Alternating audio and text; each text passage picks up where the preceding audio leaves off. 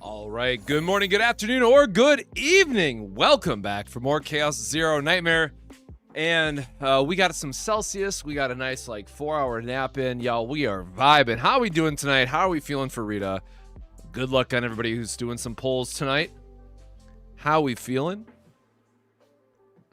Also, don't put getting Grand Blue addicted on me. Don't put that on me, even if I got my little boy off here to the side.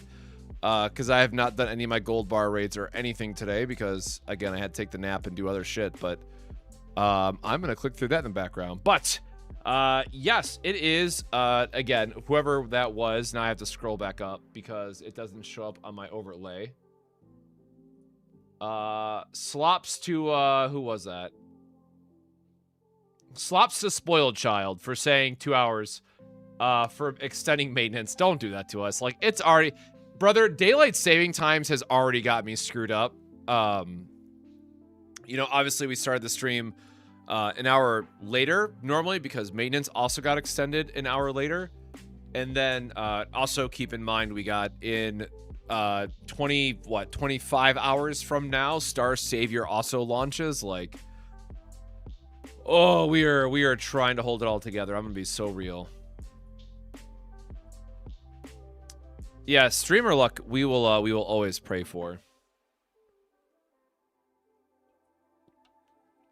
But for those that are new, or maybe actually I'm just making sure both streams are working in the background because I had issues last time. For those that are joining us for the first time on one of these, it is going to be kind of the same drill as always, where we're gonna do some polls. We're gonna kind of skip through the story as fast as we can. I'm assuming that it's going to be Euphina is my guess because at the during the stream they made a teaser that there is going to be a special combatant making an appearance during the story, which will also likely be our preseason banner character. So the only obvious one that's missing is Euphina. So obviously that's the next major character I'm looking forward to. So we'll have to wait and see where she lands or again who. I would love to see Carl. It's not going to be Carl. We all know that much, man. Is Rita a must pull? No, God, I am really just trying not to be a negative Nancy ass this entire season, y'all. But it started with 9 and it's just kind of been downhill for me. I'm really trying to get some juice out of Rita, and her future to Creed has some really cool stuff with wrong one. Her I guess let me do this one and this one. Like, right, these two are kind of sick. Like, sure, she does fit a role for like cheating AP, which anytime you can cheat AP and also get a draw divine on the card, it's really good. But I don't love her kit because outside of the vulnerable card, which you'll get to cast for free, like the more I thought about this, she's not doing a lot. Like she's getting free AP, you know, AP positive, I guess I would say, and then you are getting vulnerable. And then the rest of her kit doesn't really work like you would want it to as a support. Instead, it's all about, you know, doing more damage. So she's like a really good sub DPS for I don't know who yet, right? Because the way that the game is shaping up, at least based on the supports that we have, everything is hyper support meta into one type of character. So Rita doesn't really fit in either one of those situations.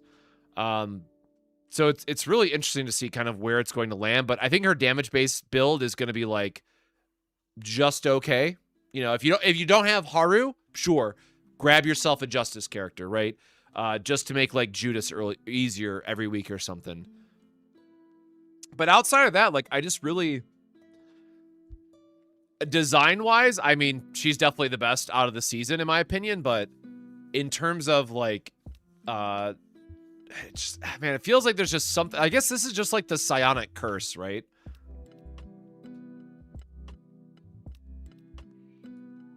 No, I would definitely put 9 and Typhara like S tier and put Rita like A tier. I think there is a very noticeable gap between Typhara, 9, and then Rita. Which sucks because like I feel like Rita's going to be the fan favorite for this one, but that said, we were supposed to hop in voice chat with Sue, so I'm going to try to ping him on the side and see if we can do a little can I... How the hell do I do this again? Rita will be on banner in an hour.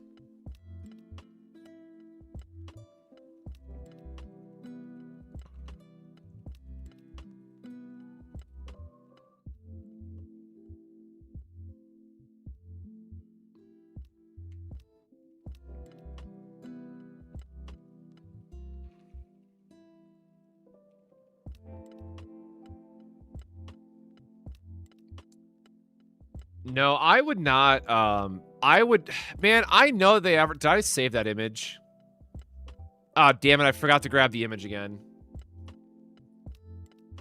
I don't think that she's really, she has a card that works with Haru, but I don't think you actually want Haru to go with her. I would rather just go with like Narja and stuff. All right, Sue, can you hear me? Or is this going to be... Nope, there you go. Can you hear me? There you go. I had to switch my mic for Discord. That's my bad. You can hear me, right? I can hear you. Yeah, you should be able to hear me a lot better now, though. Oh, yeah, there we go. Studio mic. Let's go! Yeah. How you doing, brother? I'm doing all right. How about yourself? How's your stream doing? Say hi, good. Chat to Cosmic. Stream cannot hear him? All right, let me change it so you guys can hear him. I'll say, give me a second. Can you guys hear Sue on my side? Is it coming through for our chat? How about now? How about now? I don't know if Discord is feeding through or not on our end. Yeah. I guess let me type it in chat. That'd probably be easier. Can you guys hear Sue? All right, he's low. All right, let's crank him up. Let's crank him up, and we'll turn E7 down because they're actually sharing the same audio source. So. Okay, sick. Yeah, you're all good on my end. So it's just it's just Sue with technical issues, man. Two in a row. Oh, it's just me? Cool. Let's go. That's what I was saying. I was like, I'm not going to advertise that I'm going to talk to Cosmic before maintenance is over because we just straight up, we've just had nothing but bad luck. So, yeah. Hotshot in the chat saying, I'm going to just listen and go play Grand Blue. This is your fault, Cosmic. Yeah, I started a Grand Blue trend. Like, hey, it's anniversary, so sure, like, it's a great time to join the game, but my God, it's it is a grind fest if you really wanna get into Grand Blue Fantasy. Oh, that's funny. All right. So if you didn't see this, Cosmic, like, my video earlier today for Rita, like, Brett is in my chat saying he understands how Rita works, but he wants me to explain Rita's kit again like I did in the video, I assume. Oh, I made a crappy MS Paint drawing to explain how the character Jesus. works. Yeah. I probably should have. Here, I will post it in the Discord chat so you can actually I'm gonna see pull it up on my stream then, yeah. Yeah, so the way that I envisioned it in my head, let's see, where is this crappy MS Paint drawing? Holy dude. Yeah, I've played Grand Blue Relink as well quite a bit. you? Oh, actually, do I have a quick mute Tell me button? I That'd didn't be like helpful. delete it. I might have deleted it. That would suck. But I'll pull it up from my own. I'll pull it up in my own video real fast. But yeah, I'm really looking forward to Grand Blue Fantasy Relink second. Ragnarok. There's Bree and I played it a lot together, so we'll see. I can show this. I'll even show this on stream once I figure out where it actually is. I have to mute myself so I don't hear the sound of my own voice because I actually hate hearing my own voice. You have to get used to it from when you're recording, but yeah, here. Yeah, I'm toggling between mute so I could like answer questions in the chat and then not like double talk over with like the background too. So I got my finger ready on the mute button in case I need to. Yeah. So all right. So I will switch back over here. Let me get a quick screenshot and I'll send it to you.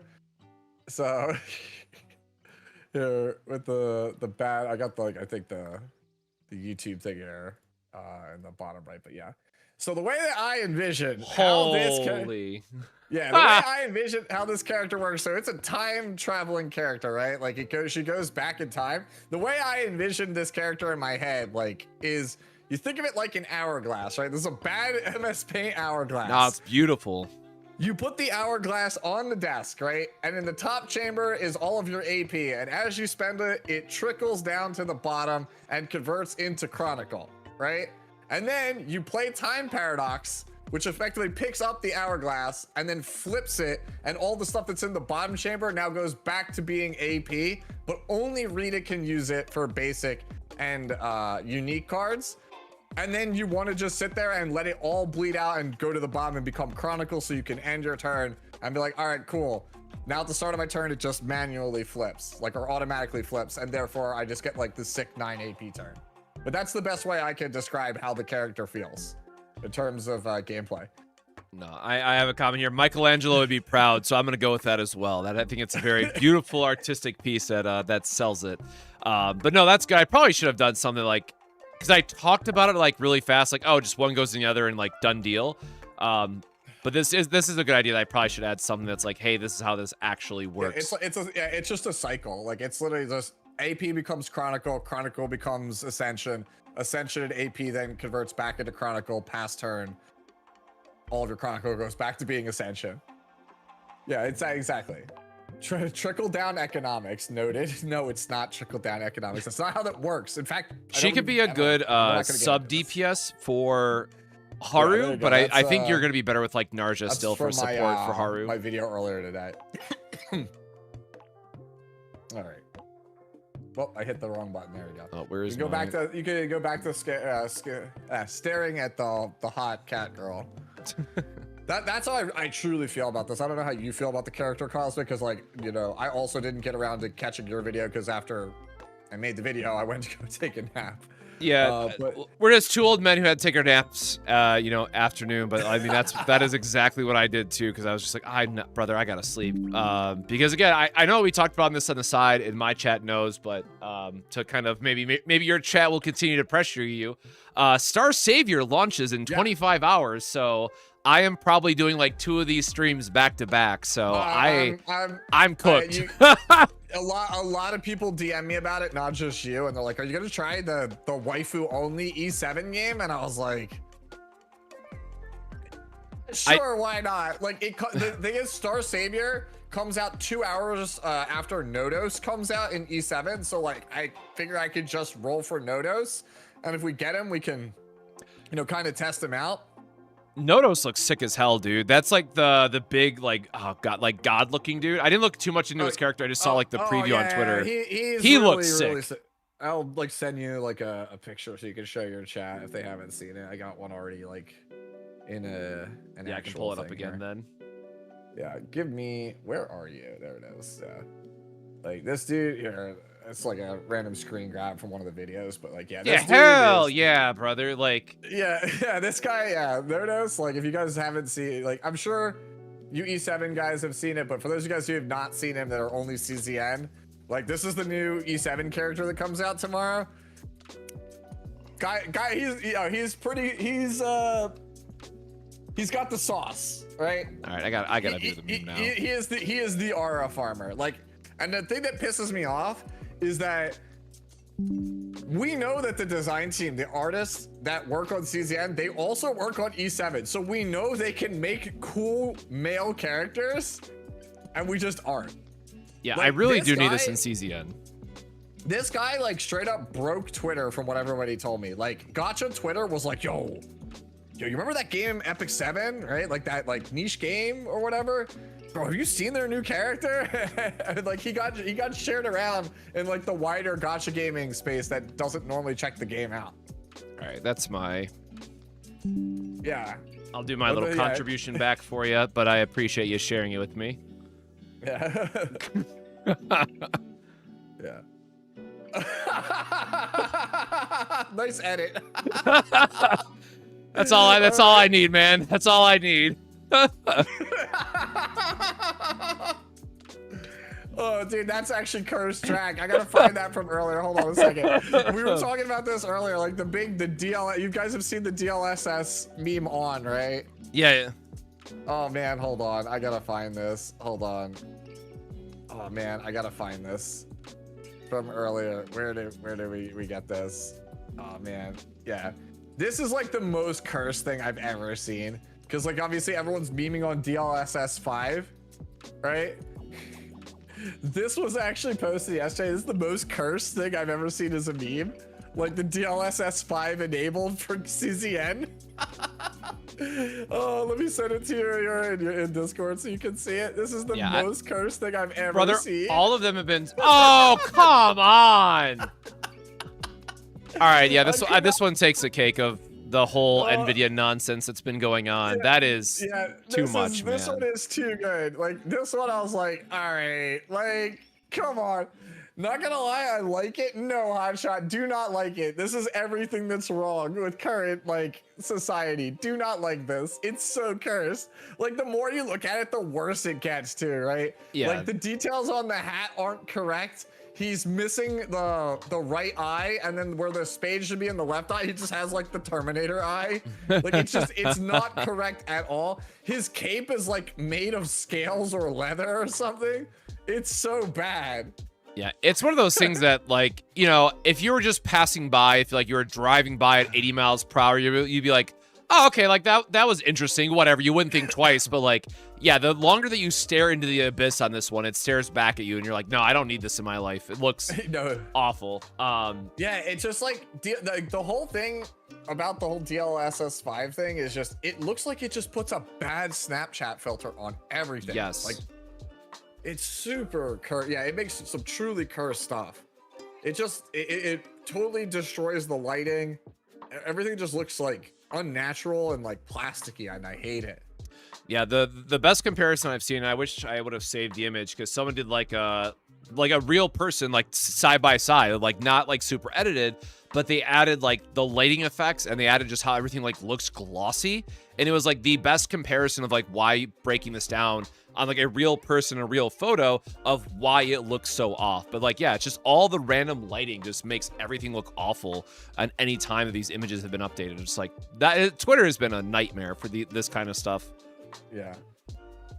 So another thing, I don't know how your chat feels about it, but something that was brought up, you know, by a couple people in my comment section was Ivy, like Ivy's design, the partner for Rita. A lot of people were just like, hey, why is that not the playable character? Like her character design is super good. Why was it not her? Yeah, we have a running joke now, partner jail, as we like to call it, that all these sick designs are just never going to make it to a combat. I mean, maybe they will in the future, but like at least right now, it definitely feels like Ivy should have been a character instead of just suck with partner, because it's not a lot of on time screen time that they're getting, and also just a very intricate design. The one thing that I go back to with CZN in particular is that we haven't really got a lot of diversity in character design for our main characters. Some of the partners have been at least a little bit more interesting, but again, if we're not seeing them, if they're not the focus, it really does feel like we're getting a lot of the same. And look, we all love Rita. She is, everyone loves a good cat girl, but she does have that same, let's just throw big booba on a body and have a skimpy outfit and you're good to go sort of thing. At least like Typhara had her cloak and was really sick. I would love to see a bit more, even Narja, like she had her claw, right? But there needs to be more interesting aspects to the design than just waifu simulator, 2026. But again, I think part of that for me is because we got in, or at least I got into CZN because I saw stuff like Keiron, I saw stuff like Hugo. So like I was like, oh, this will be like Epic 7, where they actually have a pretty decent mix of designs, and then also male and female, but also just character uniqueness. Feels like it's well represented. But now we're right back to Rita with let's just, oh my god, and the side boob profile is just side boob profile in game is wild. They were just, but yeah, like, what's your, it's like, what is the phrase I usually use for it? It's like, what's your fetish? Yes. Yeah. Yep. That's literally her. Yeah. What's your fetish? Yes. She's got literally everything. It's like if you're an up top or a down below enjoyer, right? She's got both, and then she just to add insult to injury. Yeah, here's some animal ears. I loved it too because there's because I follow, for those that don't know, on both chats of it. So I do a lot for Japanese trading card games. So naturally I follow a lot of like Japanese players or shops or what have you. So every now and again, there's like a pretty decent crossover for like what their community is saying. And oh my god, the number of ass screenshots I saw from Rita right after like her, I think it was her second preview or promotional video in particular, just like all of Japan Twitter, just nothing but Rita's ass because she has like the thighs, I forget what the actual name of them is now, but like the thighs like getting clumped together and her ass cheeks hanging out, and like just that one frame is all I saw. Yeah. So I mean, hey, people love what they love. Oh yeah, no, I'm just pulling it up on stream right now for anybody who hasn't seen it. What we're talking about? See if we can find it. Yeah. We're talking about just like this. It's this frame. Yeah, it's just this. Yeah, just like her behind there. Yeah. So that's like her. Everybody's like, damn, dude. They just were like, here's the Fox girl butt. Yeah, there it is. I almost found it. Yeah, I'm trying to see if I can find it. It's right there. Yeah, it's just this. Everybody was posting this. They're just like, damn. Literally butt fangs. Yeah, exactly. Spacebar Char calling it butt fangs. Yeah. Everyone was like, yeah. Like that's a real thing. Don't look it up unless like you're okay with not safe for work content, but that is a real thing. I will not look that up on stream. Yeah, no, like Char, like I had heard the expression before and I was like, that's not a real thing, and I looked it up and found it the hard way. But Spacebar Char, who's another CZN content creator, she did not know what it was. So when she saw it, when everyone was talking about it with Typhara, she was like, oh my god, this is awesome. And I was like, are you okay, Char? Like, she's like freaking out. She's like, I didn't know this was a thing. For those of you guys who don't know what a butt fang is, it's basically when your ass cheeks are so big that you can see them through your thigh gap. That is essentially what it is. It's like, what? Homie, what? Like, why? Who coined this? Why is this someone's like interest? Yeah. No, nothing surprises me anymore, man. Like I said. Yeah, it's not so much controversial, it's just like everybody went crazy with it. Okay, they know what sells. I just wish that, like I said, we got more of more cool characters like Nodos. Right? Let's pull back up that Nodos picture. Not the Kirby one. Yeah, the Kirby one's where it's at though. No, but yeah. So and again too with Star Savior, I mean like you go in accepting that, and like at least Star Savior has a good variety of character designs. But I mean with Chaos Zero Nightmare, And again, depending on how much people want to talk about leaks, right? But like, we still haven't seen Carl, or I guess Carl's in the opening video and he was in the story too. So like, he's a known character. Actually, hold on. And there's like so much stuff that we still have not seen from the like even the original data mine. So would love to get more men in the game, or at least just better balancing if possible. All right, let me see if I can pull this character out, because I looked at the characters in Star Savior. I have found my favorite. I gotta find like a good picture of her. This one made me go like, yeah, we have found the character. Can I get this like not in the shitty Reddit like view where I can actually look at the character? If you go to Taikara, they have all the characters. Yeah, if you go to send me that link, I'll pull up the character. I watched some RTA footage of it. It's not Lacey. I feel like you're gonna like see it and you're gonna like, this is a Sue answer if I've ever seen one. Well, mine's Emily, so I'm curious to know what your pick is out of the list. Emily is like, all right, I'll pull up Emily so people can see what Emily looks like. Here, I'll switch to it. These are the characters for Star Savior, which comes out tomorrow. So this is the one that Cosmic is talking about, is Emily here. The details I have to give about her is that she's actually like a retired, I forget if they say like a retired assassin, retired military something. And so her broom actually has a sword in it, and her cleaning bottle has a silencer on it. So she's actually like a pretty badass character, all things considered, but she's supposed to be like a retired maid at this point. All right, I'm gonna pull it up on my stream here. But yeah, here we go. For everybody who wants to know, this was the character that was like full send. Full send. This character, I posted in Discord here. This character is so dope. Oh, hell yeah. This character is so dope. All right, that is a Sue answer. That, like, who has a long sword and, you know, long sword, long hair? Yeah, this character is so cool. So she fights with cards and a sword. I thought this character, like her idol stance is like the coolest thing ever. She does like the ninpo thing and just the cards like swirl around her like a tornado. And I was like, this is so cool. I think this character is so dope. So that is that's like team 3 if I remember correctly. And so Roberta is my second pick, who we do get for free, and she's on that same team, but she has brass knuckles, so she just punches the shit out of the enemy. Oh, I like brawlers. Ooh, I haven't seen this character. Wait, where is Roberta? Is she not on this list? I thought she was. Yeah, I see her right now. She's a striker. Okay, we already know. Yeah, long sword, long hair, leggings. Oh yeah, there we go. That's the checklist. Snuffle nailed it. Now that character looks cool. The other character that was interesting, let me see if I can find it. Also, I like how just Shishiro Botan is in this game. You can't convince me that it's not. But Tanya, I'm just like, this is just Shishiro Botan. Don't lie to me. But yeah, I mean, like, this is another one where like we accept that it's all waifus, but at least there is a good spread of design. And also, again, I think, I forget if we were talking about it or it was someone else. I think you said you did Counterside back in the day, but like I was not aware at all of Counterside. And those design, like Hilde or Hildy, however you pronounce it, bro, her design is sick as hell, and I am so glad we were getting that at the start. Yeah. No, Lacey also seemed like one that was interesting to me. I was like, oh, it's just fan service Tenebria. Maybe she's not a complete awful looking character, or like awful character. Like the biggest problem with Tene is I think Tene is actually good character design in E7. I just think the character's like personality is rotten to the core, and there's just something to be said about when a character like narratively is just so irredeemable. It doesn't matter how cool or good I think the character looks. I lose all interest. Like the character is just downright demented to the point where I'm like, she's just cruel and unlikable. Lacey's a dragon girl. All right, sign me up. We like dragon girls.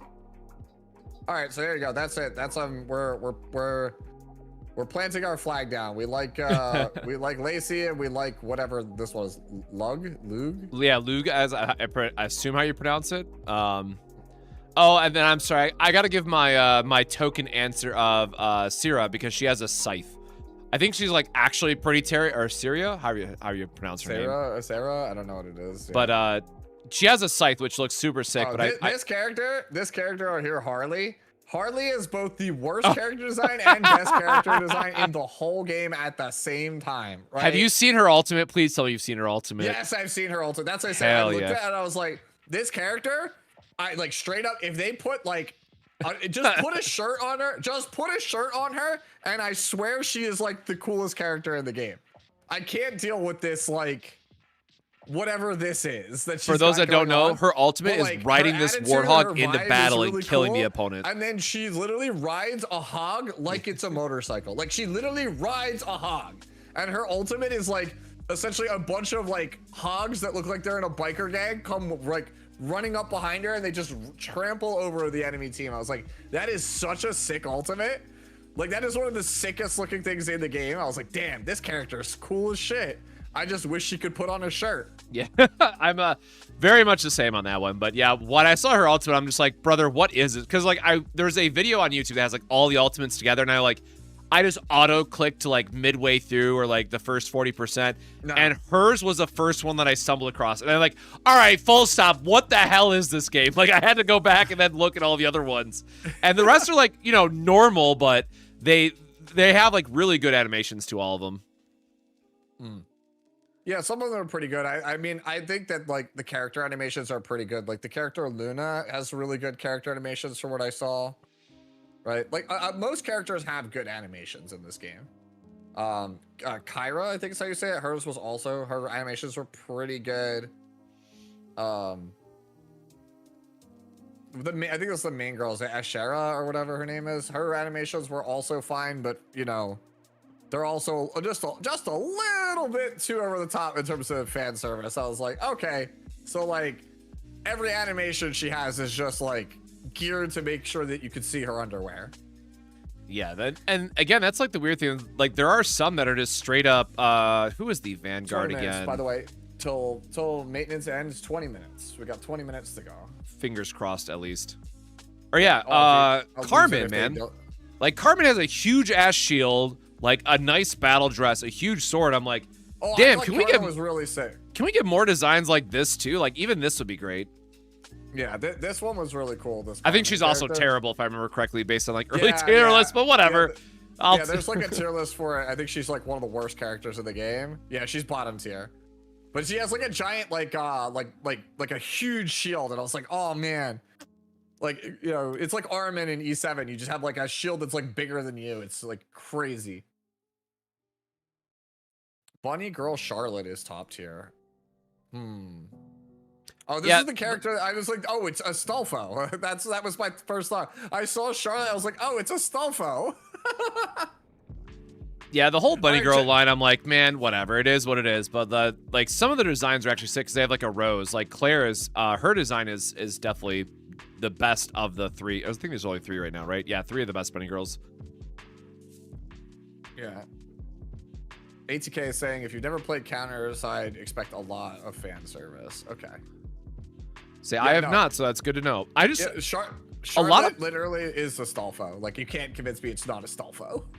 A lot of people were like, "Oh my God, Counter Side was my favorite thing ever." You know, really excited for Star Savior to come out. And I'm like, all right, sure. Like I don't know what to expect from that or what it means because. Again, for those that don't know, like Star Savior launched back in November to the Japan and Korea servers, was absolutely tanked because the dupe system, it has the same synchronization system as Nikke. So in Nikke, you need to get 4 dupes or a character and 3 dupes to unlock the max level. Well, unfortunately, the pull rates were pretty terrible, so they like apparently more than doubled them. So now it's like a 4% SSR rate for the gacha, and it's not as bad. And plus, we're getting like 1,000 free pulls at launch. So at least for us on global, it should be a lot better. And then people were complaining about the monetization, but it is quite literally the same exact thing as Epic 7. So I was like, all right, maybe people just don't know about Epic 7, whatever, I guess. But like, it's the same thing. To be fair, E7's monetization is also trash, but like, hey. Yeah, if you just map it to somebody else, sure. And yeah, for people in the chat who are asking what game are we currently talking about, this is Star Savior. It comes out tomorrow. It's made by the people that made Counterside.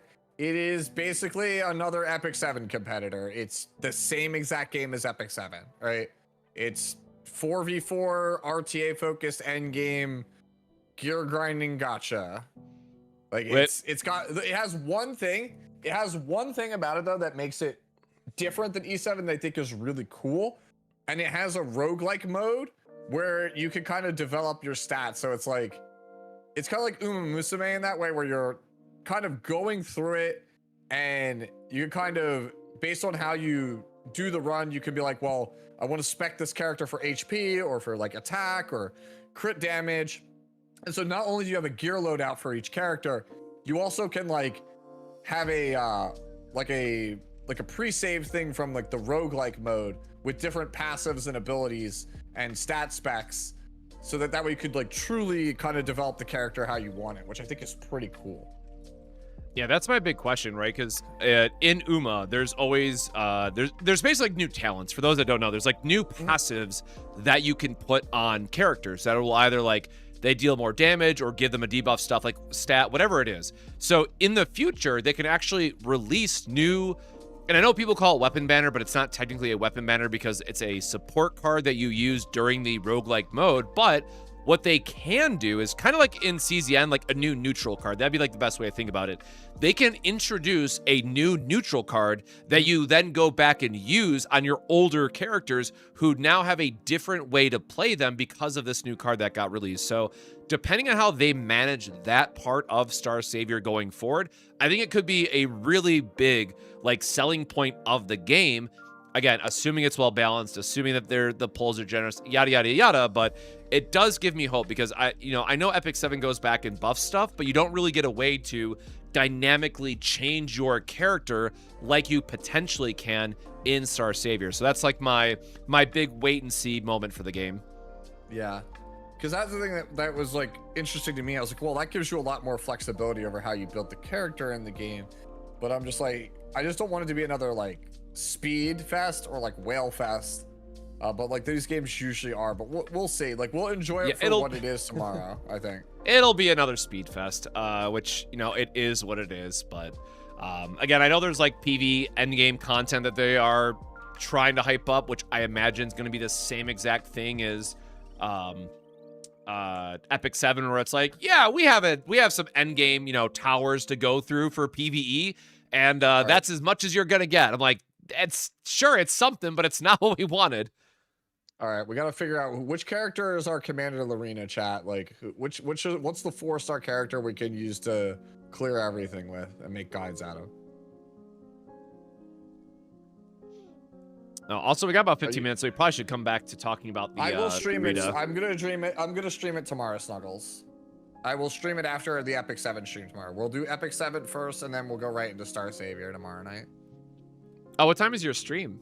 Is there like a late night Epic 7 stream? Well, that character we showed you, Nodos, comes out 2 hours before Star Savior goes live. So it's like, oh, Jesus. You might as well all right, try the new character and then just go nuts, right? Yeah, so we're both getting no sleep. Got it. Oh, yeah, Maddie says, I think if I play another fan service game, my girl will leave me. CZN is already pushing it.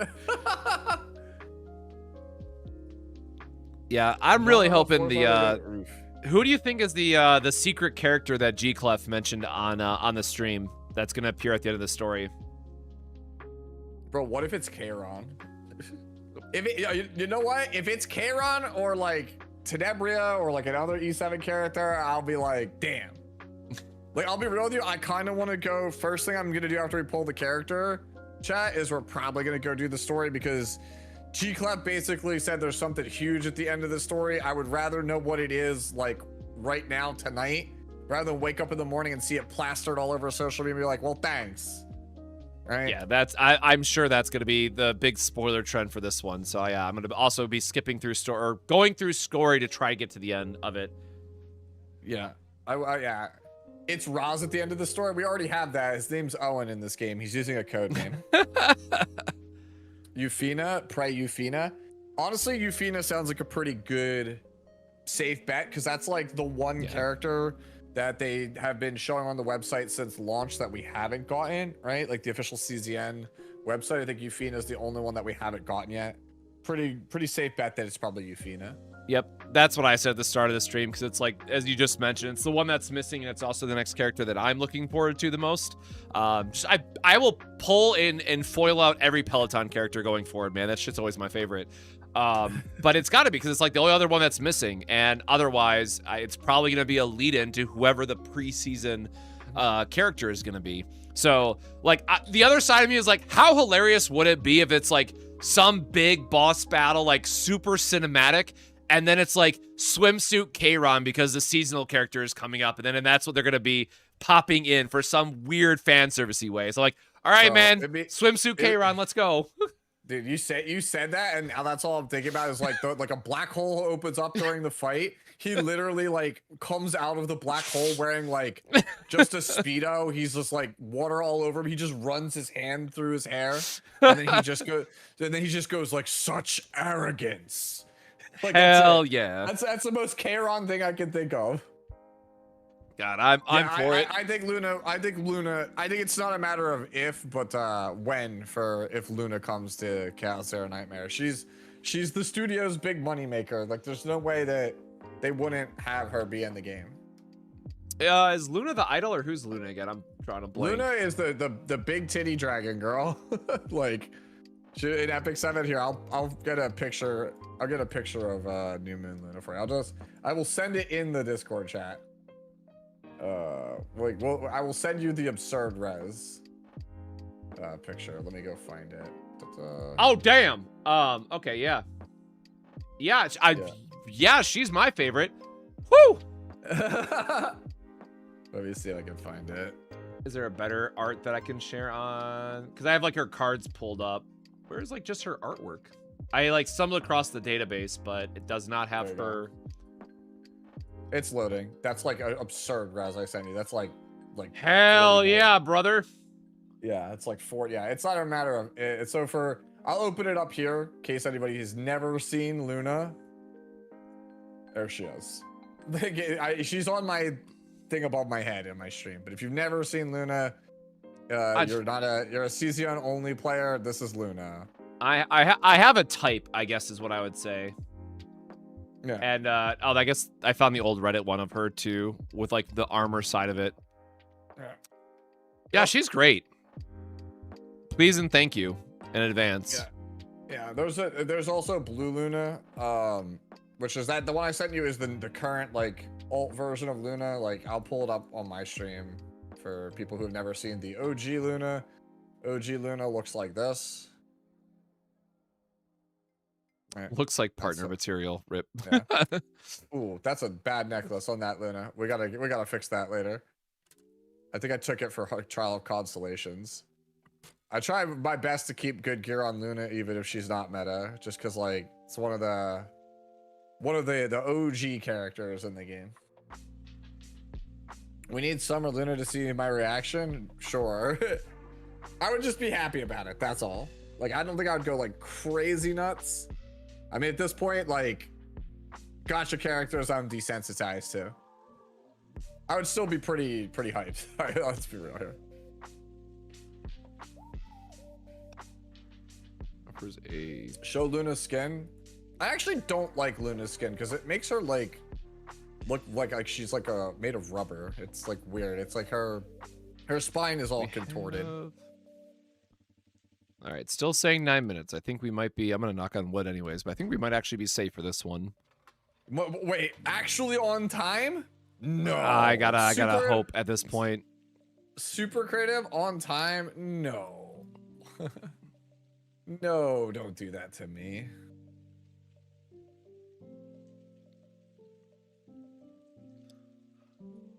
Hotshot redeemed, become a VIP. All right, let's go take care of that. All right. I think we're safe from the extension side of it. Usually they would extend it by now, so I think we are good for 8 minutes for the game to go live. What? What? Hold on. Let's see. Is there any?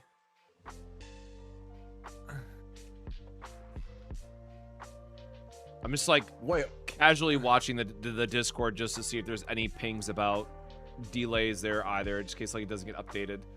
Bro, why is it when I try to give VIP the Hotshot 04, it keeps trying to get on yo ATK on VIP, so I'm trying to figure out how to do it. All right, yo, but like real talk, I was trying to VIP him, and it was like, no, you're not allowed. Not allowed. You're not allowed. Oh, it's because he already is. All right, ATK, am I actually shooting him? That's why I couldn't do it. All right, we're shooting him. Yeah, cool. We're shooting him. All right. Best of luck in the future, Hotshot. I'm sure you'll get it back at some point. Rest in peace. Abuse? Nah, that's not abuse. That's one of the things that people fight over. Hey, this is actually okay. Time somebody out. All right. I'll see you in 3 minutes. Getting shot again. All right, so this is a good chance. If you get on. Yeah, we're gonna be pulling Rita right at the start, going through his story, and then getting immediately into the chaos runs. Whoa! Thank you, Hufer, for the 5 gifted. We're probably gonna pull for a partner as well, just because I really want to get the extra, because our partner's sick. There's no other reason, right? But I basically just want to test the time axis collapse. Like, I'm pretty sure I have her entire build figured out, other than one epiphany, and just I'm very glad that Star Savior comes out tomorrow. I guess I will say, like, I'm just not. The more I think about it, I'm just not overall thrilled with her kit. All right, but yeah, no, thank you again. I appreciate the subs, Hufer, buddy. All right, we got about 8 minutes. So any final thoughts on Rita that you want to share, or anything we should talk about? Okay, so final thoughts on Hot Cat Girl. I think that this character will be better than Chizuru and Keiran, but will have as many like headaches getting used to her. Like, you know how if you've played either of those characters, you know that they're not exactly the most like user-friendly characters. So I think actually I would encourage you to kind of wait and see. Don't like rush in and pull because is Hot Cat Girl, because I think a lot of people will be very disappointed with this unit. Not because she's bad, but people are going to expect like a very easy to use character when she might end up being one of the more complicated characters to use in the entire roster. I think that's pretty fair. I mean, my biggest thing with her right now is that she has this like weird hybrid role of like, yeah, she has some support stuff and she can give you a free vulnerable, which is really cool. But like if you have Narja or a wider roster, like there's other characters who just offer more than what she wants to be doing. And then her damage focus build, which is going to be like the Fate Imprint side of things, like pretty much it's mandatory that you have Typhara just for like the extra AP generation that you're going to need. And then beyond that, you're not getting full value out of Typhara because, again, keep in mind that Typhara's major gimmick is that she is going to boost the first hit of the first card that you play, when Rita also wants to be spamming like 5-6 cards in a turn. So we don't even have a good buffer for Rita's damage focus right now, which, again, it could be Euphina if that's like the next character, but it's just like no other parts of her are like synergistic with the wider roster that we have. And if you have a deep enough roster, you can just use somebody else in a lot of situations because everything else is higher costed and does not balance with what she wants to be doing. So I'm kind of just like stuck on where I really want to take this character. And like, Same. There's a really fun free-to-play option. Like, oh, you can use Ray because Ray has the thing that gives increased damage to basic attack cards. So like, this is the one time outside of Chizuru where it's like, oh, I'm actually excited for basic attack cards. Wow, we can finally keep them in the deck. But then I'm like, man, I don't know. I'm not even that excited for it. So I'm really hoping that I get, like the one part that I go back to is, so Time Axis Collapse has a epiphany that changes the cost of all Fate Imprints in hand to 4, which allows you to cycle back, which might be important with having, because you might get to a point where you're stuck with like all 9s in your hand, and then that's obviously not a good spot to be. So Time Collapse is like the only one that I'm stuck on which epiphany is going to be the right one to use. But then other than that, I'm like, well, the rest of these seem pretty locked in for what they want to be doing. Yeah. All right, yes, thank you for dropping in, homie. I appreciate it as always. Yeah, there's a couple of these that are pretty cool, I think, for epiphanies. I think that Future Decreed has the most interesting ones to me. I think I would really like to build. Yeah. Yeah, that's the one where it's like somebody is like it activates the one that's like activates a random 3-cost attack card in your hand. Like obviously the boring way to do it is just to play 9 with you. But like I would really like to be able to be like, all right, I'm gonna play this with like Haru, or I'm gonna play this with Kairon. Right, or I'm gonna play like a bunch of like 2-cost monster cards and be like, you know what's gonna be really fun? I'm gonna pump them all up to 3. Right. Oh, that's the other one. I'm sorry, it's the other one. Yeah, it's the first one. Yeah, I want to pump it up to 3 and then play that card for free. I think that would be really, really fun. Yeah, my main problem I get stuck on this one, it's just like, and what's nice is you can do divine draw, right? So anytime that we can cycle through our deck, that's always great. But like, we have so many characters that can be AP positive or AP neutral, but then we go, okay, we have the AP problem solved. What else does this character bring to the character that you're supporting? And the only thing that she has, and I'm gonna go back over neutrals once I'm actually in game because I do not remember psionic neutrals off the top of my head, but the literal only thing that she brings otherwise is the 3-cost time axis collapse that gives you a 2 vulnerable for free at the start of the turn. So like, maybe if this like will multi-trigger at the start of the turn, you're getting multiple vulnerable stacks, that might be okay. But like, I really got to figure out how that epiphany works at the start of turn, if it is a one-time trigger or if it's like a multi. But I don't know, is vulnerable and AP value enough of a reason to have Rita as like a sub DPS character? I'm not sure yet. That is the thing that I'm personally going to be trying to like really test in her epiphany builds. Yeah. Somebody say, what if you play her with Chizuru just to activate her cards for free? I don't know. I actually don't know if they will have good synergy. The character I actually want to play with her the most is Rinoa, because she has like effects that are like when a card is discarded. That to me sounds pretty cool. Me with my level 1 Rinoa that is just still crying in the corner. Oopsies. Yeah. That's also actually true what McMiller is saying, Cas McMiller is saying. CZN endgame is already easy right now, so characters that have friction or holes in their kits aren't favored because why bother for the average player? Yeah. Maybe it'll get... I'm hoping that Season 3 brings a lot more endgame content than just, hey guys, here's Great Rift again. Yeah. And you know, we're getting more... we're getting the Purification Protocol in Season 3 that I'm waiting to see what type of challenge or content that brings otherwise. But yeah, I think that's a good point. It's just like, obviously, the best part about Chaos Zero Nightmare is that new characters will always introduce other team combinations that we didn't have access to previously, or just new ways to play stuff, which is great. But if you are someone who like really loves, I guess 9's a poor example because obviously Typhera and Rita both work with 9, but like if you really love 9, you have now these 3 characters, and then you probably don't care about all of next season because this was the heavy hitting season, and then next season they might go back to like multi-hit or something, and then you're not getting any character support during that season. So again, I think if you pulled for, you know, 9 and Typhera already, sure, grab Rita because she can work in that team, but otherwise, it just feels like it's a bit of an awkward place for this one. Yeah, I'm in the same spot as you. I think this is just like a wait and see character.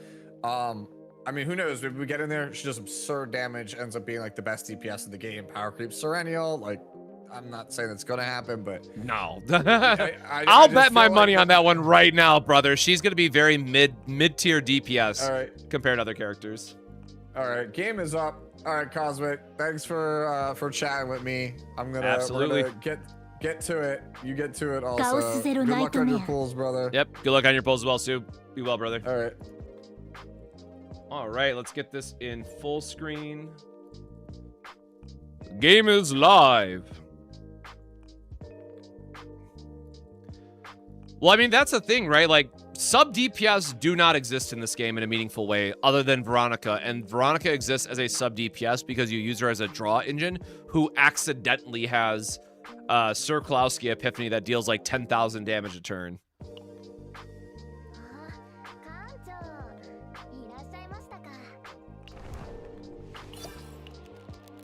Alrighty. I guess we gotta do... Hold on, I don't want these stacking too high.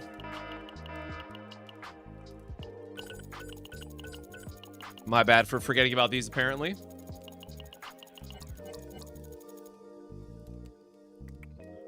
Well, I mean, that's the thing, right? Like, Hugo is not really relevant anymore. Like, outside of the first shot of it. Oh, hell yeah. Hot Owen. You guys saw that. Yeah, I'm really hoping for corruption mode for Hugo, personally.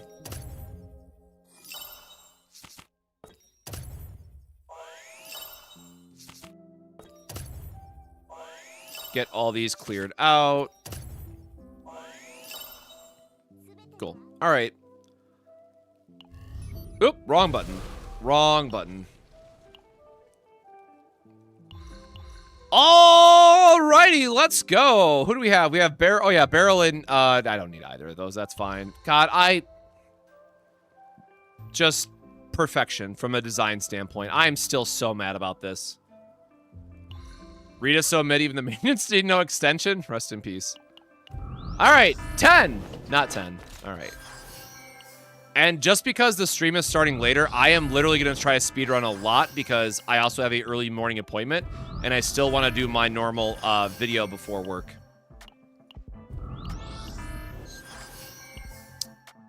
Uh, 50. Okay. Okay.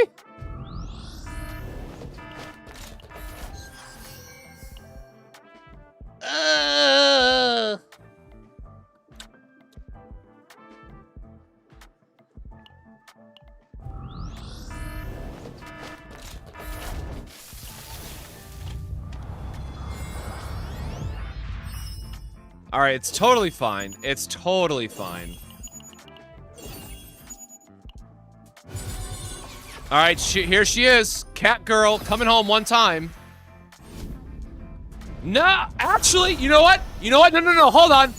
I'm not upset because I now have every character. I now have every character in CZN.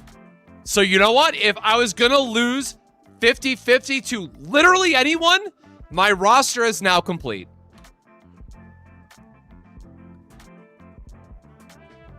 I have a complete roster.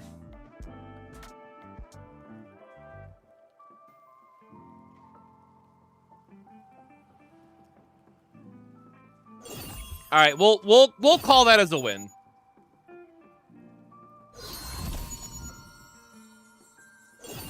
It'd be so sick if she was at the last pull of this. All right, nope, rest in peace. All right, all my gems saved up. We'll be expecting your Rin guide in a week? Absolutely not. Maybe we'll do a Rin video for preseason.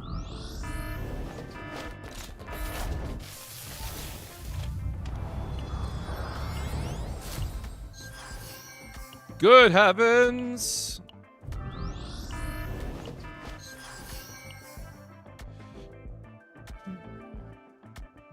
Come on, brother. All right, there we go. Yippee!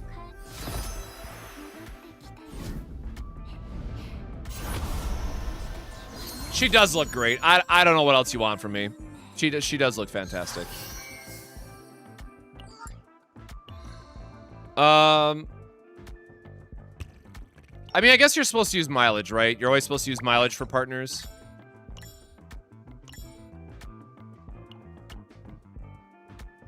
Oh, I kind of forgot. Oops.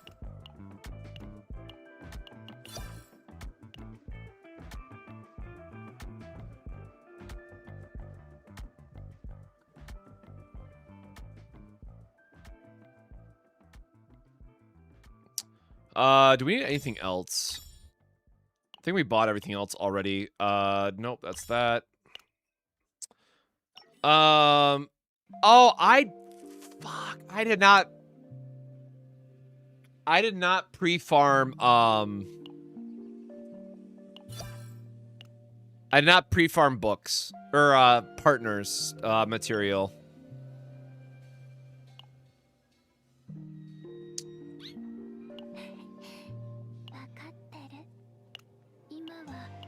Who do we have for partners again?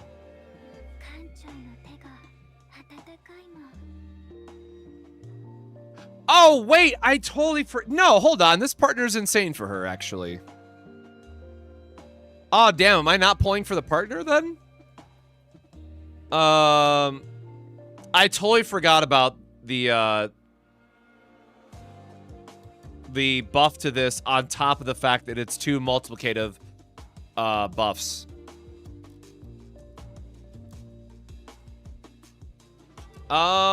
Maybe we'll... Yeah, you know what? Maybe we'll pull the partner later. This is actually insane for her. You know, the passive kind of whatever, but...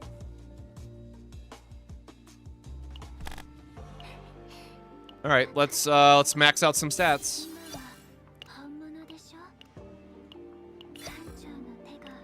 She does not gain status ailment cards, but she does exhaust stuff.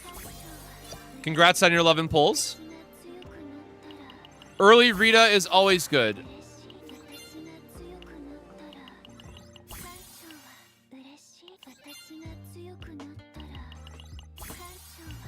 Do we remove her basics? Under most builds, yes. She does have a basic build with Ray that you could use if you wanted to. I need to stop playing with this because I keep dropping it. All right.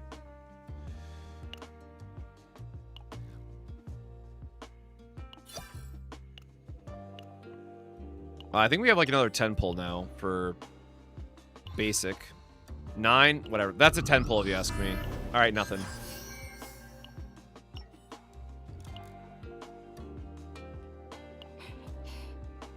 And then hold on,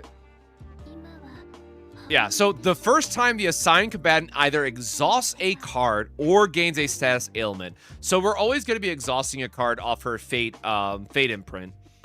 So this is actually very, very good. This is like this is probably the strongest 4-star partner option that we've had for somebody.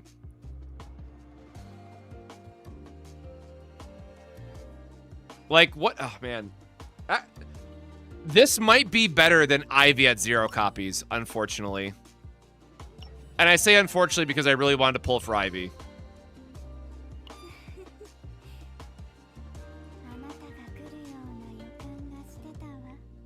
Yeah, 25% increase. With a 15%. So a 25, but this is only the next versus a 15.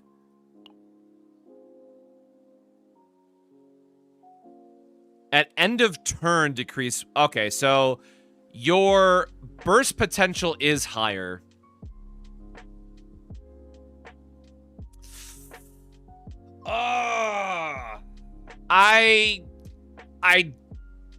I don't think I can recommend pulling on our partner.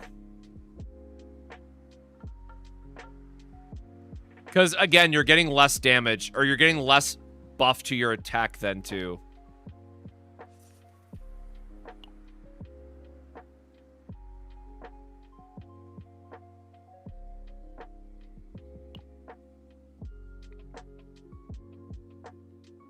Or wait, it's any time at 2 costs or higher. So the 25 is permanent. It's just worded weird for her character. Yeah, I mean, maxing out Ivy would be insane, obviously. God, I love her design, man. Fuck. Yeah, I don't think I can recommend. And so for those that missed, like, our Typhera video or missed our Narja video, right? Those characters were definitely must pull for their partners just because of the other options by comparison and the fact that you're getting like permanent buffs for your entire team and for all future characters that you put them on, right?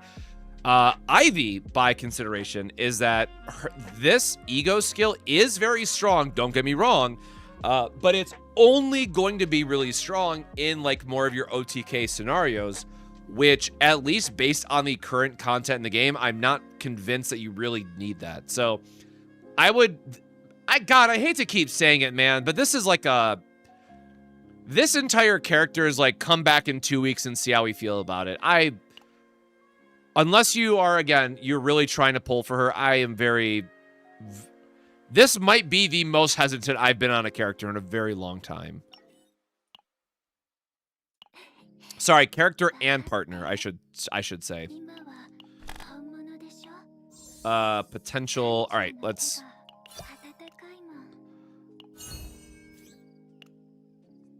Yeah, like if I need Ivy to have a lobby art, man. What the hell?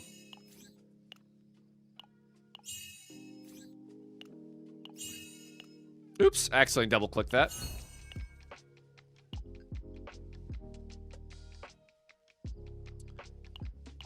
All right. Do this. Grab this one. And again, I think if you've already pulled for we might as well max for like I always do anyways. Like I'm not ever using this. If you've already pulled for 9 in Typhera, I think this falls under like the might as well category, but it is going to feel a little bad otherwise. Damn, did I not pre-farm enough justice? Or did I convert too many?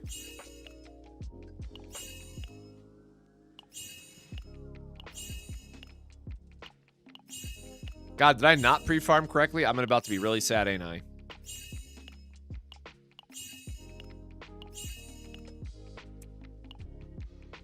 Oh, hell yeah. Close enough. And I guess for the sake of this, I am actually going to max out her basic as well because there is a basic attack spam build. Don't make me... Oh, this is so stupid. I'm not going to have enough to finish leveling that. Because, like, what? Her card is... Yeah, like, this is actually... Her basic attack build is fine. Let me grab some more crystals really quickly. No.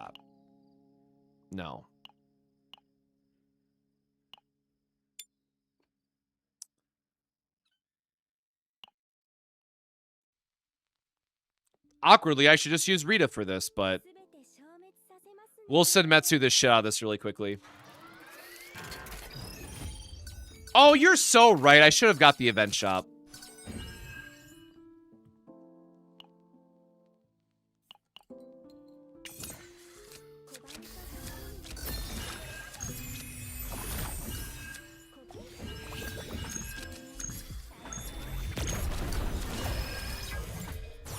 Whatever, this will be quick enough anyways, and then I will go back and,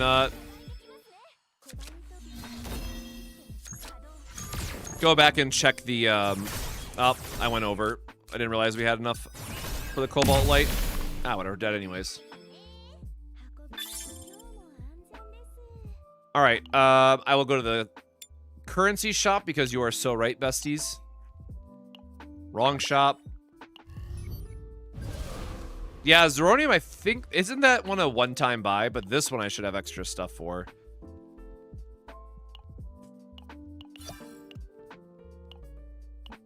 Oh, I guess I should have got my pulls. My bad.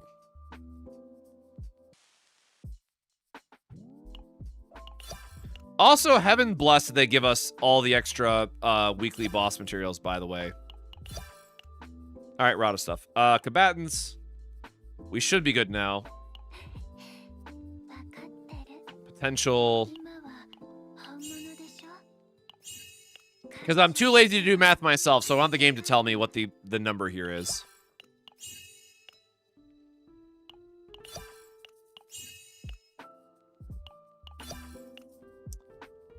Alright, we have that activated, and then I need to... Is greater than 500? Oh, okay, roll her base value is higher than 500. Cool. Alright, so... Damn!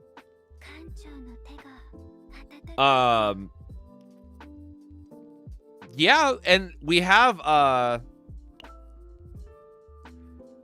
why does this game keep baiting me into basic attack builds, man?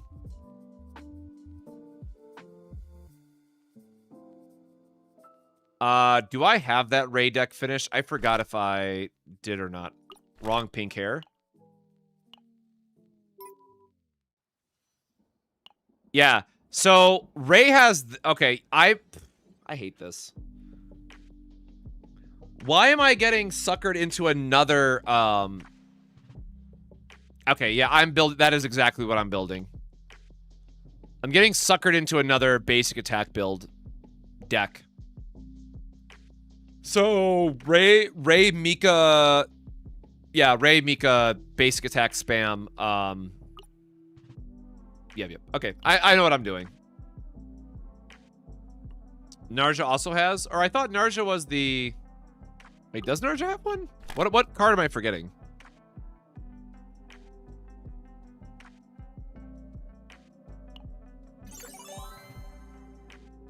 Like, she has a defense-based one, but she's not defense-based.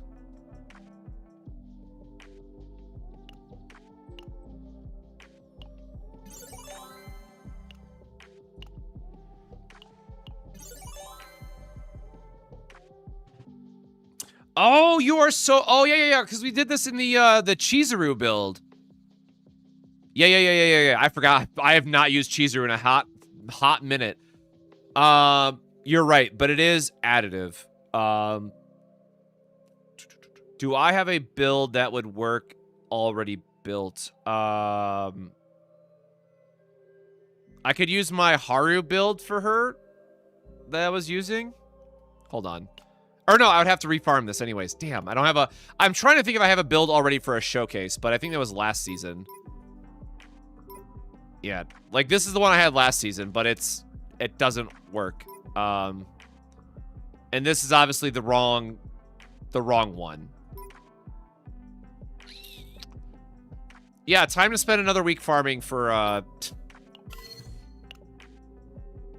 think we'll just use the Ray build and try to do the... All right, hold on. So that's going to be our build target. I'm going to build a...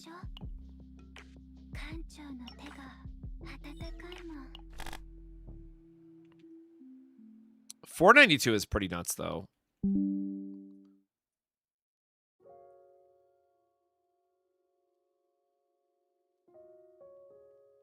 Or wait, I already built this out in my all-in-one image. Hold on, it's the same stupid deck that I was already planning on doing. It's just I gotta put these epiphanies on my screen. Let's make this bigger.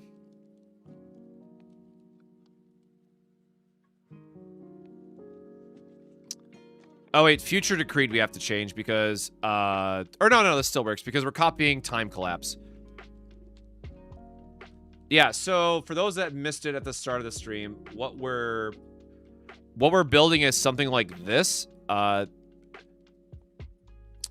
Because Future Decreed allows us to cheat the AP cost of Time Axis Collapse, which will actually be our main target. And then Chrono Circle Upgrade is actually important here because it's going to guarantee that we draw these cards every turn. So it is free draw for Rita. So this is probably the fastest deck that I can build on stream today for a video.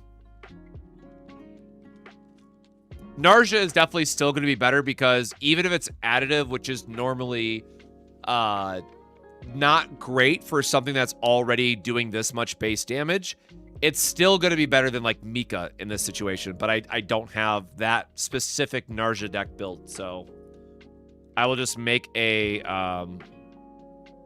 I'll just make a video based around that. Okay, we gotta move her memory fragments. Oh, this means I have the wrong memory fragments pre-farmed as well. God damn it, brother. Fucking... I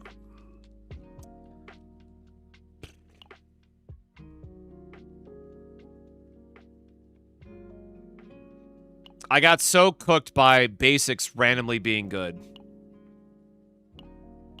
Alright, sorry, Typhera. I'm stealing your shit.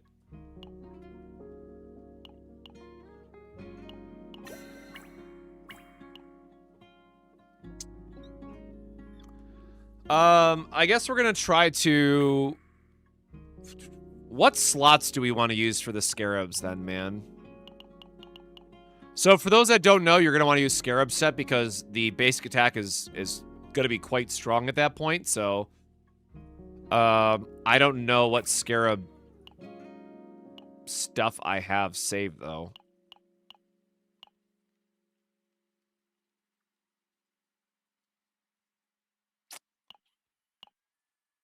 Those are not great.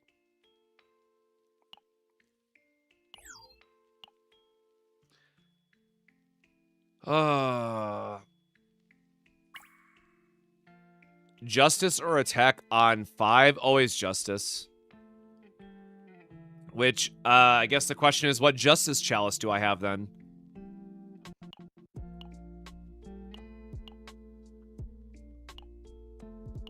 Oh, that would have been so sick, man. Actually, hold on. I'm locking that one. That one is actually really sick. All right, maybe we can get lucky. Never lucky.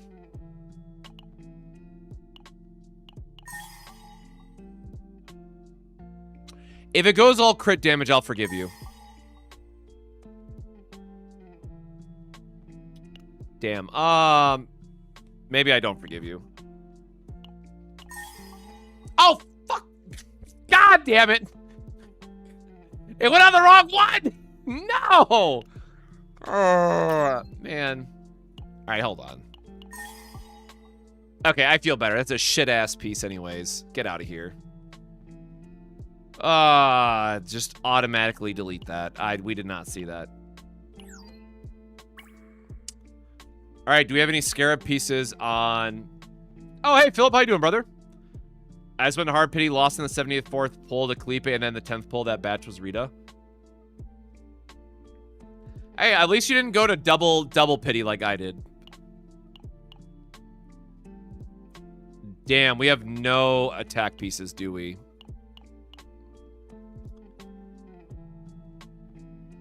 Oh, this is so cooked, brother.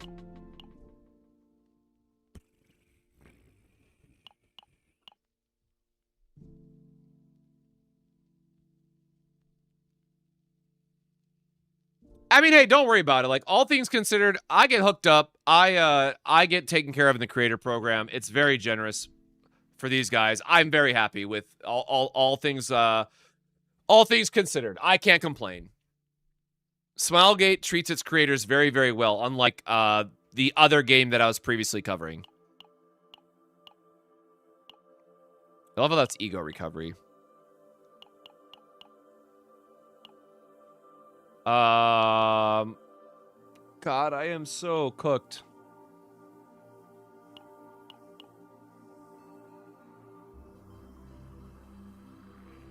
Damn, that is a... All right, sorry, Haru. I'm just stealing shit from everybody for this. Oh, wait, it's attack. We don't need to steal an attack for this slot. Yep, thank you. Everyone, make sure to get your rest and all that stuff. Please take care of your health. We'll have a video up tomorrow with the with our guide for Rita and the different builds. So make sure to subscribe to YouTube if you haven't already. Otherwise, get some rest.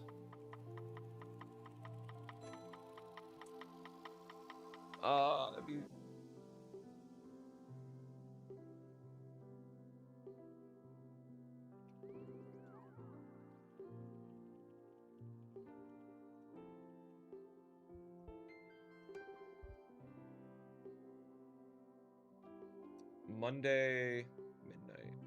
Okay, yep, that's fine. Sorry, just double checking an appointment timing that I have to make sure I don't miss anything else. All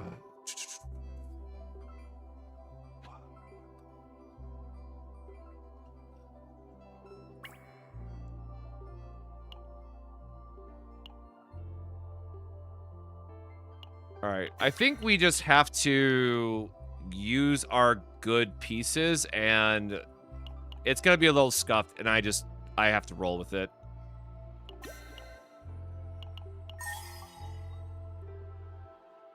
Sure. All right, man. That's decent. Which means we need a Haru Chalice. Oh, no. What did I screw up? Oh, we need a, we need a Scarab piece. Damn, that's a lot of critical damage, though. This piece sucks. We need a Scarab attack.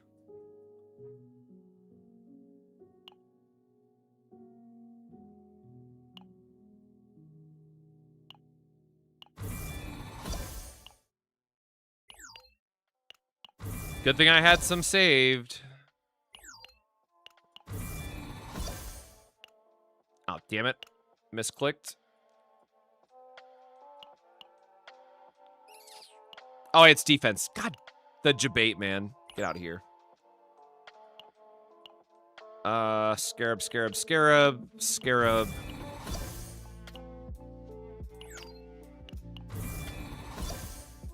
No, only use scarab if you're going to be going for a 2-2-2 split. Oh, I did the wrong thing. We're doing this with attack, crit damage, and then the damage amp as well.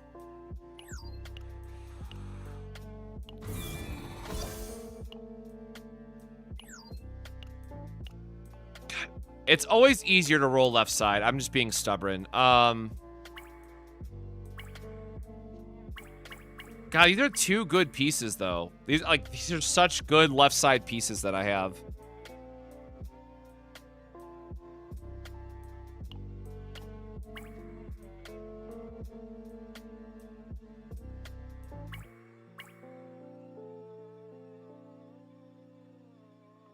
Like, this is weak, but I don't want to roll a Justice Scarab. Oh, I literally do have a Justice Scarab, I guess. Already. Ah, shit. All right, well, joke's on me. It's about the same. Which means this becomes Executioners and we're good. All right, who's got a good piece for me? We probably need more crit rate. I don't have a double crit rate on anybody. Damn. 2.8%. Oh, you know what? We're not using a mirror. That's fine. All right, is it correct now? It's correct. Okay, 55. Yeah, 55, 200 is fine. We'll, I actually didn't skip the one I checked. Oh, didn't I? Is there one new one with a new tag on here? Okay, it's terrible anyways.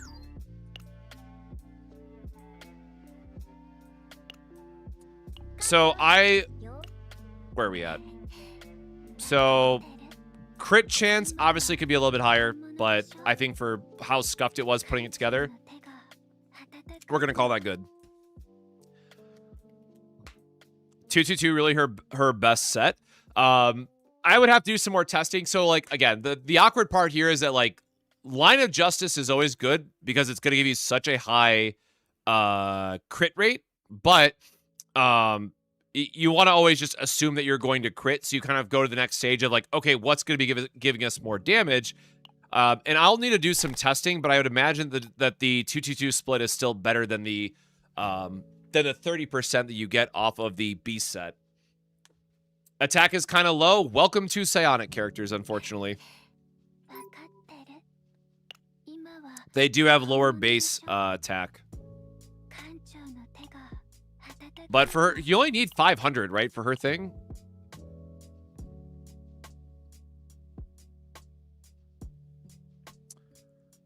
Oh, damn. We cannot get to 800 with the gear, can we?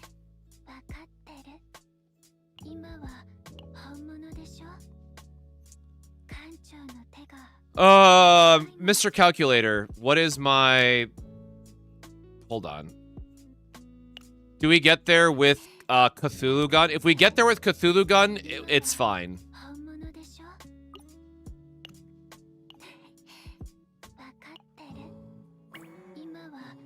Oh wait, yeah, you're right. It doesn't count two-piece attack in this calculation.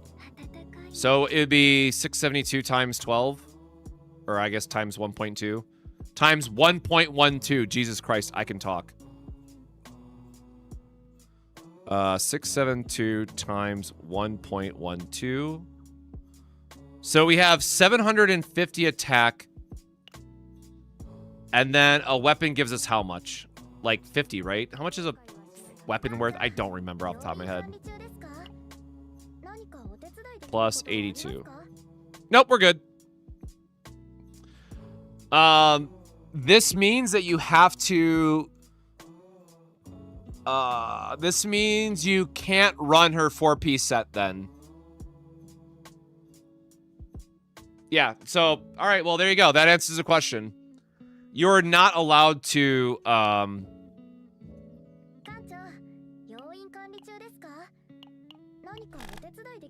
Oh, wait, you're right. I totally forgot they upgrade the partners to include the 12% now as well. Or the 16%, excuse me. If I remember correctly, this is also post, or added on at the end. I mean, we can just go check this really quick, right? Simulation.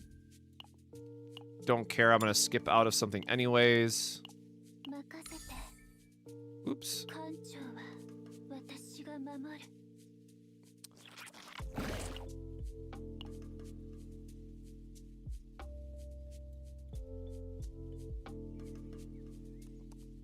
$780. It should have been $752. So what did I forget? The number we had is $752 and it's showing us $780. Yeah, we wanted to check without weapon.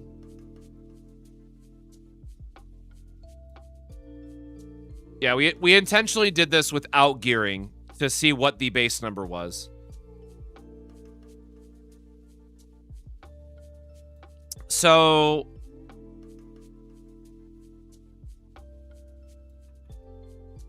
oh yes, you know what? It might be the partner attack then.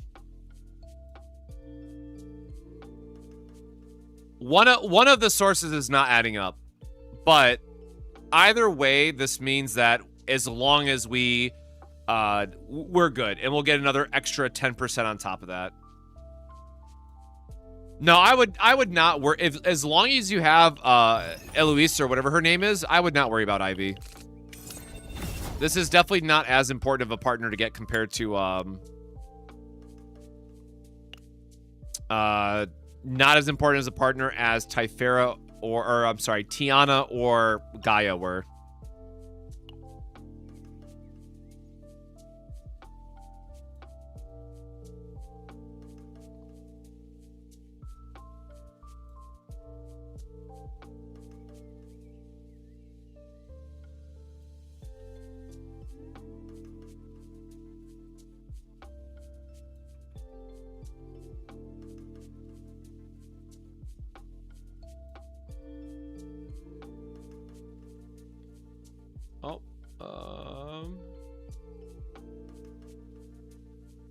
Oh, what am I...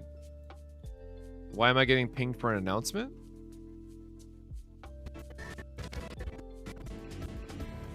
Oh, are they doing the collab character previews? Oh, she's a ranger? Okay. Sorry, Star Savior is doing their collab character announcements right now, it looks like, so... I am going to have that in the... I'll check that later. Boop.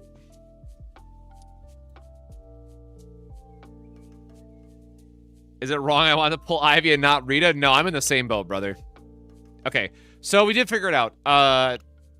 As long as we have... Excuse me, a weapon equipped, we're good. But I think that's even more of a case of...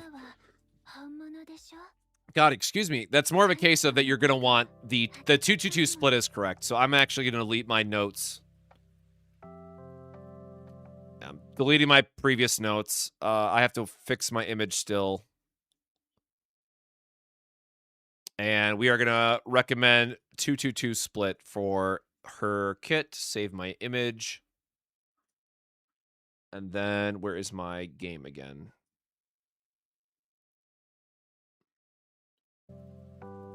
Whoop, there we go. Okay. Okay, so story, and then we're going to try to farm her basic attack build.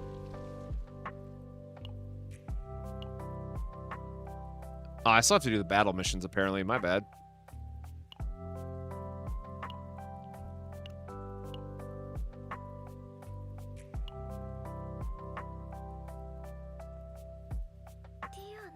Oh, that's right. She had the crazy ass egg. I guess let me I'm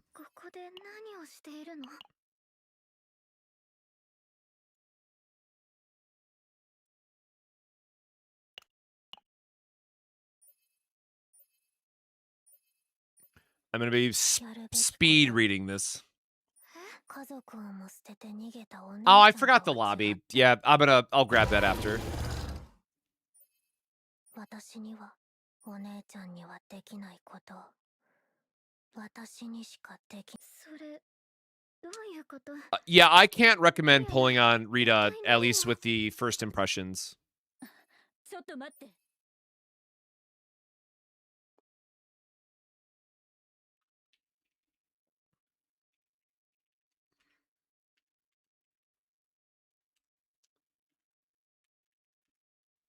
カオス汚染度が限界数値を超えたわ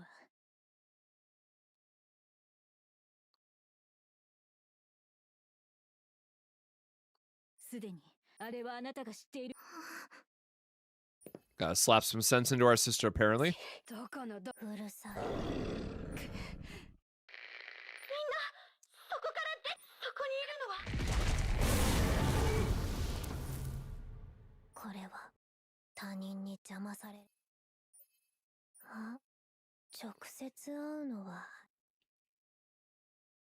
すべては知ったから近いうちにもっと親しくなる予定 Eloise should be the best because she has double multiplicative buffs, but I could go look at the other ones after. 行こう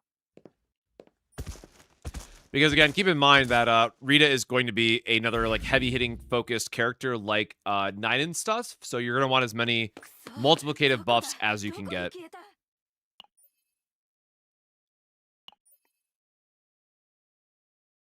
Big scary beast. 私にも最後私の知らない俺はあの卵 Man, が必要だ no, you know what? Just purely because we lost an hour, I'm gonna be skipping through this. I don't want to lose a whole hour just by going through the story. Yep, and that was a preview of the Great Rift boss. Shiny orbs. これは I just won't be skipping the final story because, again, there's apparently some character is making an appearance. Oh, what is that?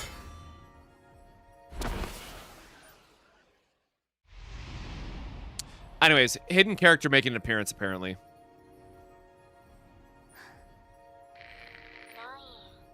子供っぽい集めてないいやあそ幻影だ分かったわ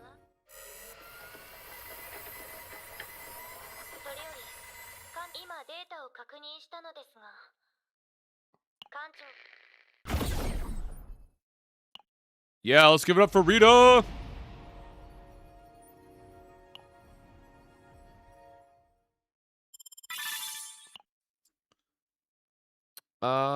Yep, I'll come back and do battle missions and all that stuff later.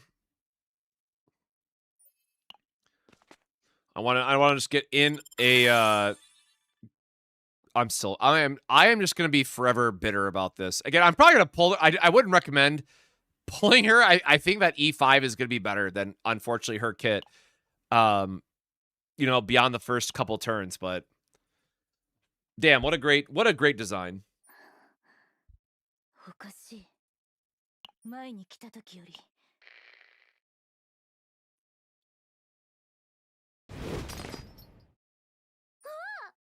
Why does she look so small there? これなんだ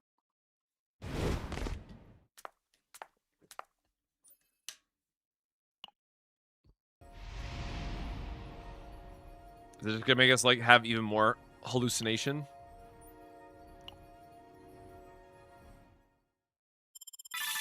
All right, so we get all the memories every time we touch this stuff.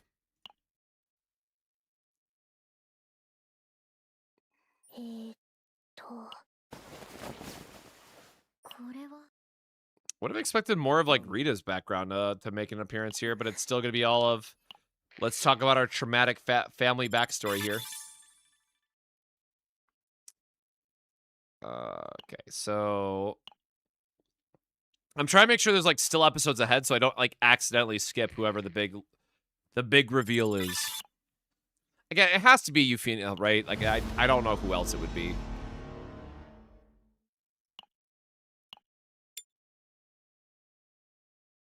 Oh, I can't even use? Sure.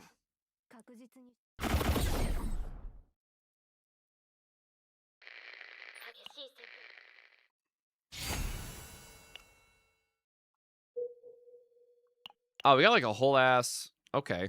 I mean, I guess hopefully it doesn't make us go through the entire thing, but whatever. I love how this game just keeps giving me Renoa as well, and like, we have still never played her, man. I don't know what all she wants to be doing. I'm just here to spam Hue at people. Like, I don't know what else I gotta do.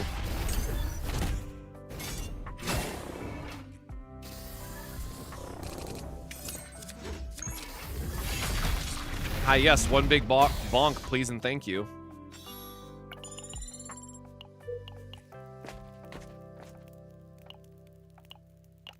Get a free healing. It's probably like the same as last season where it's like, oh, you got to go through a fake mini chaos. You get to the end, you fight the boss, which is going to be the new Great Rift guy. And it's a nice like segue into the new content.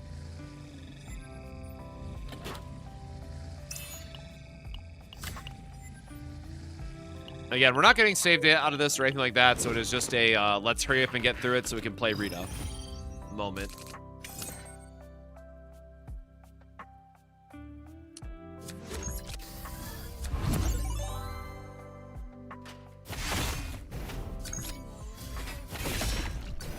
Probably should have played around creation destruction there, but oh well.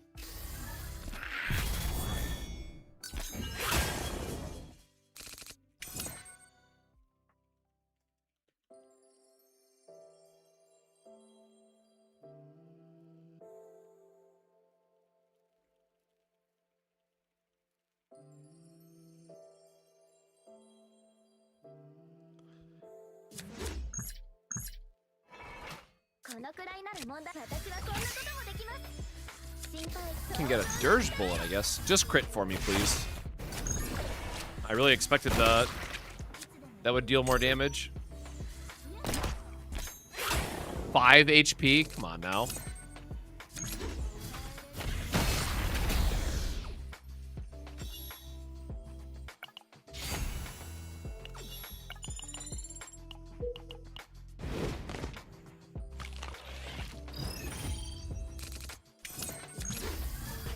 Bonk. Again, we'll get another bullet. Deal some damage.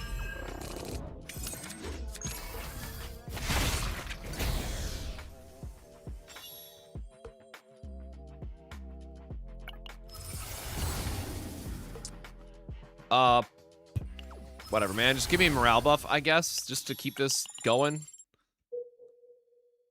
We're gonna go up the top here because it has a campsite, which means it's an extra free, like, skip event.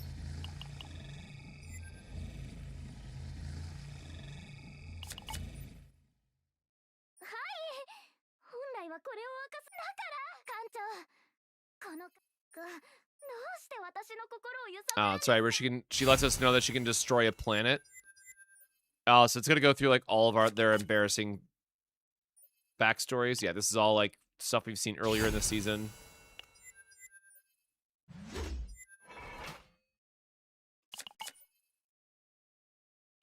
Yeah, hers is just gonna be something on the ship about leaving the captain behind. Sure.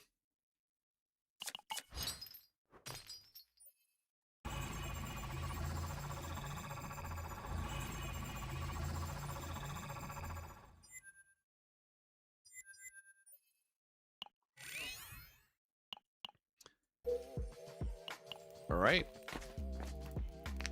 Oh, free rest again. Trying to speed this.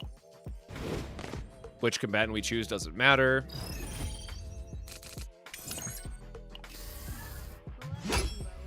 Try to hit him with a big smack.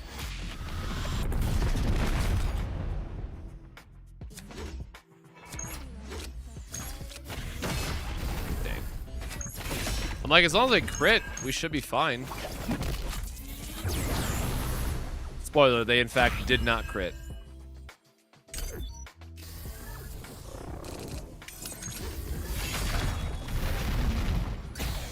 Big Q will get us there, at least.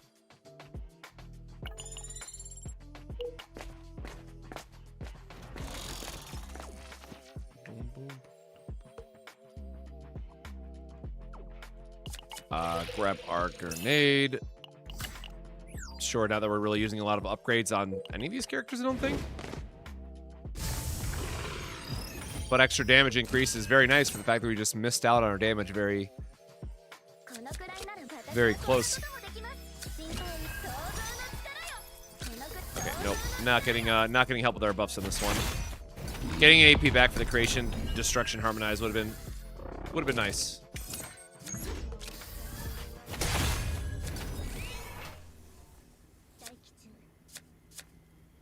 We don't have any. No.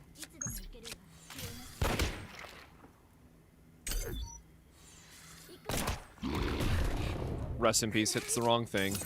All right. Well, a good old Q to clean things up. To move it along. Grab our money, and then a couple random events, and then hopefully be out of this.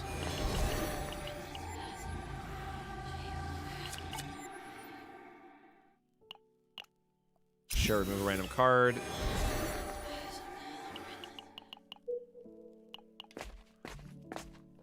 Got talking to Soup for so long, I realized I forgot to fill up my water, so probably gonna have to take a quick water break here in a second.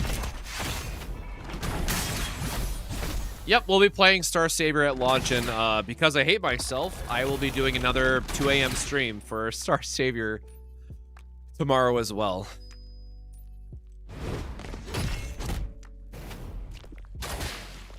I'll have a new reroll guide out for Star Savior tomorrow, and we will be doing like a day one, very strong day one push.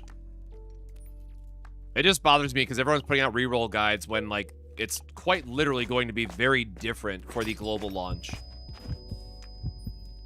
But I get it. You're just supposed to put out videos fast. That is content creation PvP in a nutshell.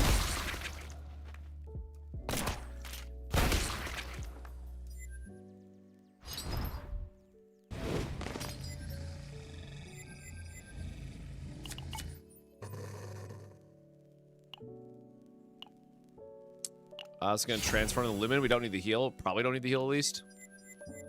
Like, we don't have our Exhaust Epiphany, so, like, grabbing the Black Lumen here is kind of whatever for us.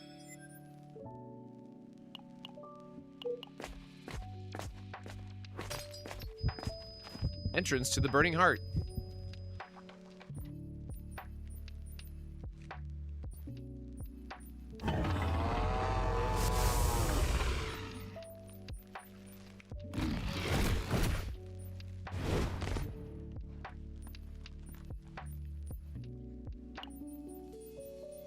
Alright, just gonna throw us in the pit. Got it. Let's get in the pit!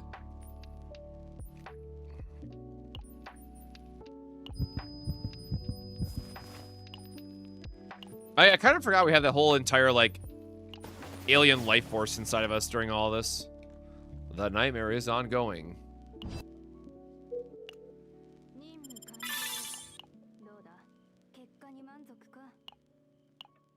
Okay, so the last... Looks like the one after this is the last one that should have the special character, so...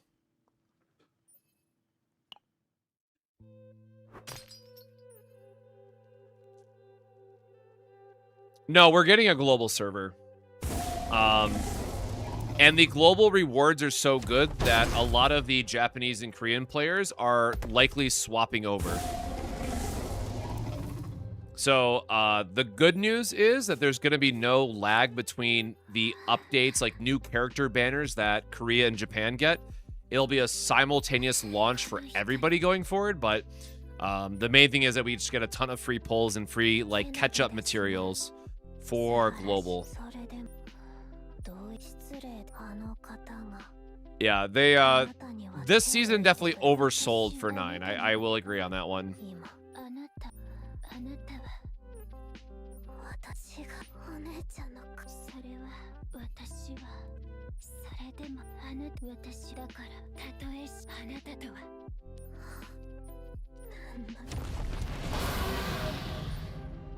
I really do love this enemy design, though.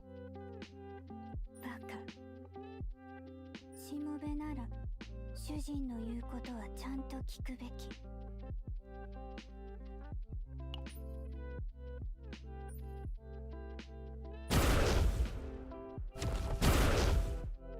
Oh.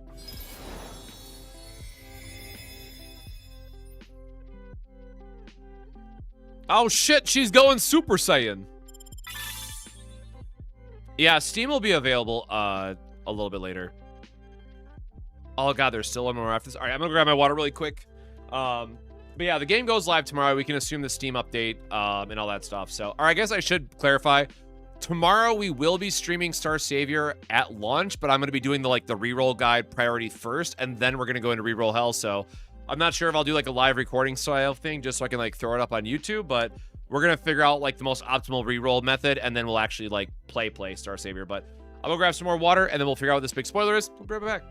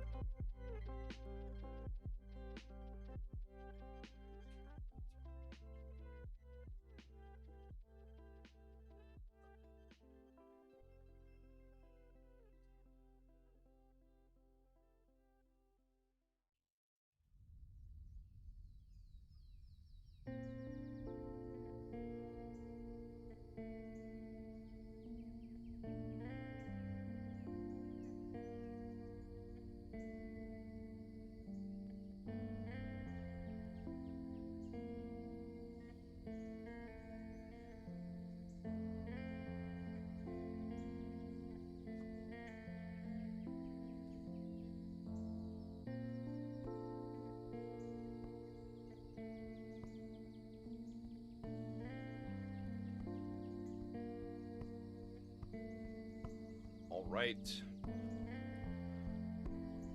So, cool. Should be... Looks like there's only two left here, at least based on the chapter. So it should be this one. Oh, and then we'll be...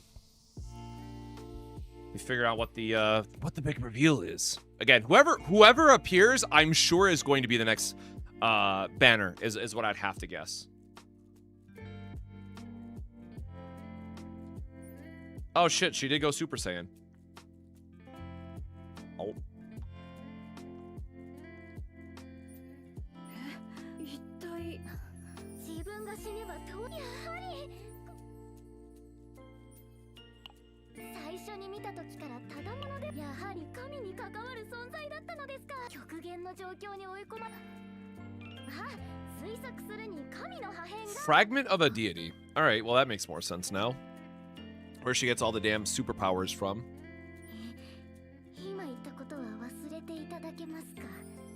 Yeah, she definitely is, I think Ria's gonna find an awkward spot in the overall roster. Hopefully in the next season, she'll get a little bit more playability, but it's definitely not something that I'm looking forward to using in a, in any current, like, you know, meta team comps, to loosely call it that.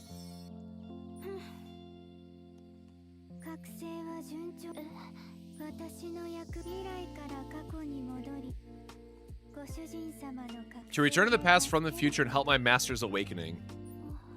Alright, yeah. Ivy's sick. Hold up.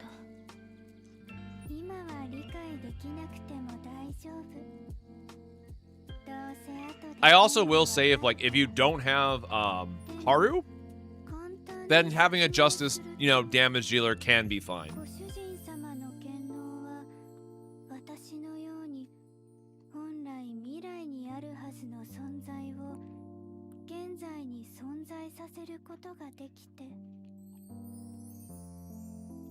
過去にとどまるはずの人々もここに存在 And also allow people who should be in the past to exist here. What is going on?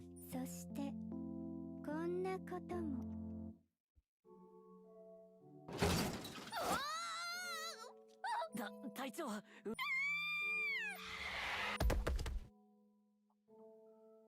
Now, why are you guys here? あれ Huh. わ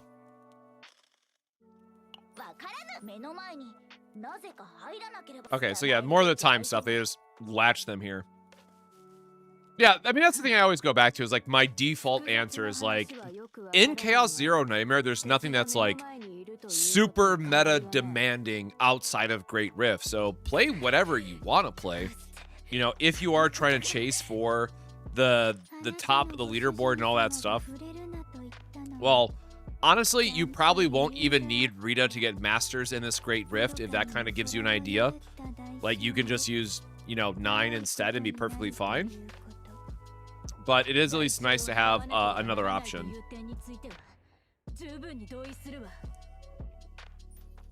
Or again, having another character that can be a justice DPS if you don't have Haru. 私が何とかするって約束したの覚えてる待っててすぐに助けてあげ艦長指揮を Yeah, that's the other part is like we should be coming up on a limited. 記録者と空虚の中心に向かおう時間よ因果の光よ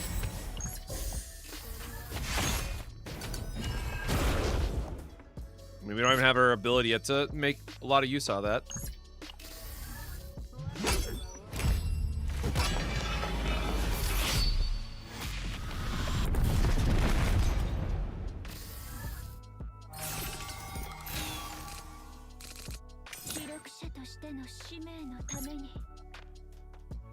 Yeah, that is pretty fun.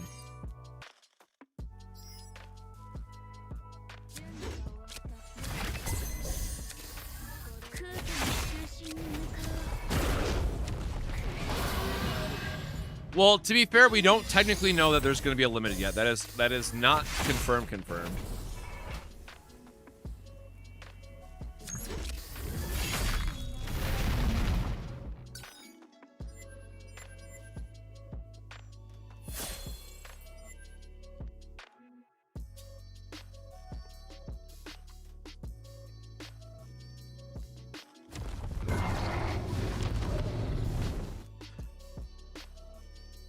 Yeah, I know a lot of people know this if you've been checking out the stream the last few days, but we will be taking a small break from Chaos Zero Nightmare with Star Savior coming out.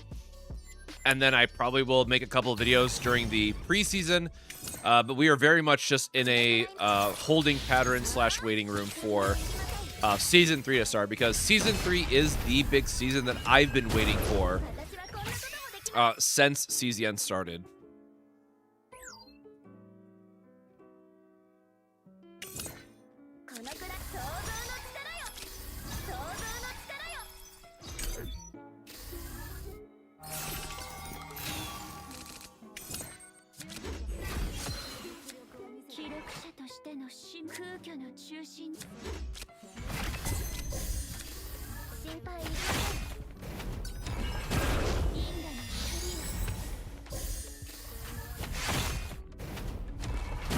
Yeah, I definitely see them doing well as summer units.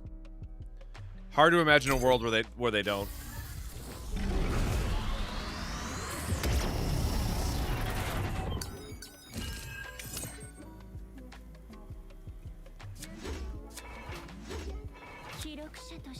Well, damn.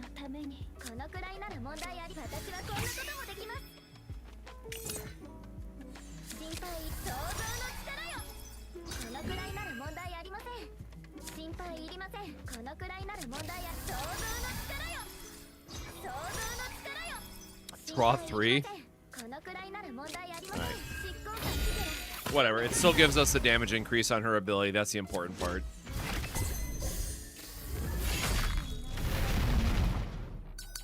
Yeah, like, it's hard. Even in this deck that's, like, meant to showcase Rita doing some damage, 9 just does enough, man.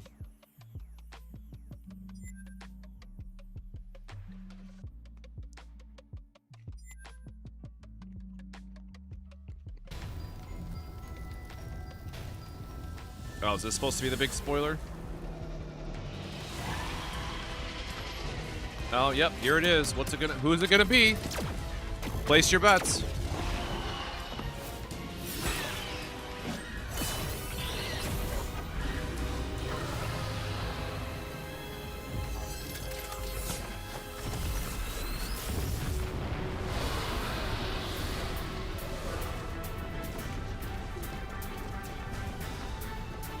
Again, Typhera can destroy an entire planet, man. Why are we stressing about this?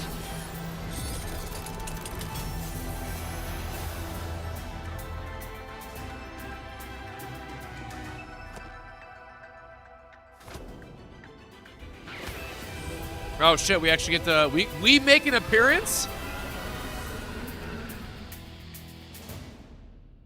We actually got to see the main character, man? Damn.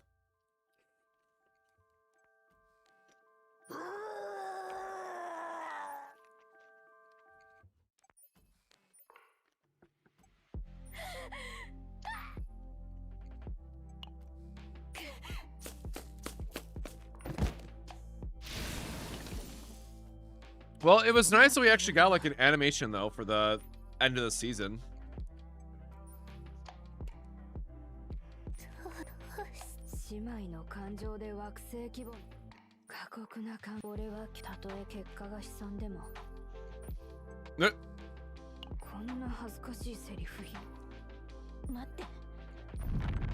Uh-oh. Yeah, MC is a dude in this game.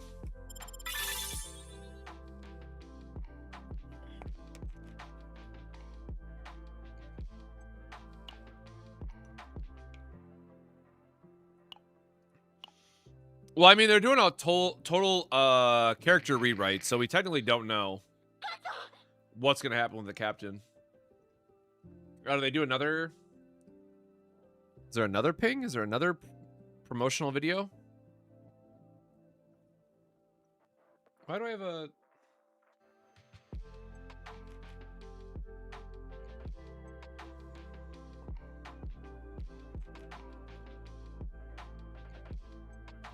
Oh, okay, don't care. Hey, Fedora, how you doing?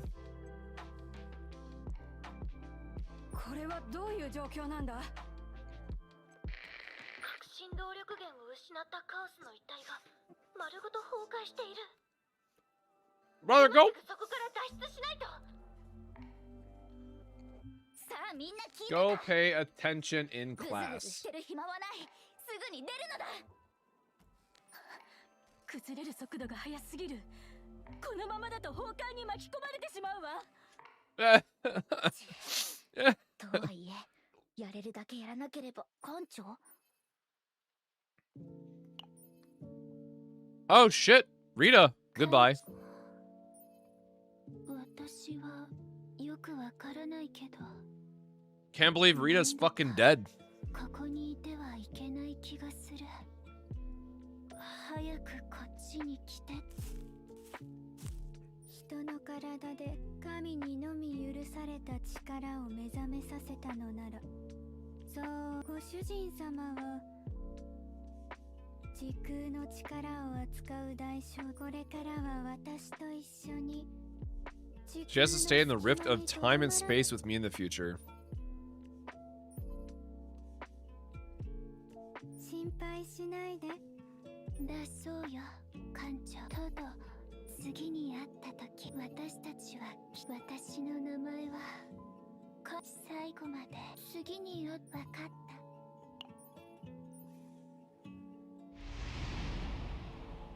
私の名前も知らないの。意地でも教え Oh, that's kind of cool. So we met her in the future in that one preview. じゃあみんなのこと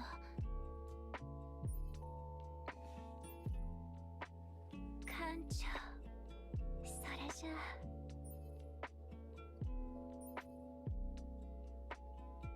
また会いましょう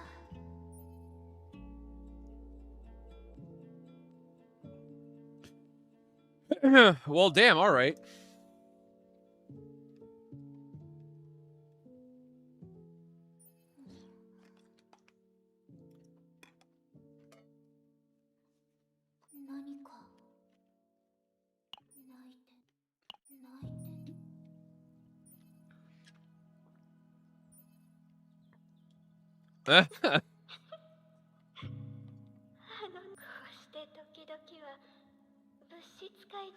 What the fuck do you mean it's possible to radio from the different dimension, brother? Whatever. Get out of here with this shit.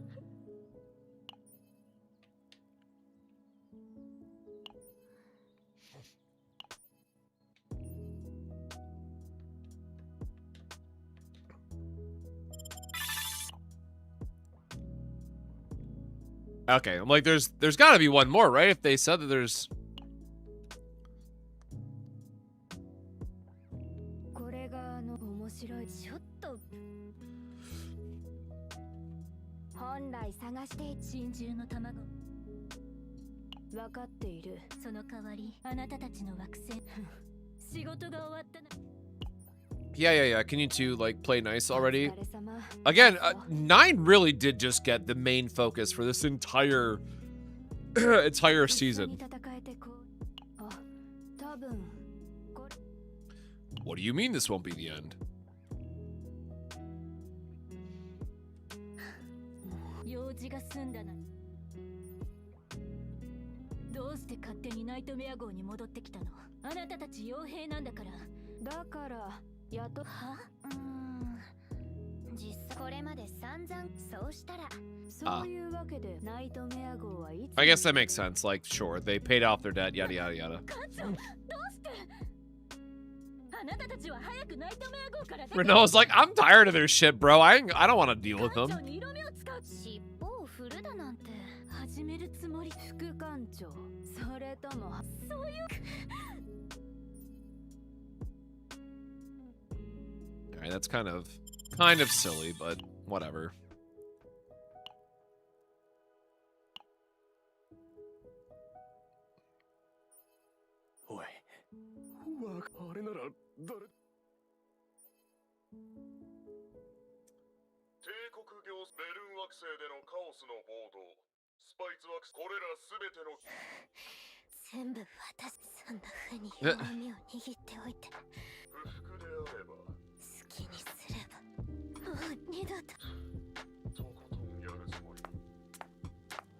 Hey, can we just like break her out?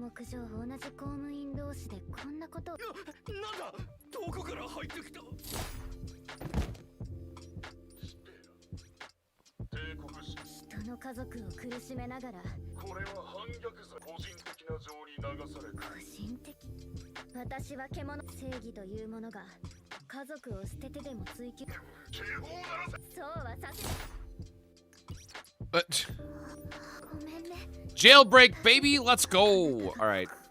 大丈夫こういう時にというわけで帝国の有能な双子の公務員姉妹ですじゃじゃーん Jesus. こんなことをまだ帝国ですが迷惑でもその代わり I love it. So it's like, all right, everyone's gonna board on the SS Nightmare and just like escape their own problems, and the captain's just supposed to be like, yeah, man, whatever, more people.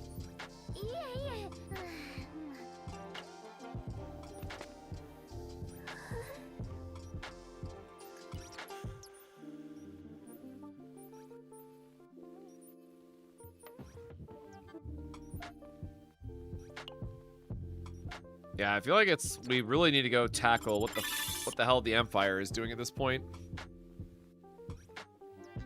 All right, well, I guess it was just the fact that we get to see the MC, which, sure.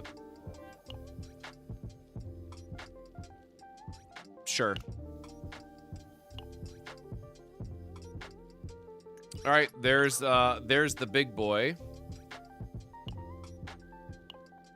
People are already just trying to rush it with, like, the standard teams. Is that going to be vulnerable harder? What? What?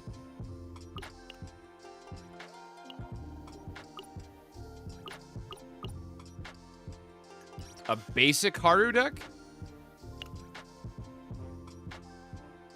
Oh, right, because the second half is, as we expected, the second half is Justice.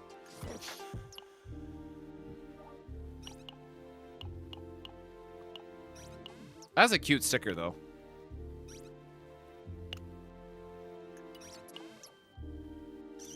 I mean, it is just going to be Rita, right? If we're being super honest. I love how someone used Serennial.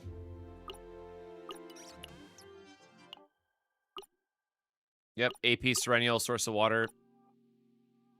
Yep. That all looks very standard and very what we would expect. Oh, nice. We got the background. Cat. More cat. Have I seen the new Vulnerable Magna? No, I don't think I've seen anything like that come across.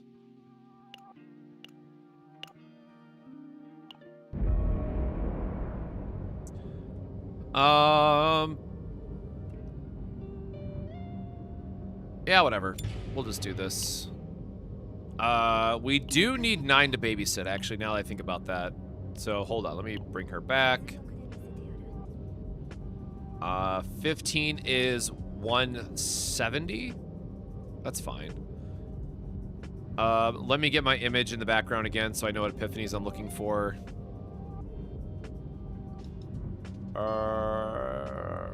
Yep, that's good. All right, go throw this in the sink really quick, and then we'll start grinding out some chaos.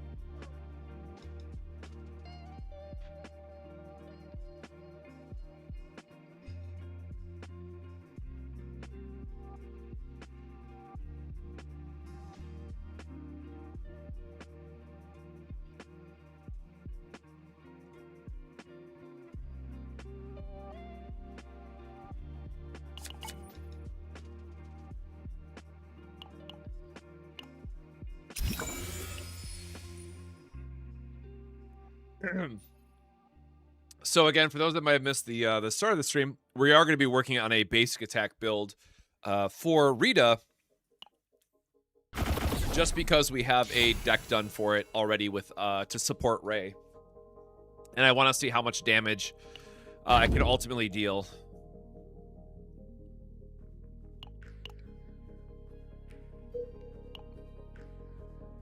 And 9 is just going to continue to be our babysitter, unfortunately. We're going to go down here.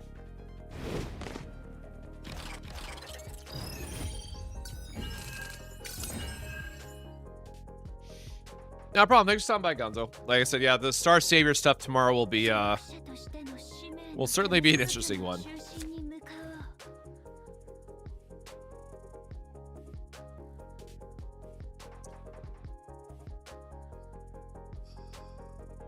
Wait, how is this worded?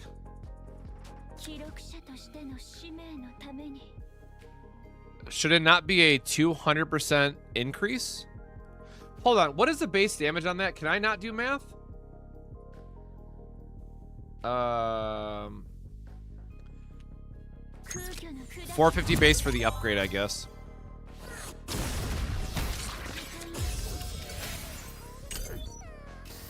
What type of game is Star Savior? It is Umamuse Epic 7 meets Uma Musume is what it is. So it does have like a really interesting roguelite mode, which is like the main reason why I'm looking at it.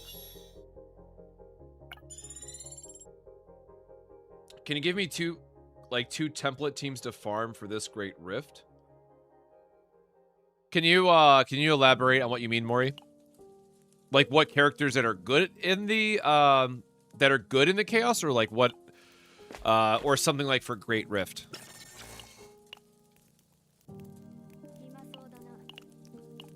Because I don't necessarily have a good recommendation for Great Rift just yet.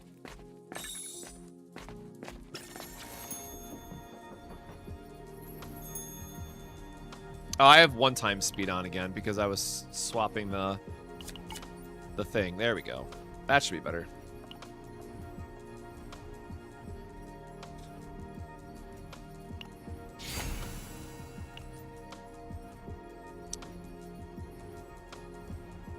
Oops. Where is my overlay? Oops. Ah, wrong one. So I have this image. I have to finish my text section that well, I guess it's behind my head. You can't see me.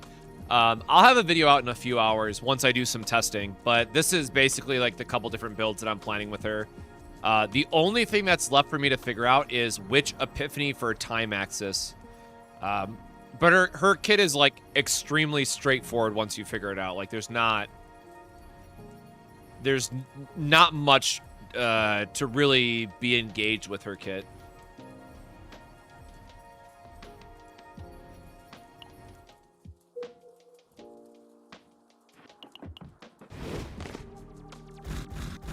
What deck to build for Rita? Oh yeah, I just showed that. How does that card work?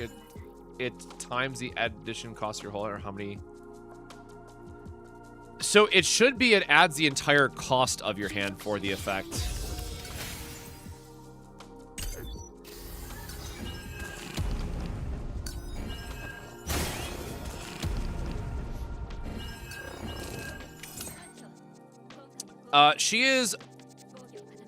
She is okay with Haru, but she's not worth pulling compared to how good Narja is with Haru. So it is a bit awkward in that regard, unfortunately.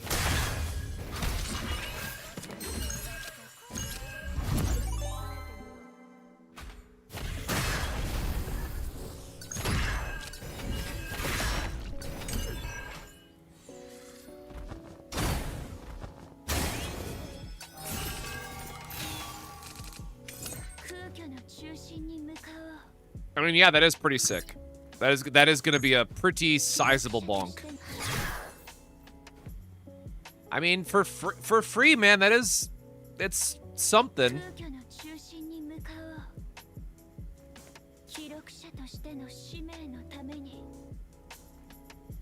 One, two, three, four, 5.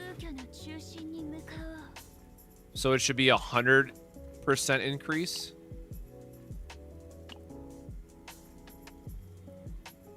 So it would be 720%. No. 1, 2, 3, 4, 5, 6, 7. 7 would be a 1.4x increase.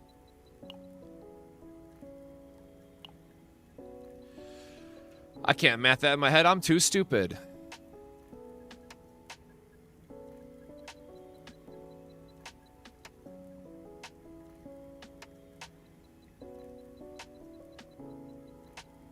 Would be 864. Oh wait, I gotta have a boost or something, right?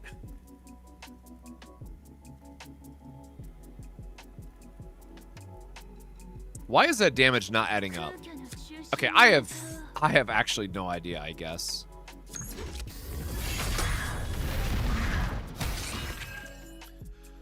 I can choose Tiana or Ivy for a partner. Not sure what to pick right now. What would I do? I would not... We didn't exhaust a card yet this turn, though, did we? I mean, we just now did with 9. I'll go back and we'll have to remember to do that on a turn that we don't have something selected. But what I would say for the partners, I would just wait otherwise in case we get like a limited upcoming, especially if you're like strictly free to play. Tiana's really good if you love heavy hitting characters because Typhara will always be on a team for heavy hitting characters, but outside of that, might not be worth pulling on. But, you know, getting extra crit rate to characters like 9 is very good.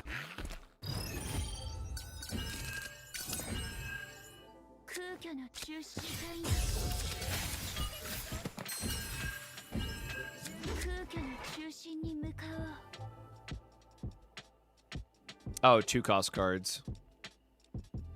Oh, I guess it's still a better fighting spirit, right? Because it's still going to activate 1 for free as well as give us a charge.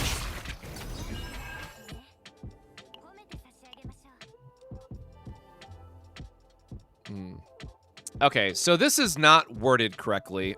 This is wrong.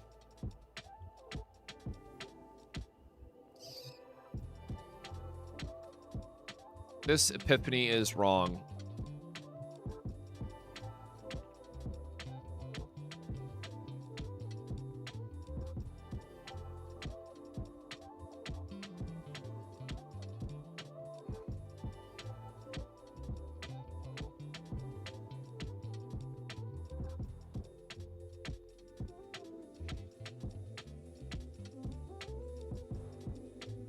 Oh, I guess, sorry, hold on. So you can actually see what I'm talking about.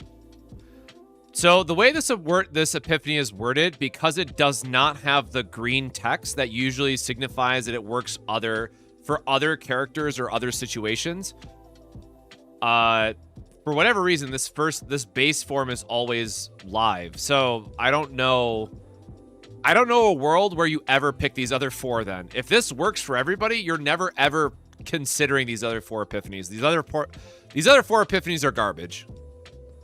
These other 4 epiphanies might as well not exist.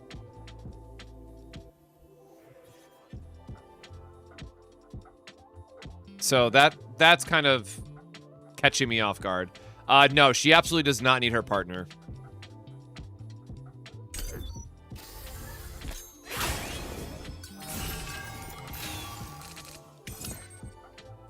I do believe the card counts itself. We're gonna figure that out together as soon as I have that cycle back around.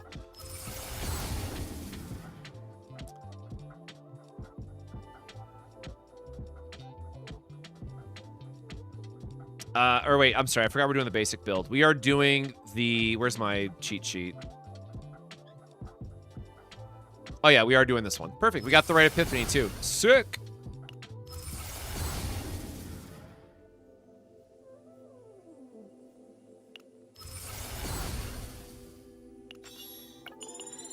Yeah, Time Paradox not being a retain card did catch me off guard quite a bit.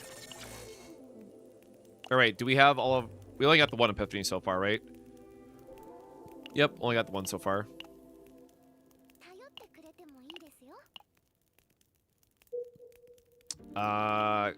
Order characters.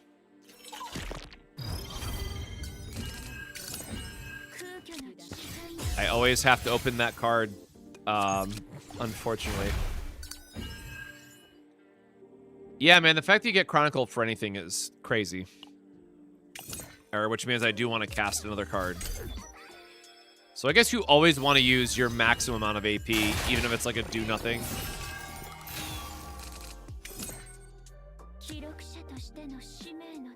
Okay, we have not exhausted anything. 1, 2, 3, 4, 5, 6, 7, 8. And it was a 520 base. That still doesn't seem right, right? Am I losing my mind? Can I not do math?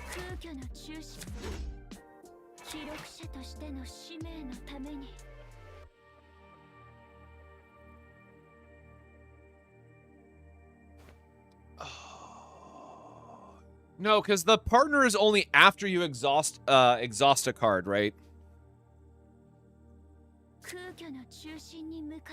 1, 2, 3, 4, 5, 6, 7, 8.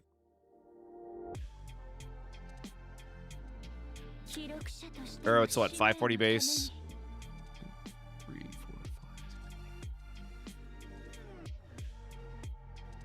5.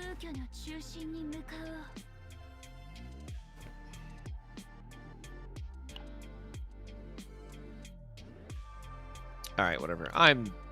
We ain't got time to figure it out. But that is crazy damage, man.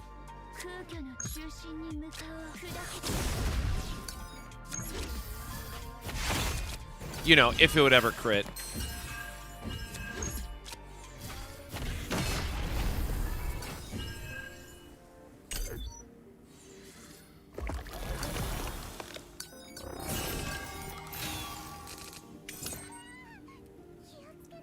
Yeah, but even adding a flat 20% increase still was not adding up to that. Unless it's a 20% increase at the end of the damage calculation.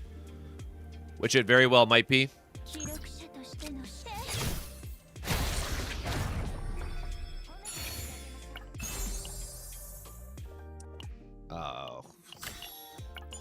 Just give more health to the team, I guess. Yeah, it's a 540% base amount. So at most it would be 1,500. And then plus whatever other modifiers and whatnot. But yeah, again, it is what, 3 a.m. my time, so I'm trying to hold it together.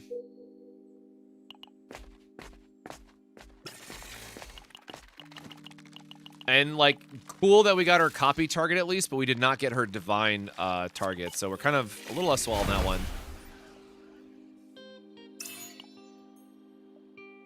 That is a pretty terrible one, but sure. Oh, you know what? I forgot to look for the arena. Okay, well, it looks like we're going to be coming up on the arena anyways.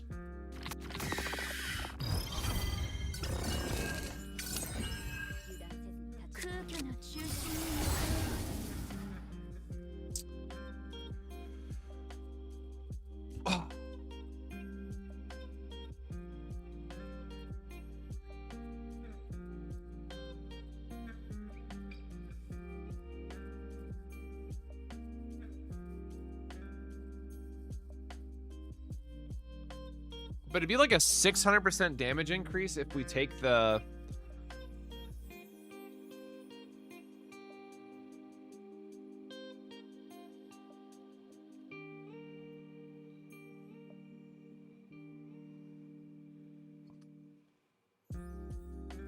For the life of me, I cannot figure out why you would ever care about the exhaust one with how our kit works now. I really can't.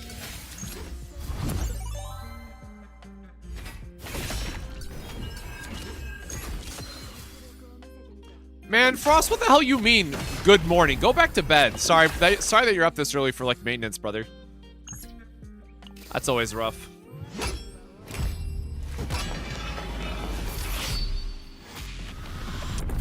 Wasn't the left one 300% on stream earlier? No, because you're thinking of the Chrono Circle, right? Chrono Circle was a 300% one? Oh, wait, no, you might be right.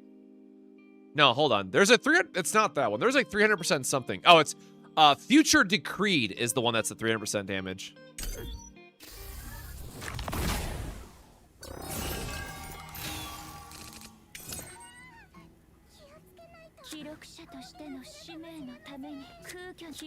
That is seriously just so silly.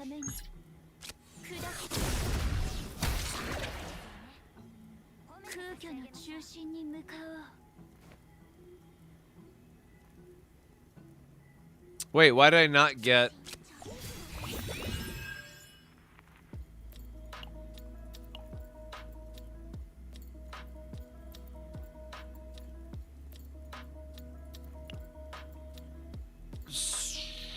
Is her... I did cast it, right? Yeah, okay, so maybe her base epiphany is bugged then. Because now it's not working. Which would mean that first epiphany we talked about is more... Wait, why did it work for that one? What the hell is going on?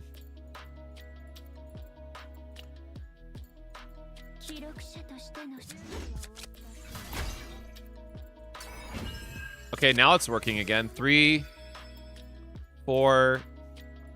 Okay, I don't know why the... Does our time collapse specifically not count?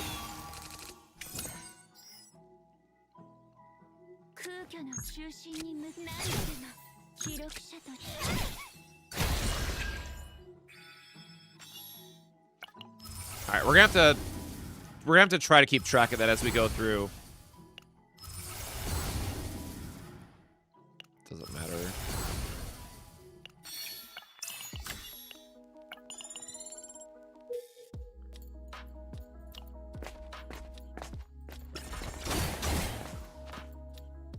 I do not have any spreadsheets. I always just share my builds in the Discord or on Twitter. I always post my all-in-one images.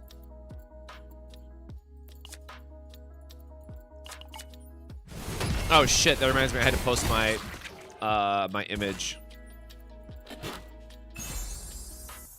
Notes, work in progress.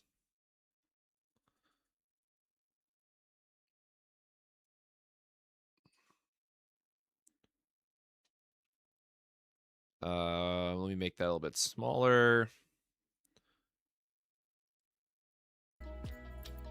Let me take a screenshot of this really quick.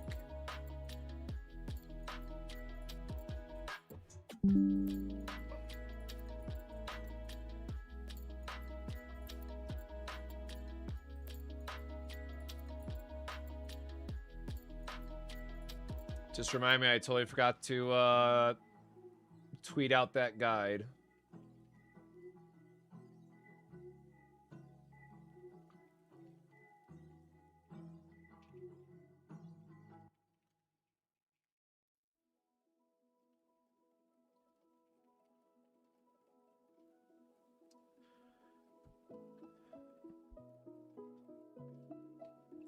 I had 2 Chronal Ascension, which is why Time Axis didn't give Chronicle. No, from when I played the Hue. Oh shit. I know what you're saying. Yeah, because you can't gain Chronicles while you have the other buff. God damn it. You're right. Yeah. That is so annoying to play around.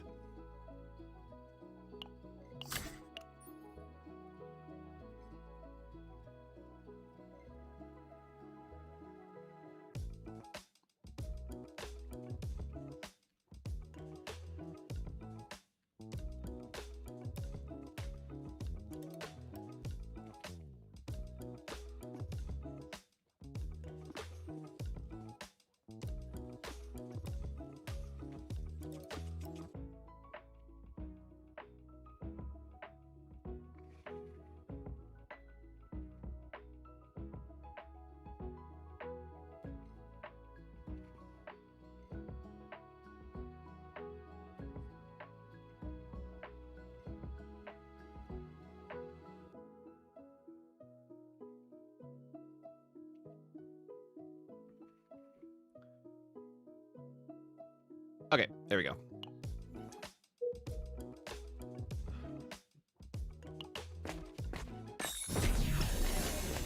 Feel good enough about that breakdown. I guess... Oh yeah, because we can replace the buff. So yes, we do want to do this.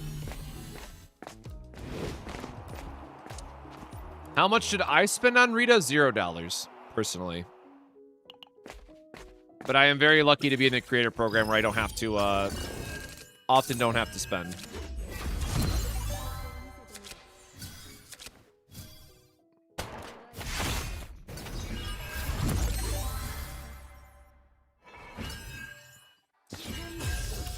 I do have a video on the channel talking about her epiphanies, like the first reveal that we got, and I need to test a couple, and then I'm gonna have another video out in a couple hours after testing.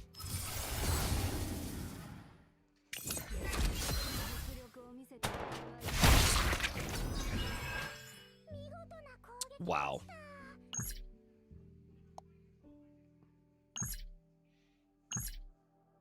Man, that's annoying.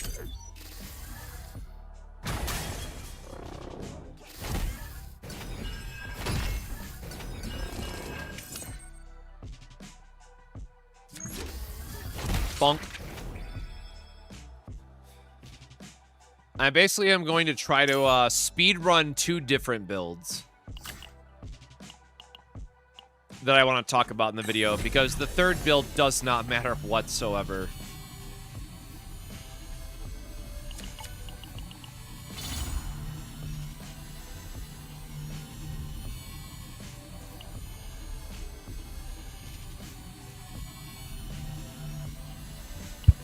Technically better. I'm not going to have a... No, we want the damage increase one.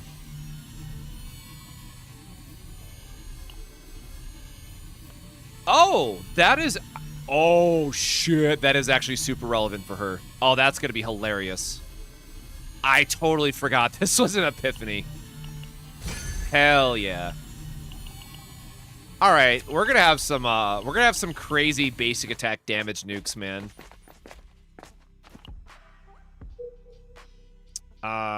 Which means, do we have the other divines or the other choices though? Oh no, we didn't trigger them. We don't have a... Damn, we can't even re-roll in the shop because we don't have anything. So we want this to be the...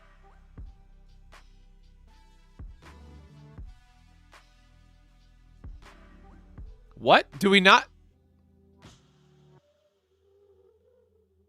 We had another card for Rita.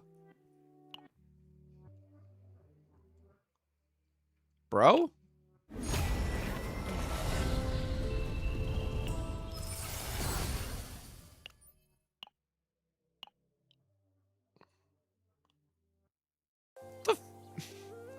Get out of here, man. Come on.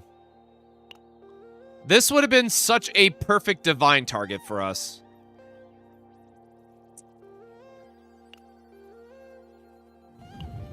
All right, whatever. I guess if it's queued up, you're not allowed to have nice things, man.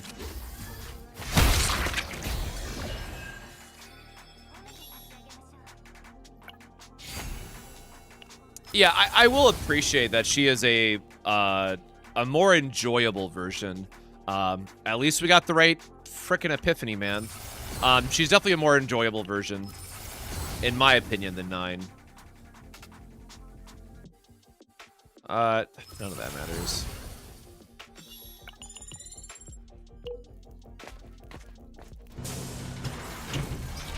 So nothing to reroll and nothing to remove, right?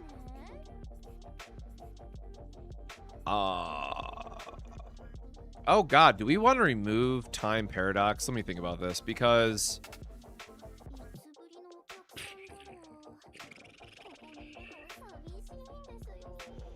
We're gonna spam her time axis. This will get cast for free every turn.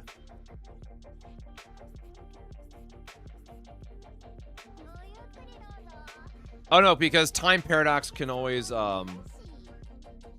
time paradox she can always use for her own cards beyond the yeah, never mind. So we can't remove that either. So the issue with the basic this build that we're doing is that we're gonna have too many cards in our deck, basically. So we're gonna have to rely on something like Veronica to have enough of a draw engine. So I'm trying to cut like any card we can for optimization. Nope, that is the one time per turn one. I said no to meditation, right? We got everything that's still correct. Not correct.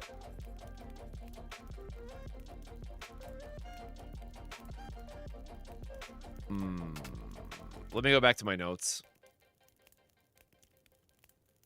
Where is my image? Oh my god, where the hell is my image? Oh, there it is. Okay, yeah, Chronos Circle, we want the upgrade.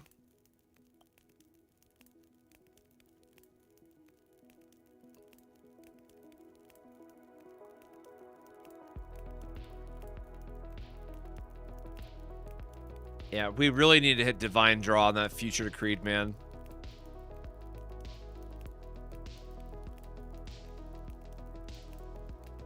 When Chronicle Ascension is removed, 3 Chronicle. So we spend the cost, we gain 3 immediately.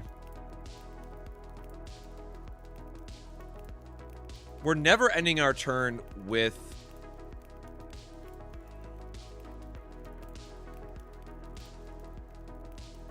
At end of turn, 100% damage to a random enemy for each Chronal Ascension. But the thing is, we're casting these every turn, so there's no realistic way that we're going to have extra Ascension.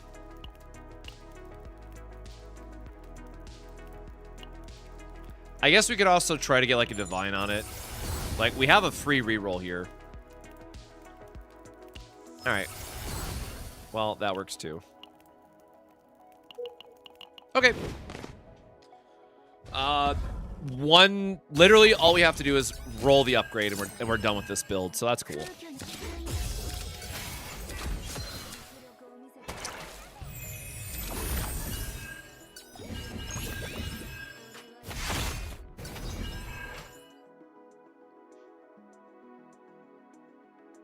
Oh yeah, I forgot her her Hour of Glory also double stacks with the 2-cost ability.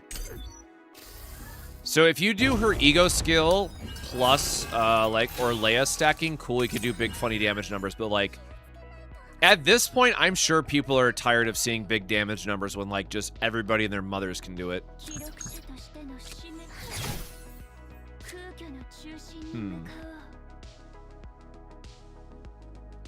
I just realized we're stuck with the 1 then that we can't really do a lot with.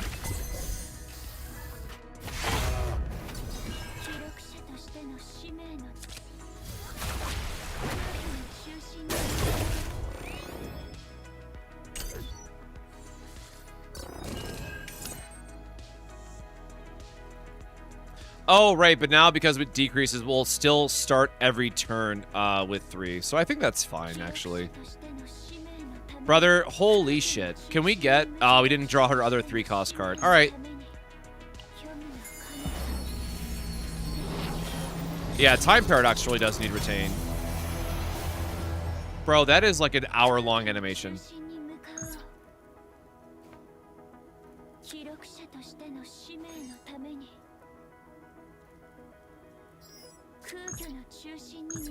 Oh, because he's going to heal or something? I'm like, how are we doing that much damage? I'll grab my little screenshot. Wowie. All right, bonk. Well, if it crits, even better. So, like, yeah, it's gonna be another fucking make a Typhera video of like, oh my god, Typhera or Leia Rita, look at her do her max damage stacking. Wowee. I'm tired, boss.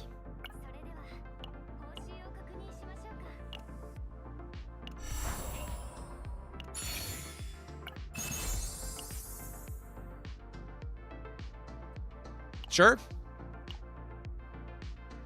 I don't think the vulnerable is ever going to matter in a realistic setting. Agony, because we scale attack, is at least going to do some amount of damage. Do we need this? We do need Scarab pieces. You got me. All right, sorry. What do you think about a Rita build with 4 dupe, 0 cost, divine draw, fighting spirit card, then access increases? Yeah, like her support build is what it is. You can definitely do like the fighting spirit replacement. Is Rita worth pulling for? I would say no.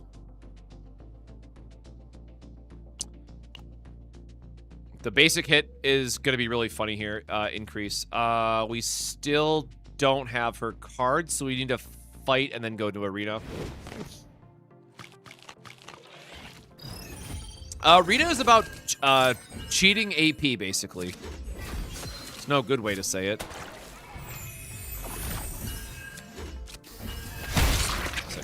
Like, we're just going to crit and kill them. I'm not going to waste an AP doing something else.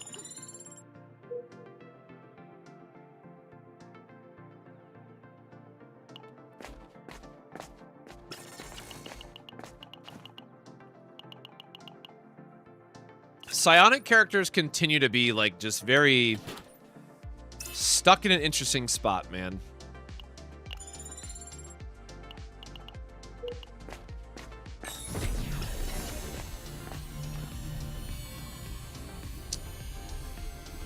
No. We could. We don't have Ironclad, so I don't really feel comfortable enough to using Gatekeeper, so we'll just do a normal arena.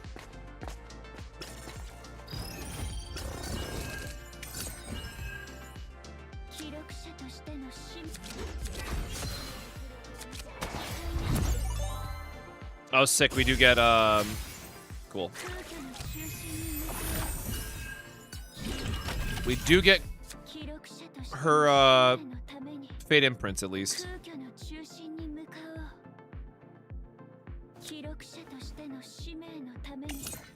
Or I guess we might as well hit the thing just to try to deal some damage. I love the... Okay. On a real note, I love the animation on this card. I think it is so fucking cool. Whoop.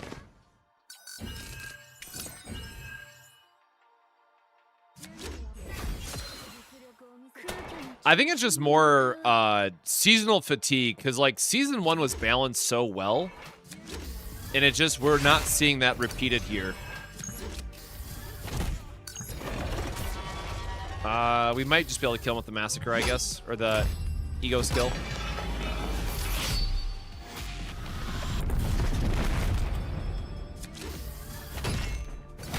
Easy.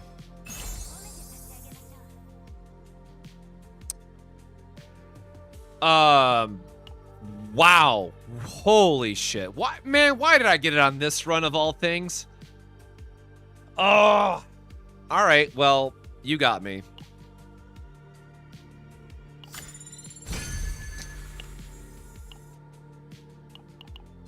I wish this was not on our basic attack spam build now, but...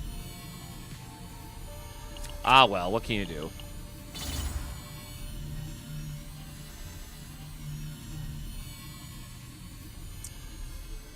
Her basic attack is not an exhaust card. The Fates, which we're replacing, does not care about...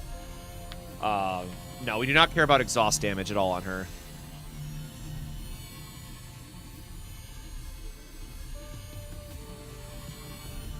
Oh, wait, but we need to exhaust at least one card to get her ability activated.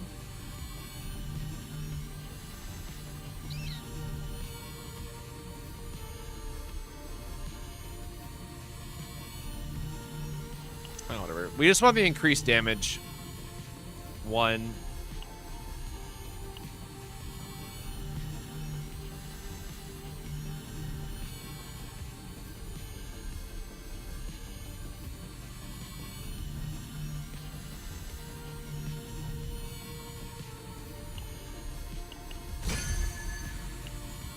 Sure.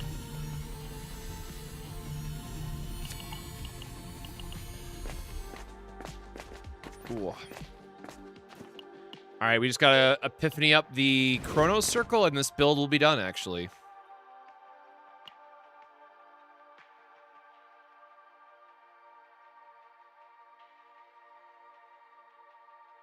Yeah, it's definitely gonna be a bit rough to bring all this together, I think. Even with the free draw, too, I'm not feeling, like, super good about this all lining up the way I want it to.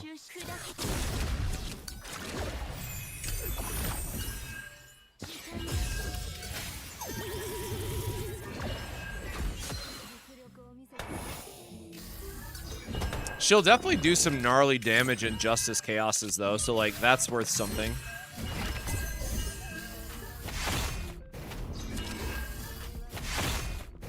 Aw, boo.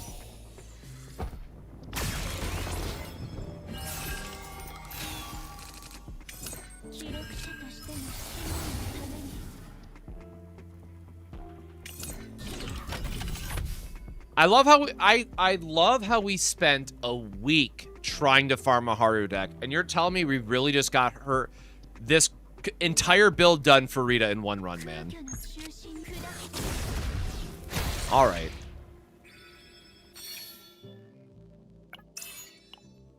It'd be like that sometimes. We'll take it. Just gives us more time to work on the other build, I guess. Which means we just want to look for the copy event if we can.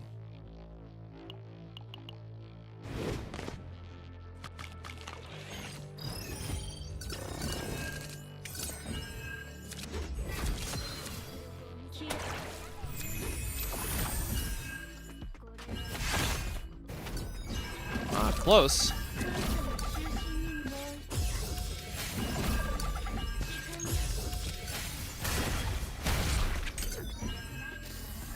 It's cool. We'll be able to at least we'll do a little damage test, as it were, against Judas, I guess. I don't know, whoever.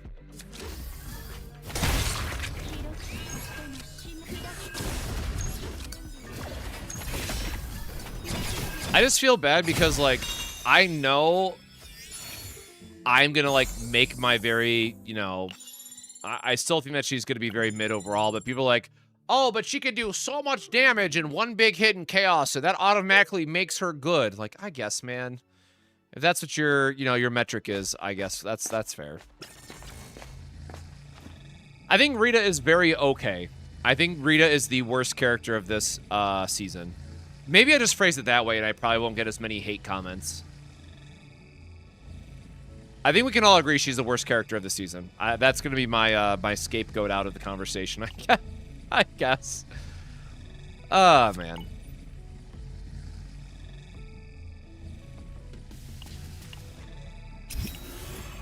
Always finding the right way to try to phrase things can be a very delicate situation.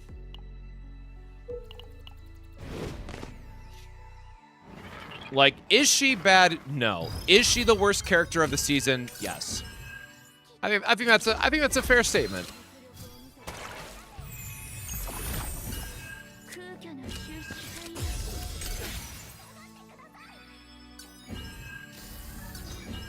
I want to see if her basic attack works the way that I want it to.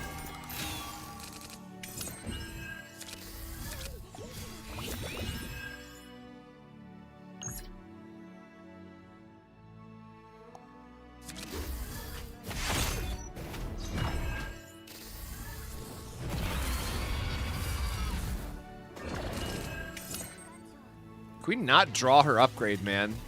I'm trying not to kill this guy so fast so we can actually see the other part of it, but not allowed. Oh yeah, because we have the buff.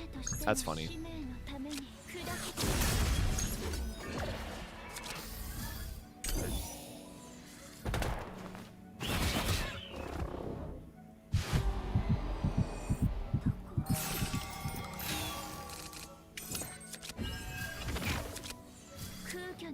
Oh, there we go. We finally have, actually got her damn card lined up. Although I guess I don't have 4 stacks now, unfortunately.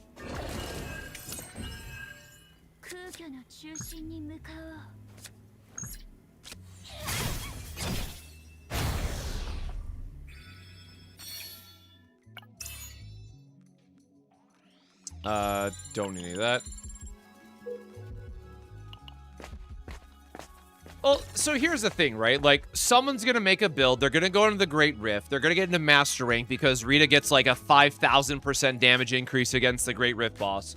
And then people are gonna treat Rita like she's God reincarnated, right? Although apparently she is a divine being, as we just found out in the story, so that's funny. But she's like, man, I don't know.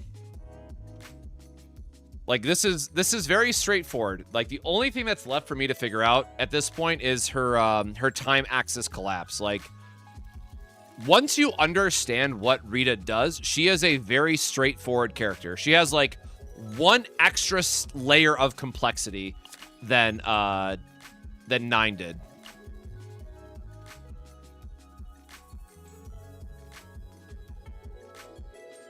Oh shit. Yes.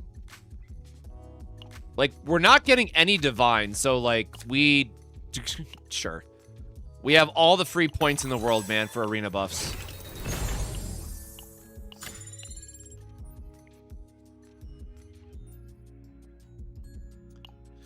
Well, this is cool. We're gonna have all this damage amp.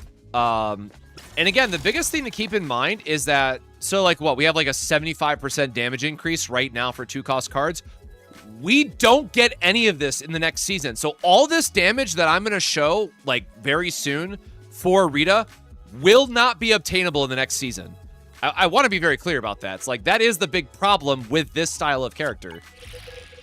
So it's like, she's going to get nerfed in the next season.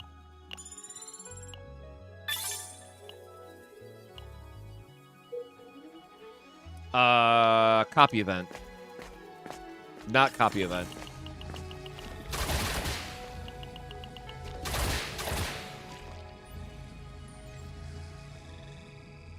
I forget what the Vine Lord mask does, man.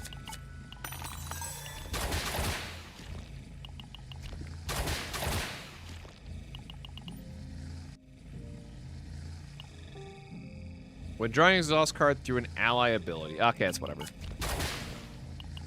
I remember doing something with exhaust, but... Nope. I mean, again, we're getting our... We have our rage potion, so nothing else is going to get changed at this point. Oh.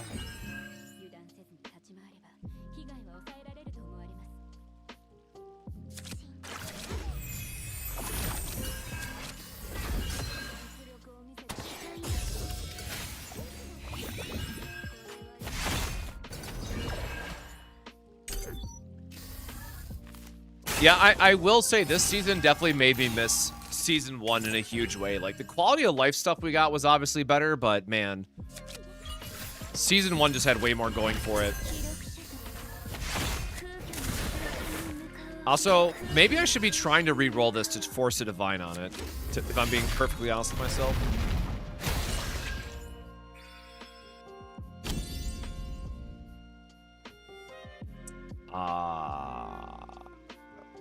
They could give us a permanent buff, and we have points. No, I'm not gonna clutter her deck. Just gonna make a streamlined as possible deck for the sake of the video and be done with it.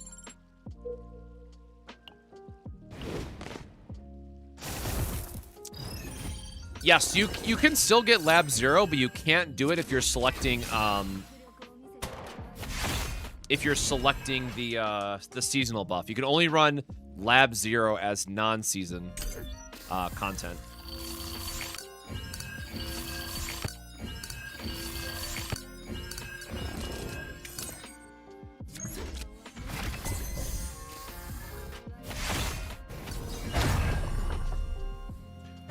I swear to God, if you give me Cthulhu Gun, this would be like divine payback for the Haru nonsense, man.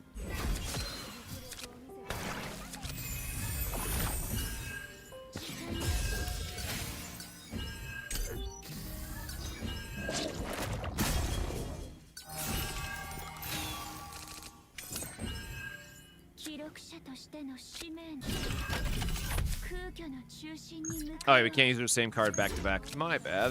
That was almost oopsie daisies.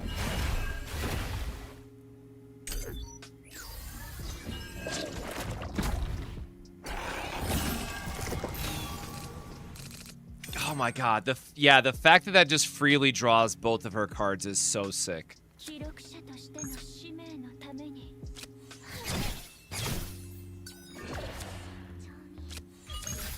The thing is, this means we always have to use time acceleration first, though. Oh yeah, and then we automatically get 3 back because of the upgrade. So we only need another... Okay. Yep. Yeah, this build's complete.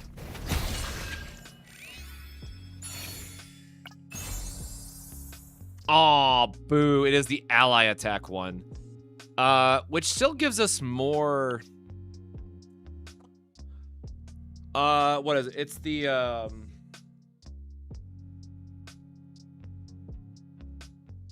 Oh, we could get the vulnerable chest piece. 8 attack is nothing to write home about, right? Like, this is cool for sub DPS, but, like, not for her. And we would be better off getting the vulnerable, off of the final boss.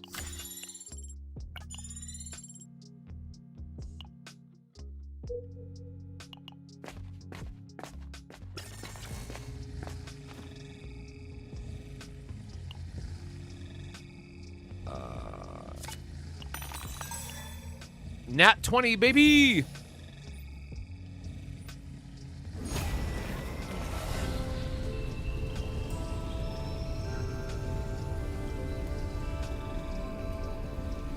Well,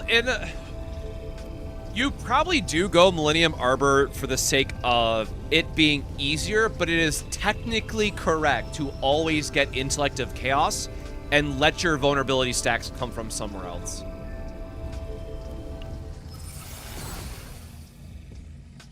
But like in this run, as an example, if I would have gotten Arbor, it would have been really nice. Because for her basic attack build, like, we have to use Ray, and then that leaves us with, like, Magna as our third option. So you could run, like, a Magna, Ray, Rita team, and that would be optimal. So, like, sure, you could, that would be better. Magna, Rita incoming. Yeah, exactly. Like, you just run Magna, and you have a better vulnerable applicator.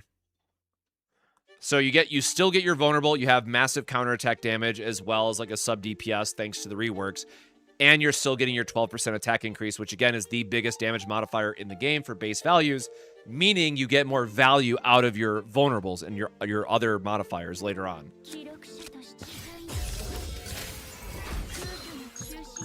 Forgot I should have used that first, but whatever.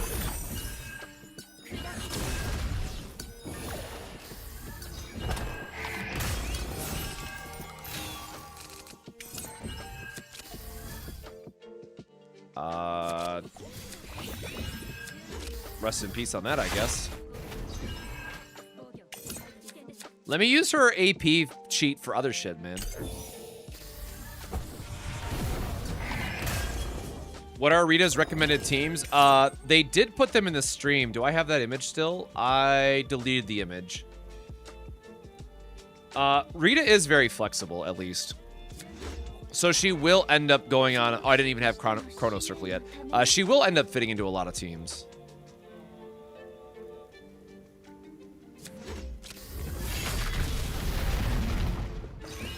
Easy, man. Just crit.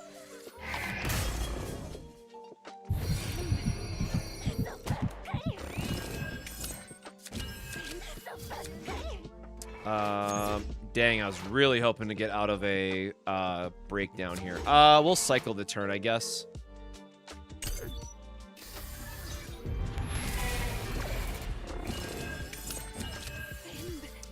And we don't have any other card draw, right? Nope, nope. Damn. Okay. Well, we got one extra card for free.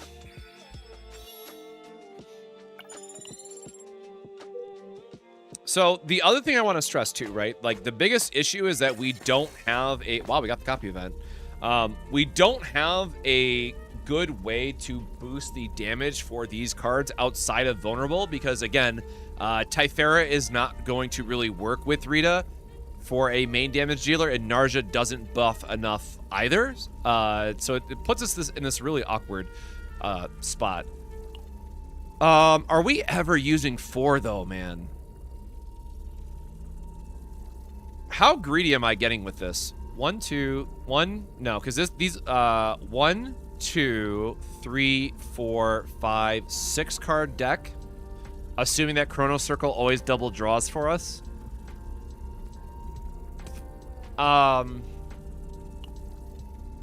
Whatever, man. We got the points for it.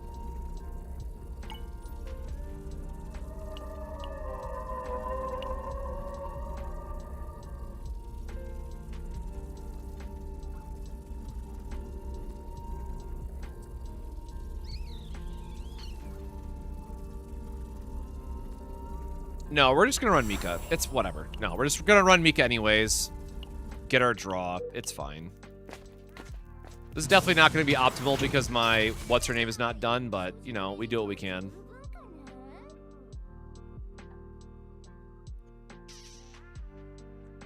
It's gonna be 6 AP by itself, though. Or no, sorry. So, 4 AP. Which is only a single... do you go, like, double future, I guess, maybe? No, because you wouldn't have 4 cards to loop. You would need a 5th card, right? Because Future Decree is always going to activate 2. So no, we don't have 5 copy events, so that doesn't work. So it is always correct to go quad time axis then.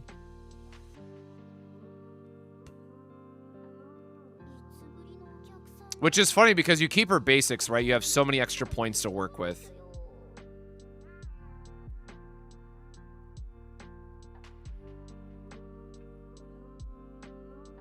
Yeah, this not having divine draw on it is really kicking my ass.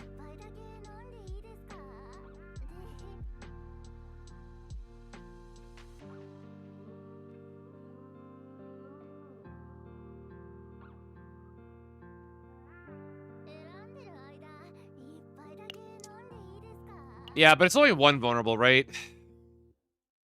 Yeah, so it only would give us one more attack on the Arbor. Sorry, I'm really, like, in the tank of if I ever copy the 4th time axis or not. Because now I'm thinking I'm going to run into the issue where I just don't have enough, I won't have enough draw and AP to make this all work out the way that I want. Whatever, we'll just do a test run with it.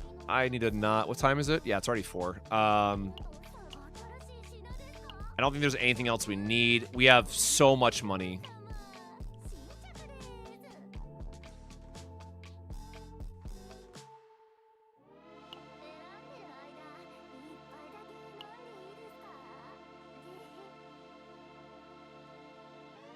It would be 8 less attack.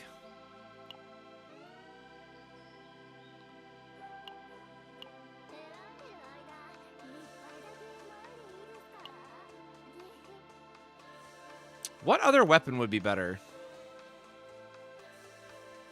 Because, like, we're always going to be casting 2 or higher, right? So we're getting more stacks of Agony with Gastro than the 8 here.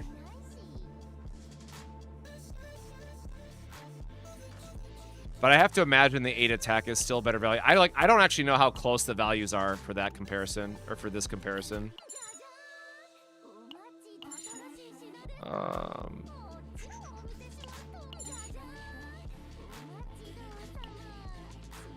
Or no, we have Rage Potion, so that doesn't matter either. Damn, I feel like we really didn't do enough of shopping. Try to re-roll it into the Divine, I guess. Nope. Alright, well, we just have to hope to survive.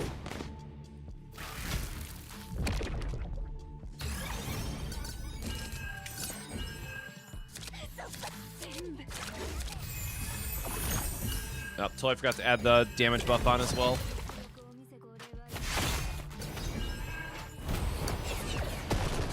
Would Instinct Ignition work on Rita?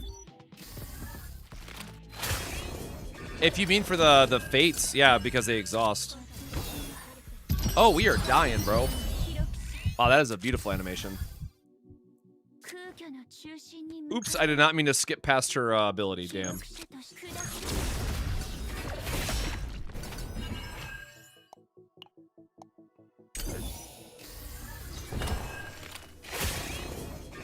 Yikes.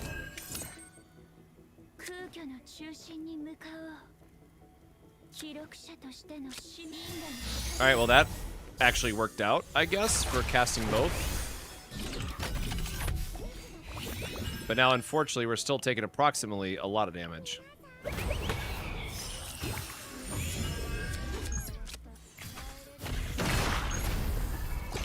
Yo, we loop back to her ego skill, but that's not what we need here.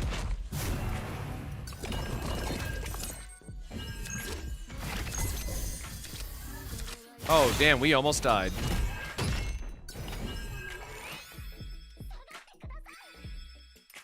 We might die anyways, actually.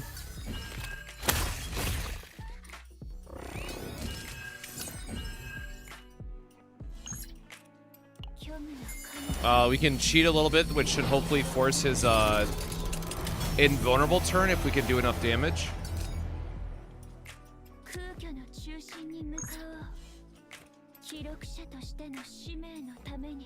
I mean, like, yeah, you get turns like this, which is really funny, and then we also have her time acceleration, right?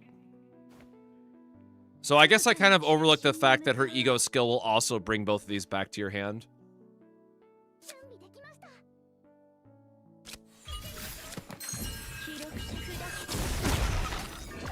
Oh, I forgot we gotta heal first for the extra morale, because why not?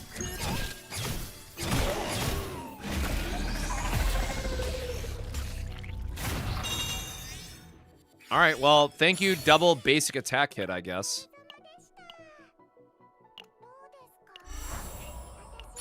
All right.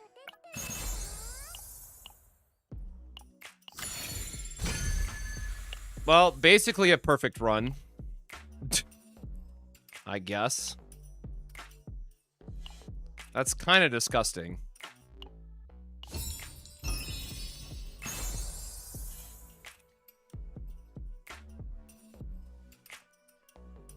Oh, that's right. They added a ability for you to skip it. And we got an... Oh, Jesus, man.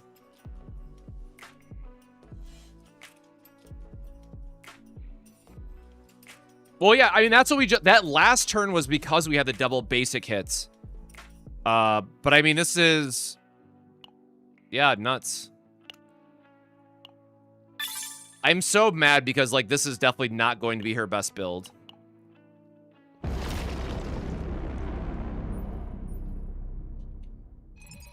Great.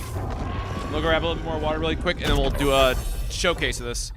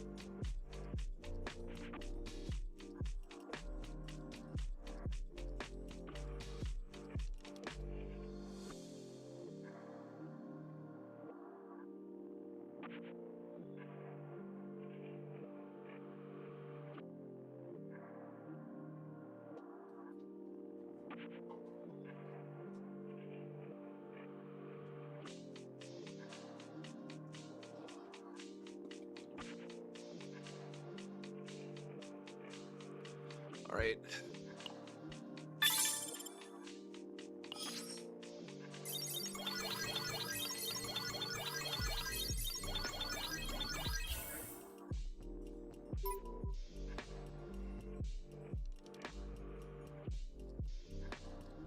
That's so stupid for 100 points, man. It's just...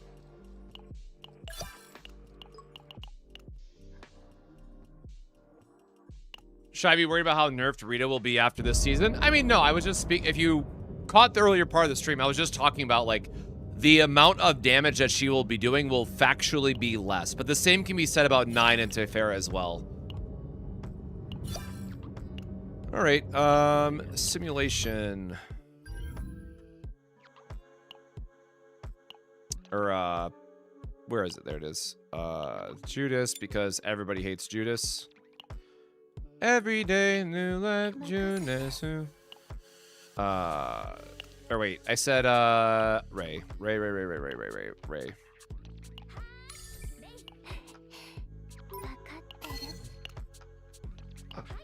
This is going to be this build. Oh, God, that's such an ugly save, too, man.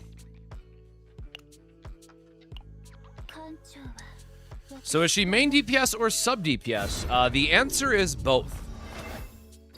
She's also a support character. Psionic just in this game continues to be a wild mix match of a bunch of different stuff.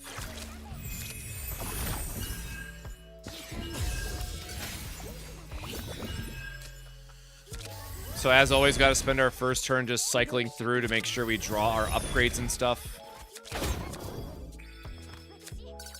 Yeah, so 955.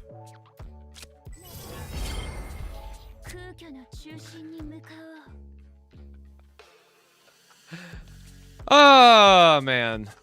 Yeah.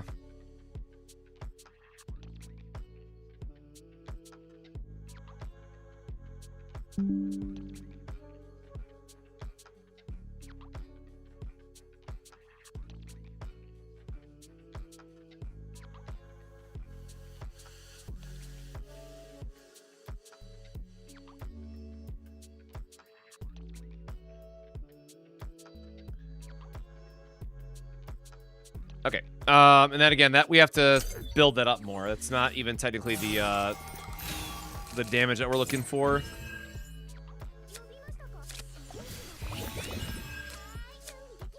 Gotta still cycle through our deck here.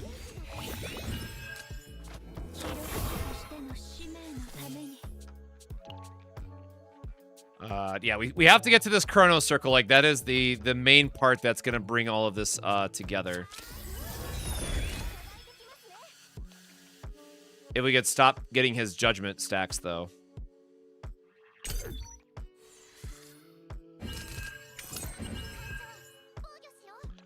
Because we're doing 2-cost cards, not 3-cost cards.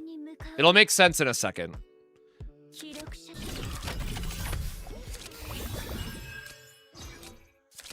Although, unfortunately, we're probably not going to have enough draw here to make it cycle. Yeah, unfortunately, we don't have, the turn that he's going to let us do everything, we don't have the resources for it, but... Yeah, I mean, that is still a 5,000 damage free nuke, right?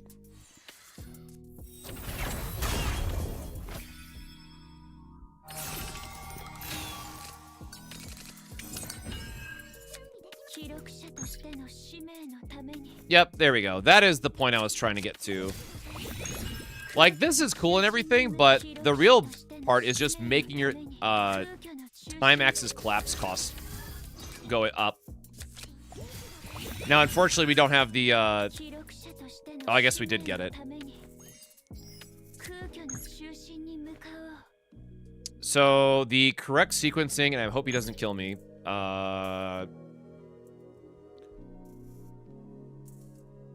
Oh, wait, no, because it's going to give us the Ascension again.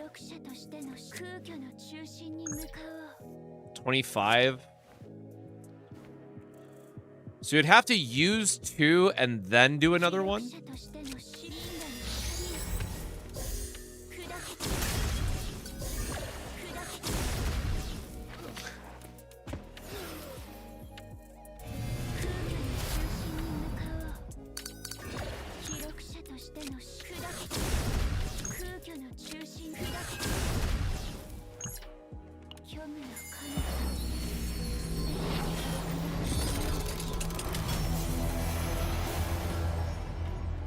Yeah, because you can still gain both. Alright, well, there you go. Oh, the last one didn't crit, bro. How rude.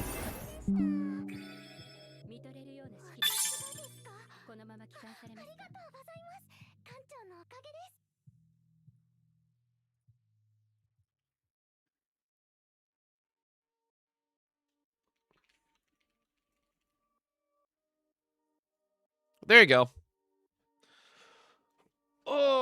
Like I said, man, I'll never make... I always have good day one builds for you guys. I'd love to see someone make a better build in 2 hours. But so, the one thing is that still was not...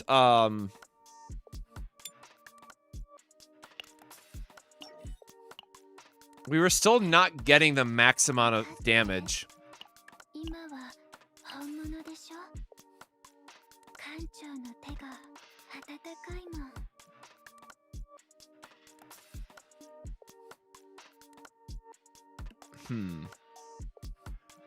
So, it looks like it didn't... If I caught that correctly, it looks like it does not count. I have to do that again without stacking. It looks like it has to be unique cards then.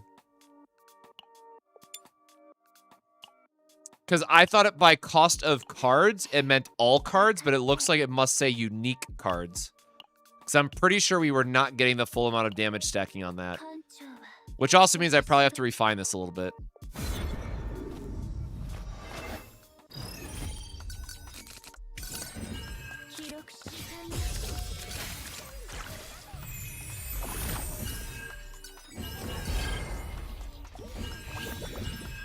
Which means I'm gonna, like, update my, my note on it, I guess.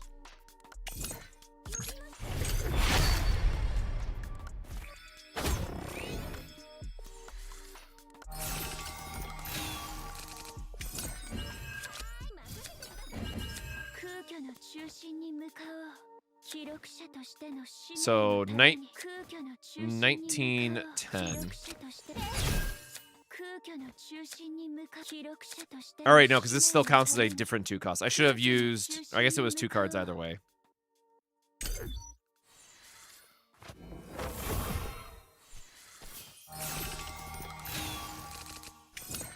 Well, no, so that's the problem, right? You want 1 cost of each card. So it really does work with her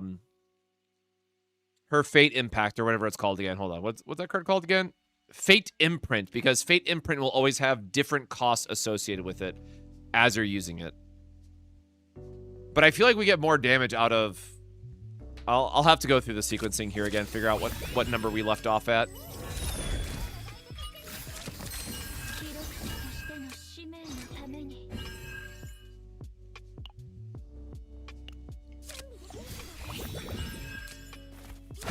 Surely we can figure this out together.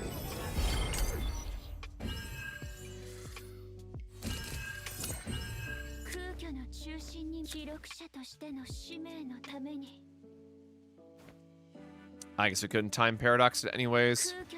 Oh wait, we have 2 not. I should have done that differently. So at 1410, this will eat one of them. Yeah.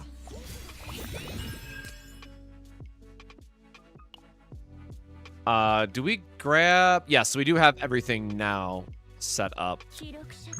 So I'll slam another one at him just for the sake of it.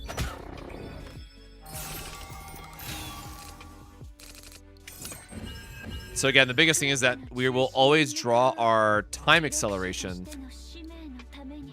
But now we have 0, 1, 2, 3.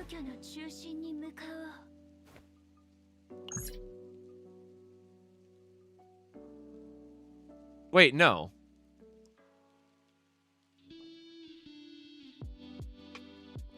Increase damage amount of the next attack card of this unit by 10% for each cost of cards.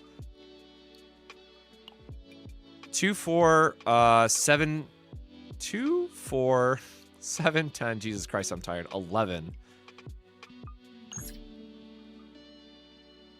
Would that not be 111? Why is it extra 50? I swear to God, man.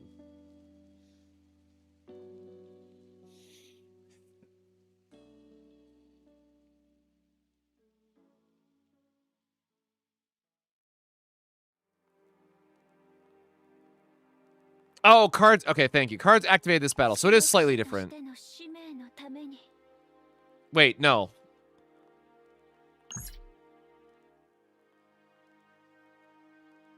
Okay, so this has to be... So if I cast this 0, it's not going to increase then. So 160. Okay, so yes, it is... Dang, it is across the board. Which means we are only getting...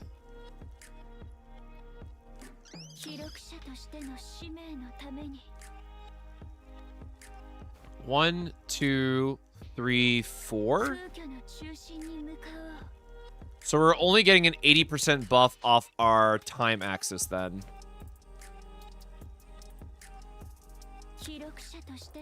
I have the morale buff. I can't cast the 1 to get out of my hand.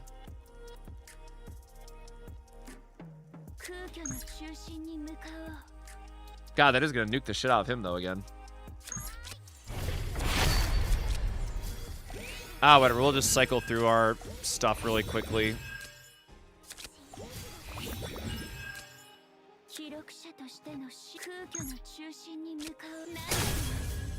And that was our Rage Potion buff.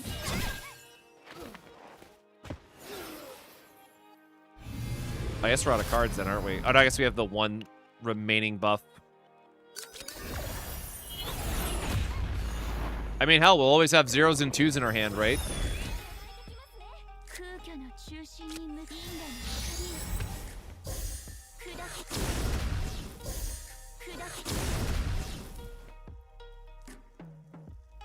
And then we still have AP left over. So now it's just... Or now it's Rage Potion for the next one.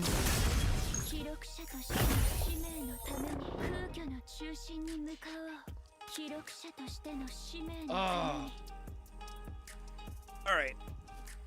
Yeah, I think you still cut her basics. Like, this is still... I think this is the best that you're going to get out of... Let me go look at her epiphanies again. I think if you want to do, like, a free-to-play build, this is still going to be the best thing to do for her. Where is my image? Increase one cost or lower. Increase damage amount of the next 3 attack cards. You could get the free vulnerable. I guess you can get the free vulnerable to stack for the... Oh,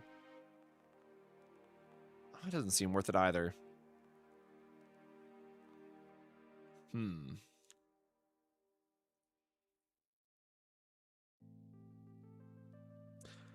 All right, yeah. Let's go do the Fate Imprint build really quick, I guess. Like, this is fine. This is what I expected. I mean, this is still... Like, all things considered, this is still an absurd amount of damage. I'll have to think about what other cost of cards you could do in this build. Like, Mika's always going to have Source of Water. Ray is always going to have a 1 cost. I think you're always going to have, like, 0, 1, 2, 3. Yeah, so you'll always have those, but I don't know how you get, like, 4 or higher if you don't have the Fate Imprint card. But if you take the Fate Imprint card, then you can't ever use the Chrono Circle because you won't have the stuff for it. No, we are not using her partner currently.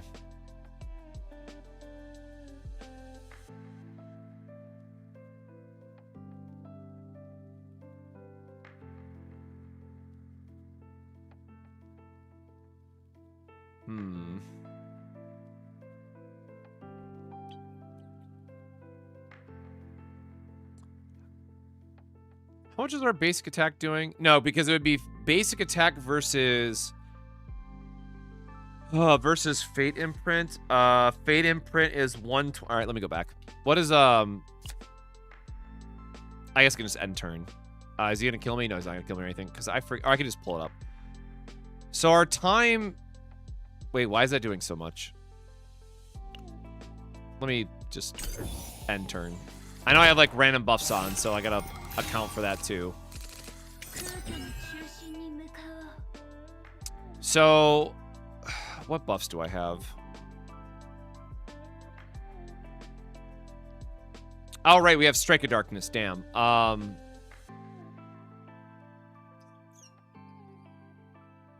Strike of Darkness is kind of goated as hell for this. I'm gonna be so real. Oh, we have 4 stacks of... Let me just restart, I guess. Sorry, so what I'm trying to figure out right now is... So keep in mind, Fate Imprint is like...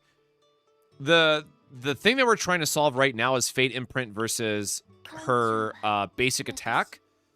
Because Fate Imprint can scale, but it is scaling based on cost, where Fate Imprint... or where Time Acceleration we're always getting for free. Okay, so at base... Does that not still seem insanely high? All right, so 955 base, which would be calculator 950, 120. So this is equivalent to a 7 cost-ish Fate Imprint. Okay, so that is our point of reference. So 7 cost. I'm gonna make a different image here really quickly. Whoop. I'm gonna take a little screenshot so I can equal to 7 cost imprint. Need to check stat percent in game. I think her basic attack unironically might be better because of Ray. That's kind of funny.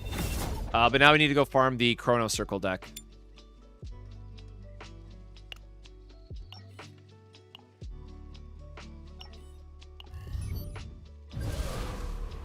And the Fate Imprint deck will be using the Arbor. Let me go down here just to make sure I copy my... make sure I have the right stuff. Yeah, I think she's very fine at E0.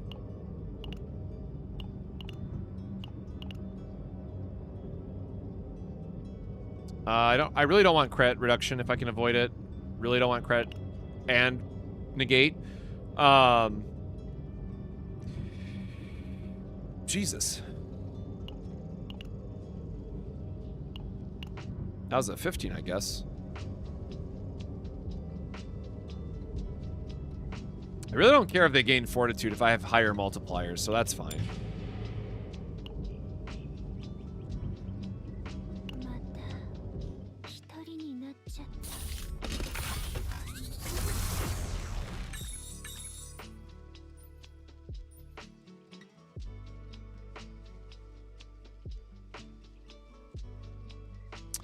Okay, Epiphany, yes. No.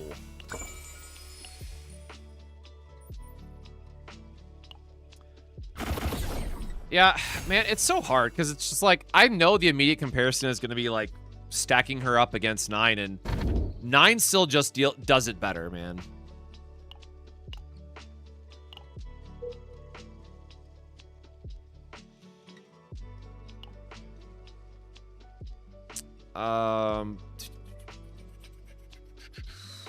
Arenas are on the bottom, so I guess, does this cross over? This does cross over, or no, we want to force a early Epiphany if we can. So we do want to go bottom. Well, I would say, I think Typhara and Narja are definitely, like, equivalent. I think those were by far the all-stars, as it were.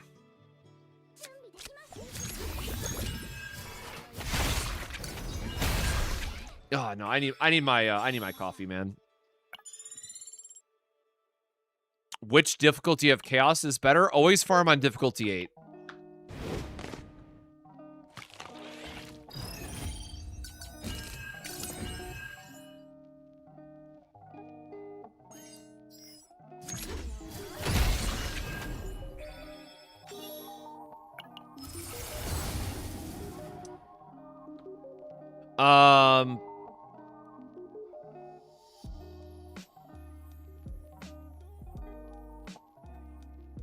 God, I've been wanting to test this one too.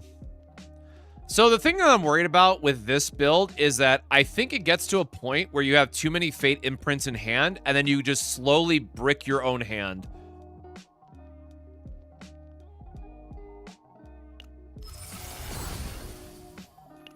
I did want to see if this one stacks over multiple turns. Was like on my checklist as well.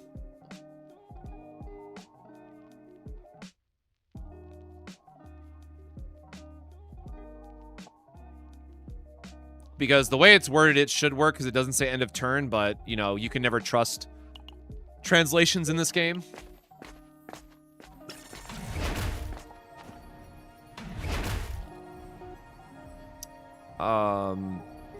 In this build, we do want to remove her basics, though, so we do want to take the removal options.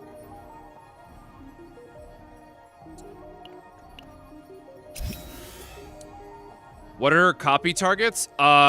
It really depends on the build. Chrono Circle, Future Decreed, and Time Axis are all worth copying depending on what you want to do with her. I will have a video out later today, and I did post my day one infographic on Twitter and in the Discord.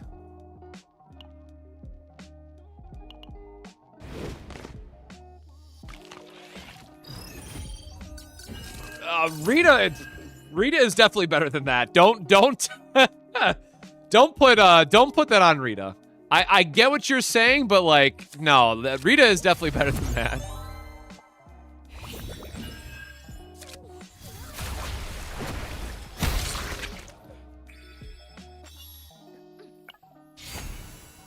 Like I said earlier during the stream, I think Rita is very okay, but I also think everyone will agree that Rita is the worst character of this season.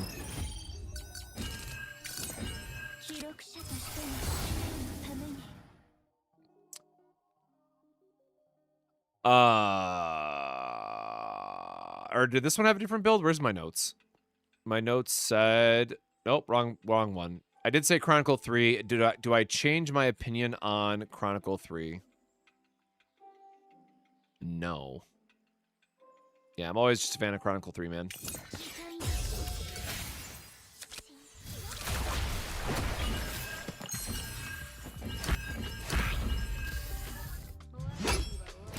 Would Rita, Felipe, and Nia be a viable team? I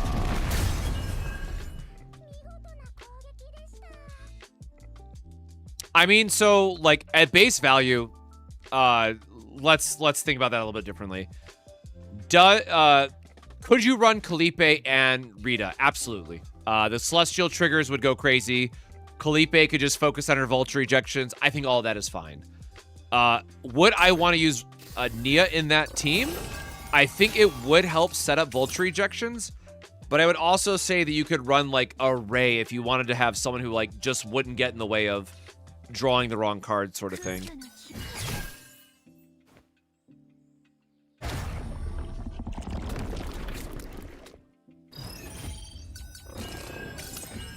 I will say that's like the hardest thing about this game, man, is like there's so many different things to always consider and build that it's gonna be impossible for me to cover everything in my Rita video.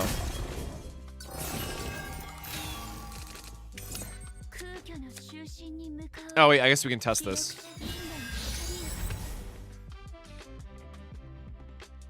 Oh my god, right, she gets to cast that for free, you fucking idiot. Oh my god, I forgot. I keep forgetting it's all of her unique cards that get the free AP, man. Every time. Literally every time.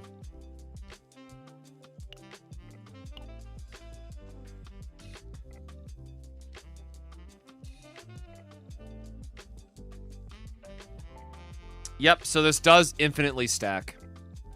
Damn, bro.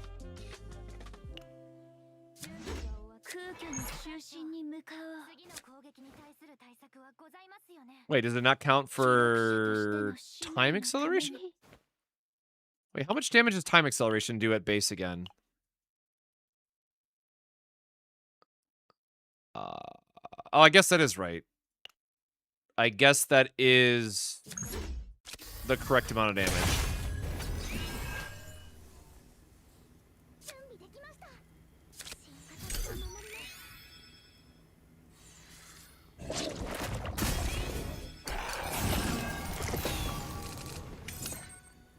Yeah, this, where's her stack icon? Like, why could she not get a special symbol for that? There's so many symbols, man. Holy shit. What do the symbols mean? Yeah, then you could just get, like, a random free damage nuke like this, man. That's... Yeah, it's, interesting problem.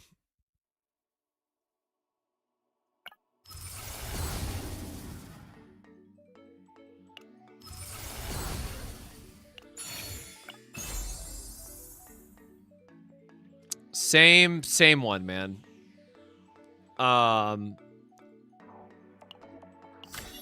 So this one we do want Millennium Arbor. I do need to remind myself that this is the Millennium Arbor build that we're shooting for.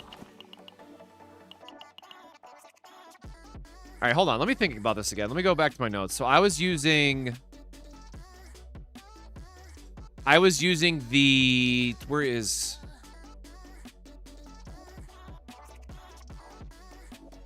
So we are looking at a...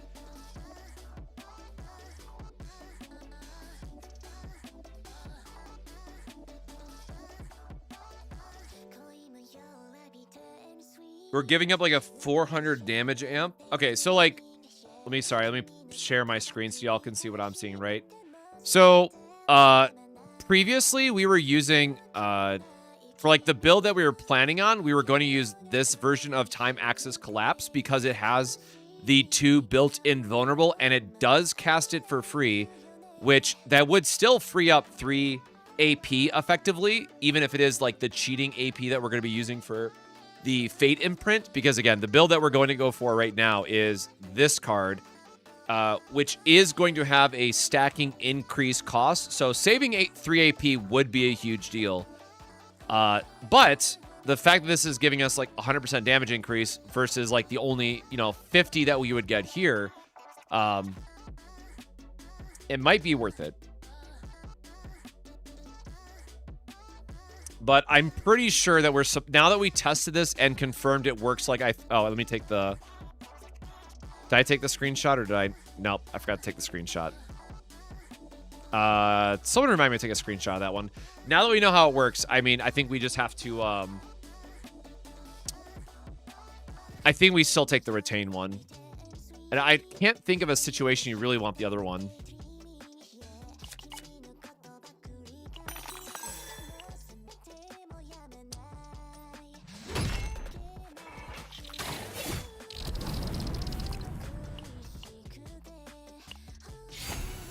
Not the one that we wanted. First impressions is that Rita is fine, but she is the worst seasonal character. But again, I wouldn't, like, overly read into that.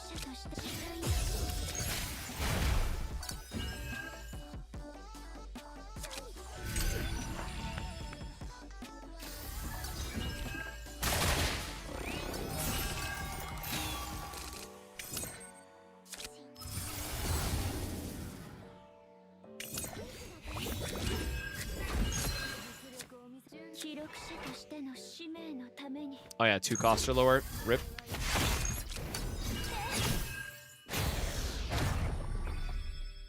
Oh yeah, right. People are gonna eat me alive if I say that.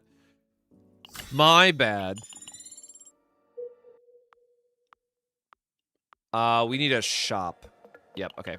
So again, we gotta try to hunt for Millennium Arbor.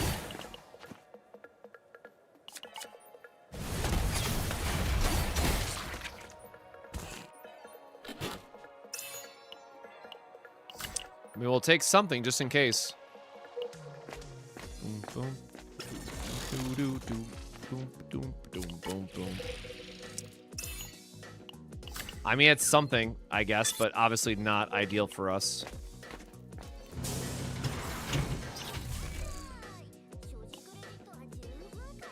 I guess we'll hold off on the money really quickly. Yep.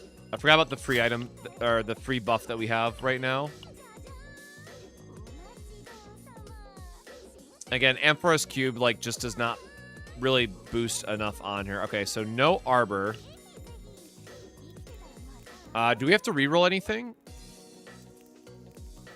I mean, I guess I technically need to reroll her Collapse, but I need to... I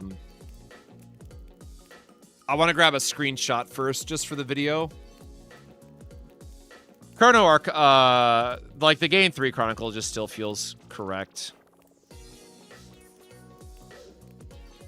Like, it's just so nice for smoothing out your turns and making sure you're always at 6.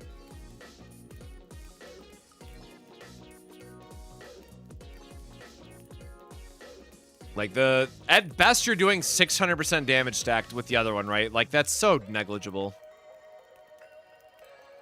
Where is my screen again? So is Rita a must pull? Nah. I am probably gonna get eaten alive for my video, but whatever. Remove card before I forget.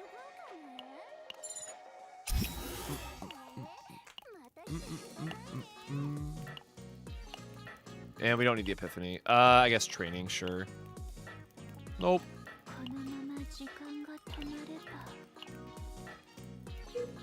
Yeah, again, I think she's a very fine character, but she is certainly no Typhera or 9.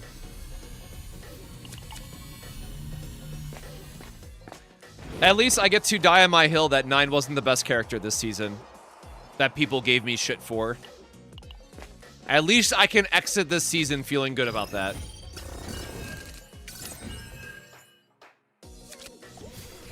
I will take my small victories where I can.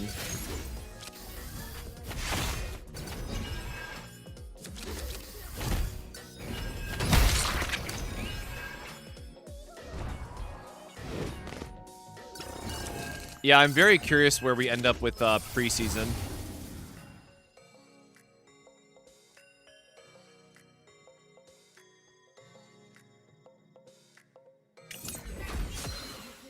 I want none of those. Rest in peace, time collapse, getting exhausted. Oh, I should have used time. I should have used it just for the ability.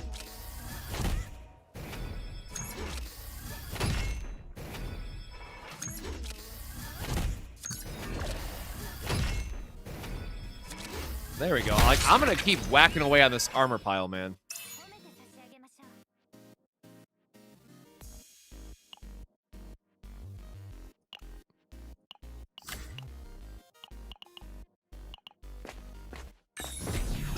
Yeah, Rita is definitely very tame, all things considered.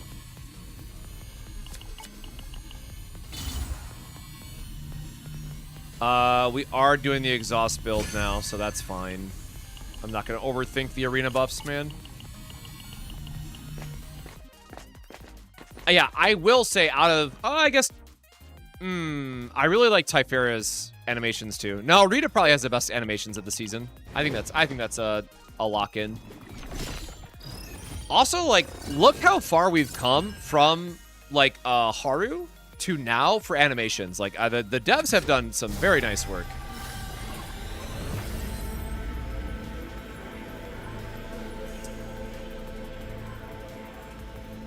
This game hates me, man.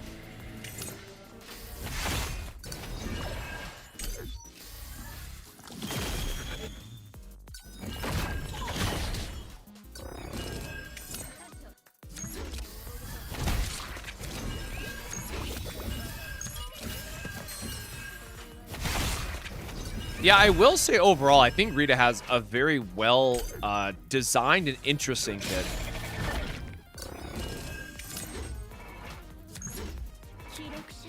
Now I can grab my screenshot now. I'll just do it.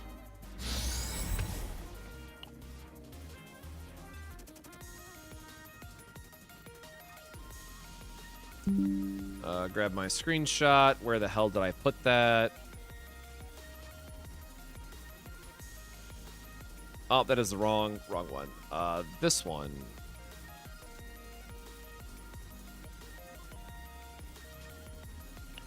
Okay. Chrono Circle. So yeah, like this is the one that we're gonna be putting a lot of what the why is that doing so much for a 2 cost?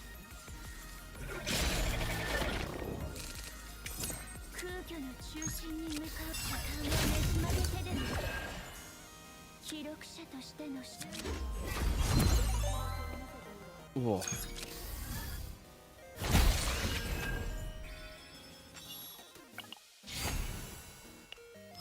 And now we just got to find the divine event. I think I was gonna use the upgrade one. I really wish I would have got a like getting a divine on this would be sick. But Future Decreed allows you to loop the cards immediately, but I think you always want the extra 300% damage if you're trying to maximize this, which I'm pretty sure is what I picked in my... Yes. It's also deck thinning, which is the important part.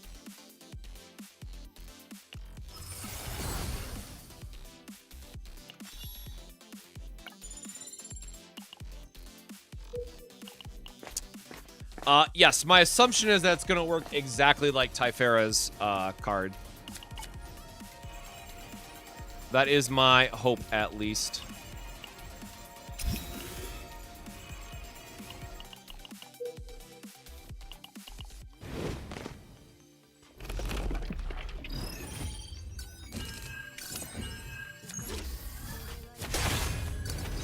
I guess I should have looped that first, but whatever. Because all things considered, like a 300% damage is not really a lot, but if we loop it multiple times in a turn, I mean, probably. Damn it, I did not want that to upgrade without hitting a divine. Fuck.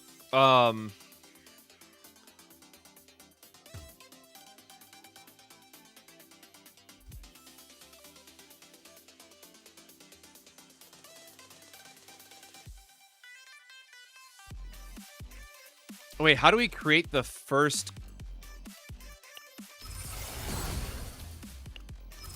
Hold on. Sure. Pick that for whatever.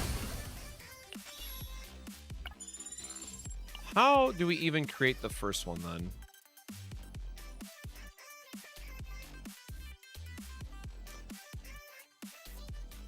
Select and exhaust 1 exhaust cards from all cards.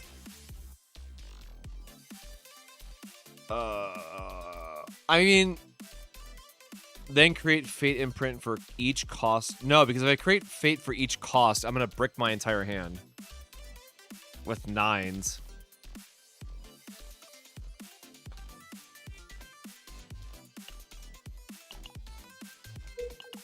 Hold on. What was the other one I was gonna use? Oh yeah, I think it just has to be the create 3.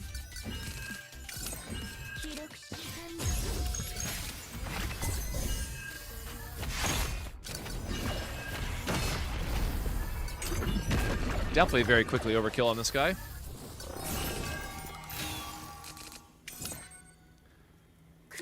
Yeah, but the thing is, like, I'm trying to do this as a solo self build for her.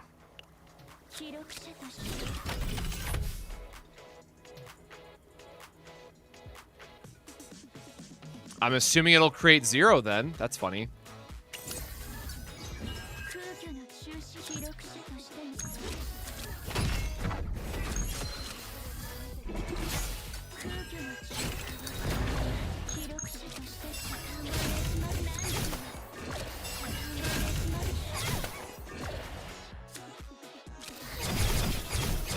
Oh, I forgot to check what the damage amount was of that one. Oh, wait, no, because we'd have to still create another... Oh, that's a headache to think about. No, I'm going to stick with the one that I said I was going to build from the start and just go from there. So, like, obviously the synergy there is with 9, right? But, there's also likely to be other neutral cards. Obviously, there's ones in this season, I mean next season, that could work with that. But I think for right now, it's like a, hey, we want this to work for this season.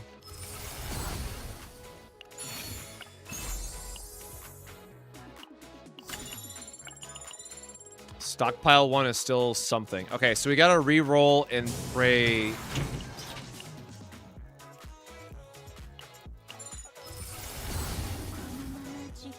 Good enough.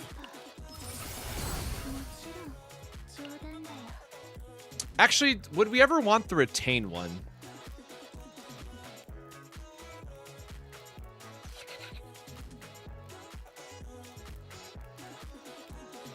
Oh no, because that'd brick our hand if we try to do like multiple of the retain. That would not work. No, we're gonna stick with this train of thought and we're gonna test it.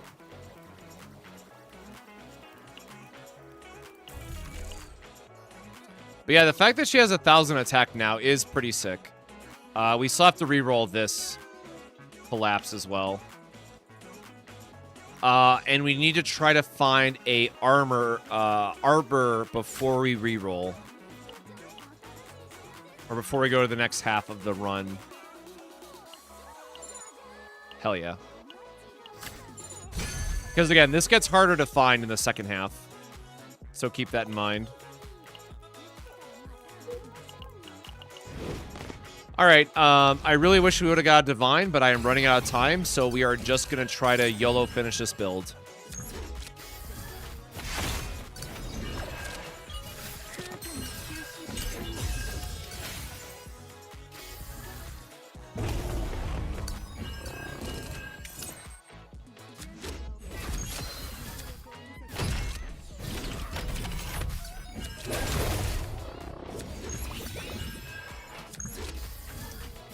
Attacker, 32% crit damage. I do not have an honest answer to that, like off the top of my head. I have not run damage calculations to know that answer to that, just off the cuff.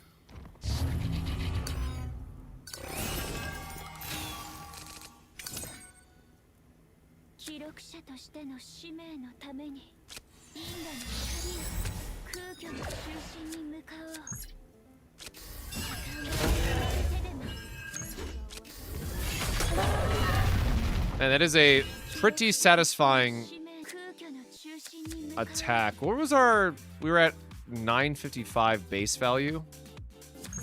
Oh, shit, I didn't... Oh, wrong button. Didn't even realize we had that in our hand, but that's fine.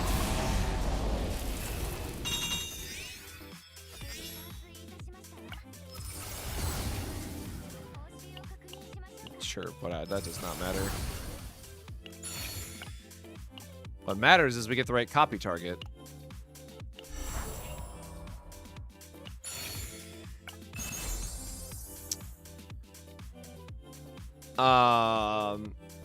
I mean, we can't ever give up the vulnerable since we're like actively going to be spamming for the vulnerable, but that is tempting.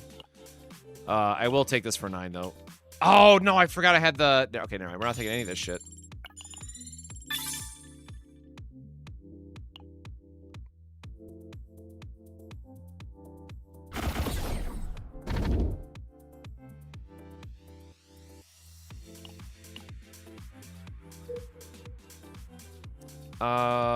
Are we gonna have... that's right, we didn't roll divine, so I guess we can just jam this out and, Oh, we should go to a campfire for meditation. I keep forgetting about that.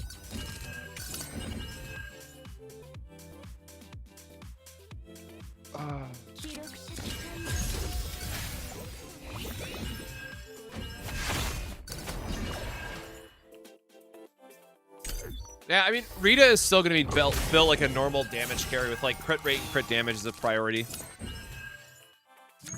She is ultimately just a different flavor of 9.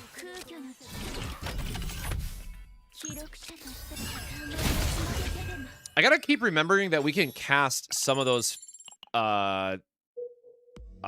gears for free every turn. But yeah, we're really going to need a divine draw on that pretty bad.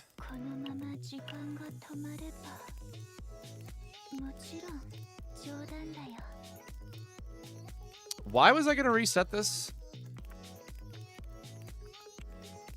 Oh, we want the retain one.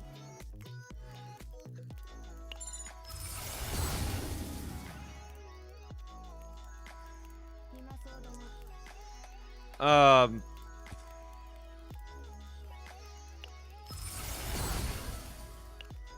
still take that over the other one, I guess. We'll just try to re-roll it during the next one.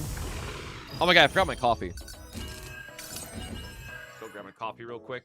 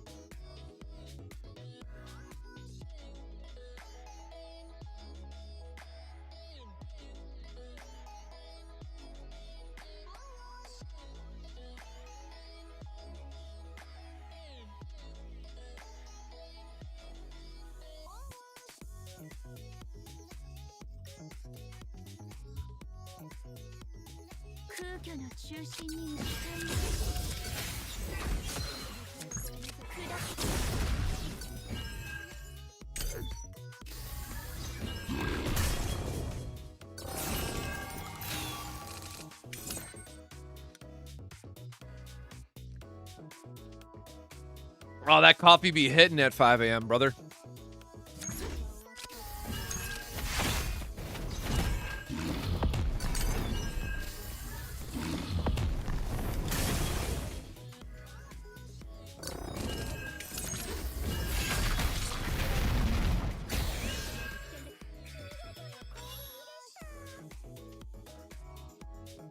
But yeah, the real play of unlocking the most amount of power out of Rita's kit is trying to figure out how you can stack your damage stack your cost of cards 1 through 9, and then go into like a super giga burst turn with her ego skill. But the thing is, like, that takes way too long to charge up compared to just literally anything else in the game. So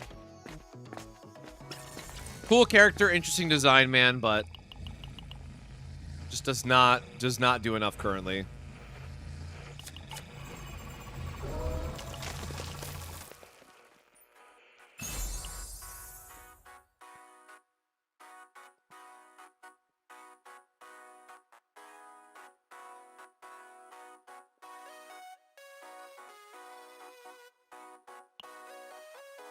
If we cast like double fate, yeah, like this is always, yeah, sure. I don't think that stockpile matters for like what we're gonna be doing, but sure.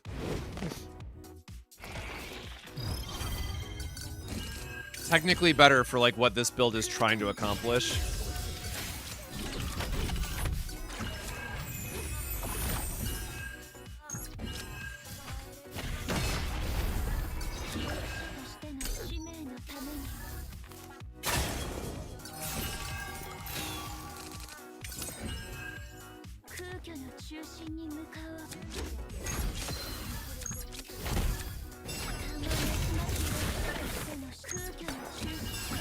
God, I just love that animation so much, man. Like, if there's any reason why I play a lot of Rita in the future, it's just for that damn animation. It's got to be one of my favorite in the entire game now.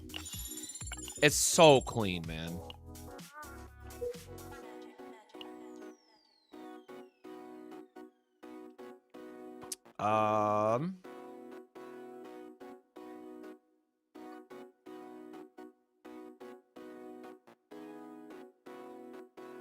Oh, we missed it. I'm so stupid.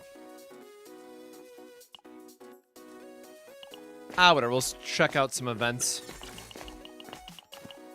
Yeah, the attack animation specifically of her Fate Imprint ability is so sick.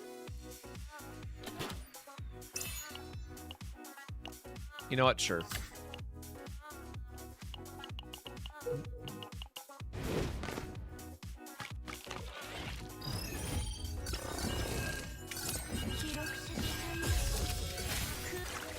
I will get to test this at some point. Clearly not during this run, though.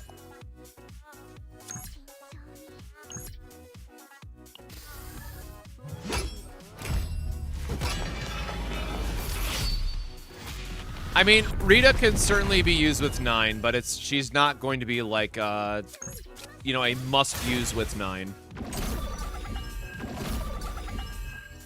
Rita does not add anything to 9 is probably the better way to say it.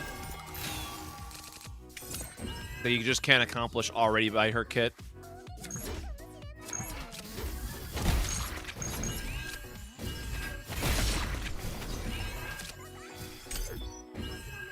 I didn't realize we already had 2 of the Ascension.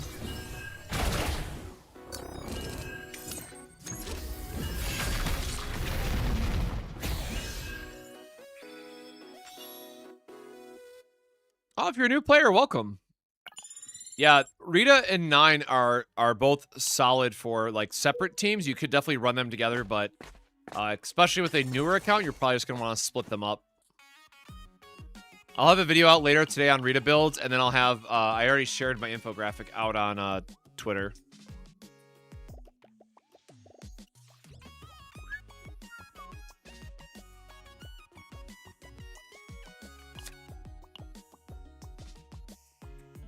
On retain or exhaust.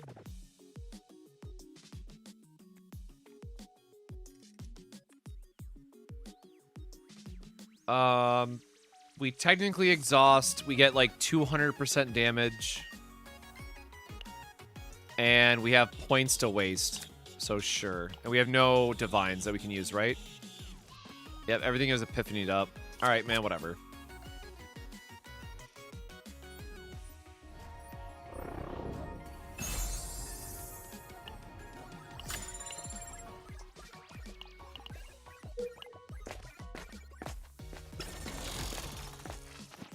Yeah, like, the thing that I always get stuck on that I'm going back to is that nothing in her kit jumps out as like, oh my god, this is it. This is why you really want to have Rita for X, Y, or Z. She has cool damage, man, but, like, that's it. Nothing else in her kit gains shield otherwise, right? Oh, sure, whatever.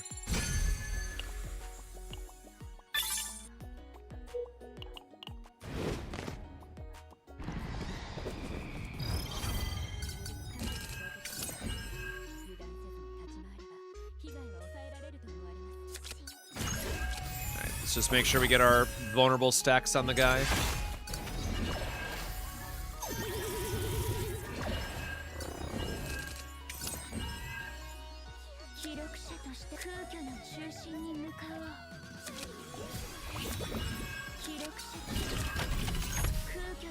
This will be fun. I actually get to see the change effect.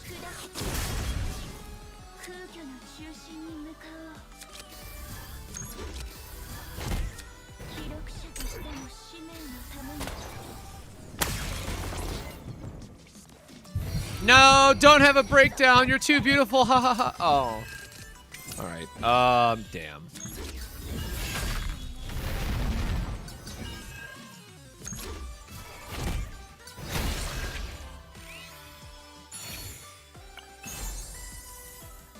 How have I never taken this, man?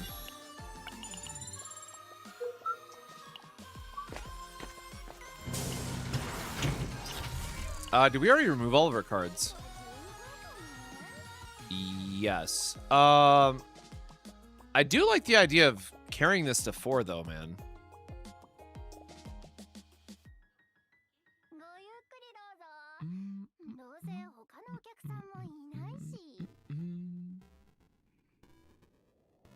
Where is my cheat sheet?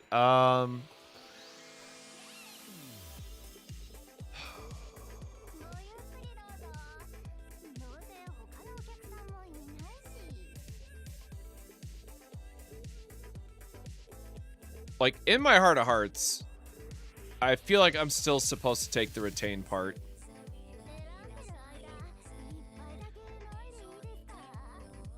Because, like, getting to star 2 vulnerable just feels like it's going to be better.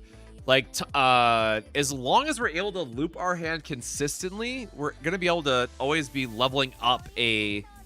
we're always going to be leveling up one of them.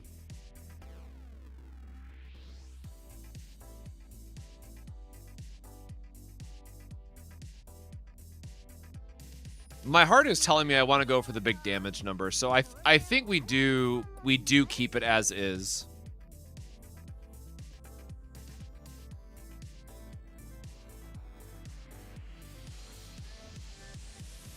Yeah, I'm gonna keep it as is, but I am gonna try to high roll one of these into. Oh no! No! Oh, I thought that was the. Oh my god! I thought that was the.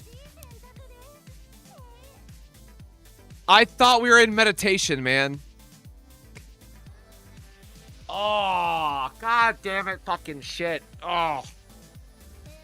God damn. All right. What time is Star Savior releasing? 2 a.m. tomorrow. All right, I need to... Oh my god. I'm so upset at that.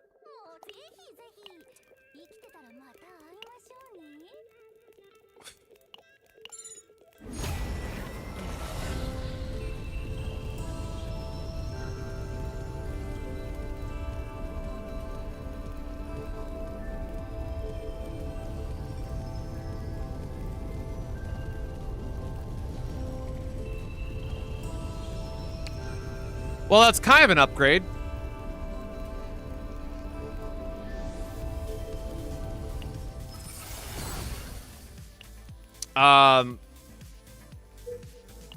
Well, if we can get the copy event, I'm okay. Oh god. Yeah, for those that don't know, it is like 5 a.m. my time. I've been up since yesterday, so I'm trying to power through this so I can get a video done before I gotta go to work. Yeah, brother, we love the deer. All my homies love that deer.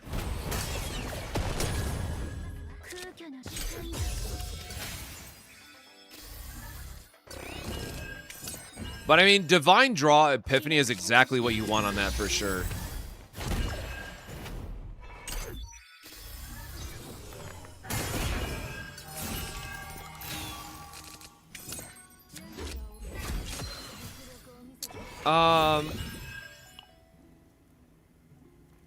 Do we discard it already? Why isn't it in the discard pile? Alright, whatever. No, let's just keep going. I'm assuming the 300% damage part can crit, but, like, I haven't gotten that yet. And we also got the copy event during the last run, so I'm not feeling good about our choices. Let's just take the money. Hey, Shadow. I mean, she's all right. Like her attack animations are for sure the best part about her.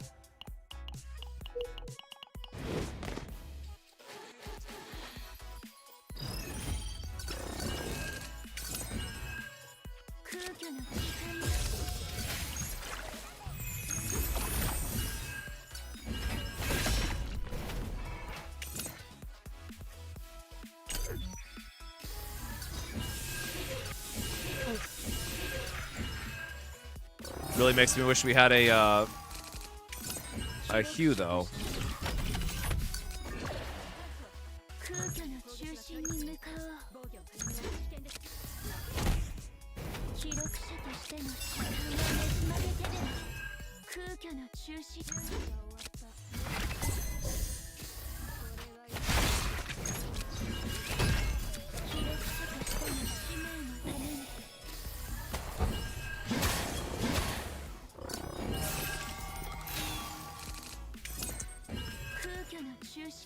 Yeah, this is like the most interesting point of like, we want to sandbag this in our hand until we draw other fate imprints so we can continuously ramp it up. Thank you for critting.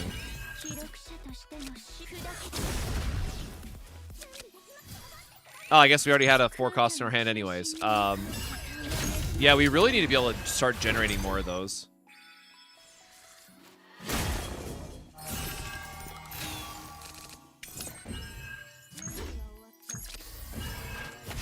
No, not even the Great Rift, just trying to get my video out before I have to go to work. I think she has like 2 please be the copy event. Oh, oh wait, no. Wait, yes? No. Yes. Wait, what does this one do again?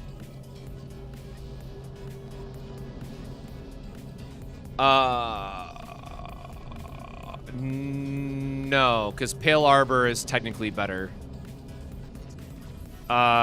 Well, cool. Do we have enough points, though?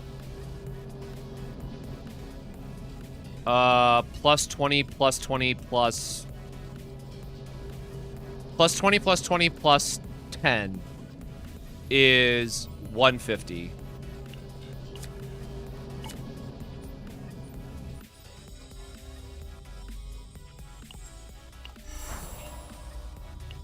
All right, well, this went from, like, happy little accident to, like, we got super fucking lucky.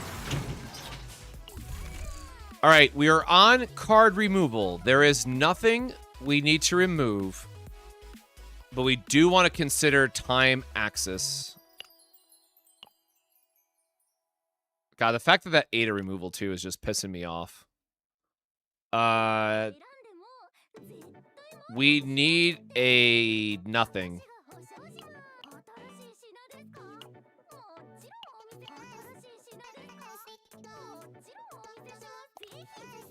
We can try to high roll a meditation into a divine. No. We want to re-roll this to our vulnerable.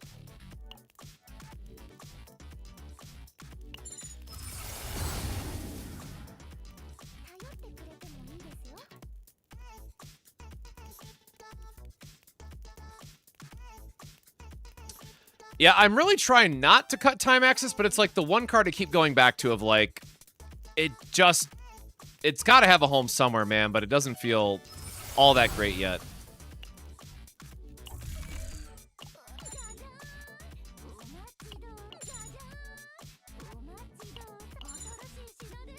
All right, whatever.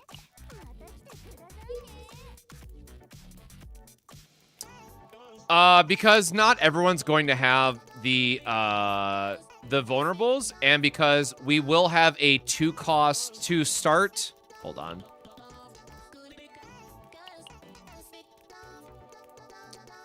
Because this will always start on 2 as well.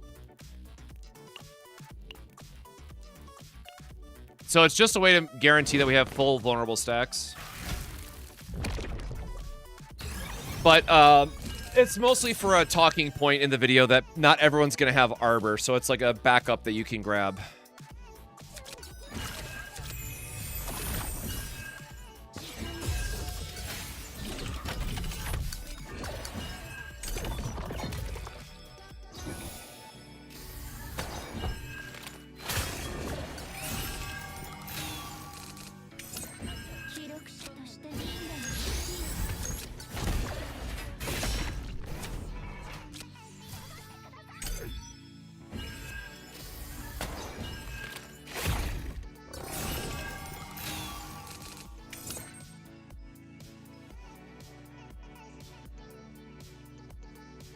Yeah, I have the change to 4 in my current build. But I also wanted to test this one just to see how it works. Or the image that I put out has the change to 4.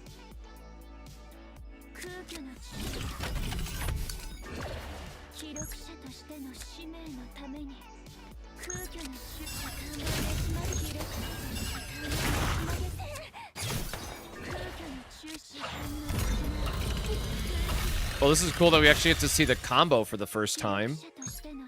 Damn!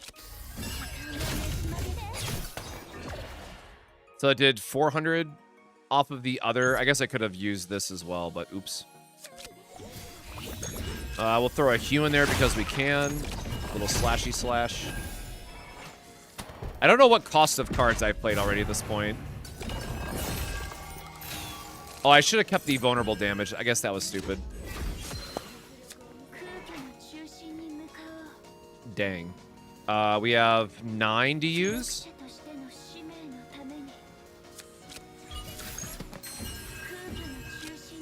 Just gonna do it this way for the memes. So 15. Oh, we actually. Well, how does that make sense? Wait, hold on. Increased damage amount of each cost of cards activated this battle. We have not activated a 9 cost. Okay. The wording between this card and the fucking wording between Time Flux is not processing in my brain. On my poor little sleep-deprived brain, man.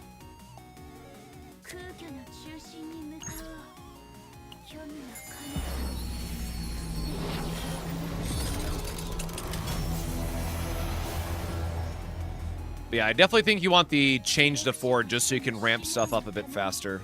So, yeah, 36. 11,000's something. Get some sleep. Unfortunately, that can't happen. I got videos to do. I got work, and then I'm going to work on, Man, I probably should just... I was thinking of changing it for the video, but I probably should have just kept it in general anyways, but whatever. That's on me. We have 10 points left, right?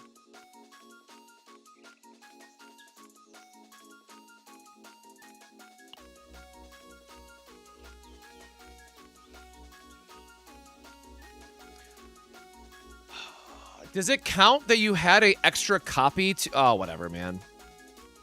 I'm over it.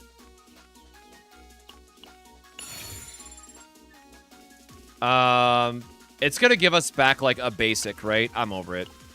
Whatever.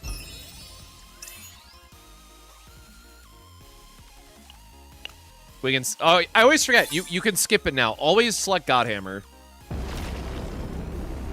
Alright, let's see how bad this build got screwed up.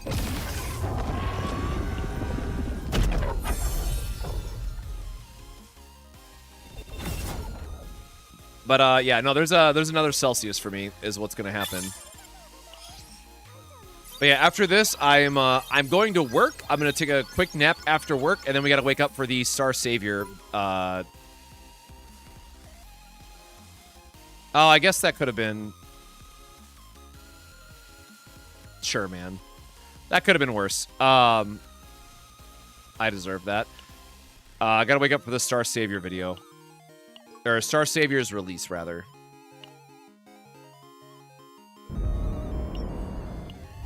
Alright, let me... Back to you. Do this.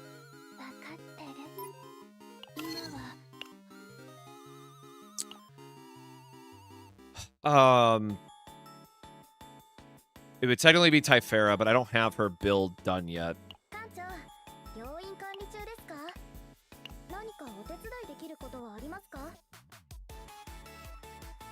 I guess it's like close enough to being done.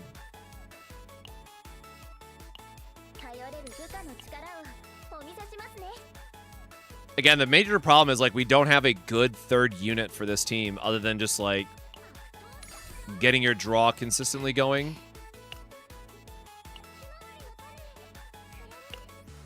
Let's try this really quick. Again, only having 2 of the only having 2 of the cycler or the creators is gonna be a little no bueno for us, but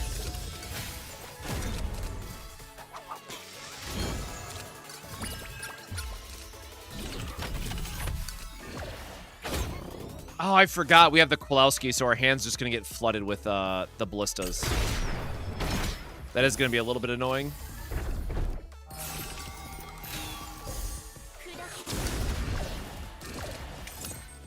Damn, that did more damage than I was expecting. Pendant, Kowalski, burn. Gotta use our creation.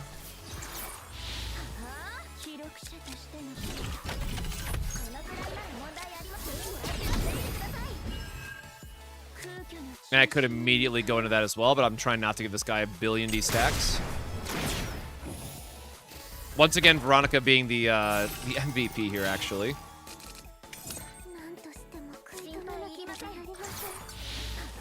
Still just too many cards here. Oh, damn, he's gonna cycle. Probably unfortunate timing.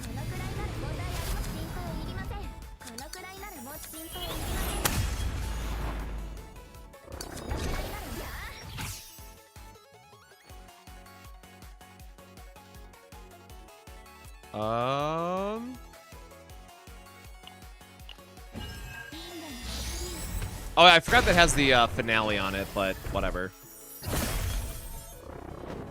We should be able to live through a turn.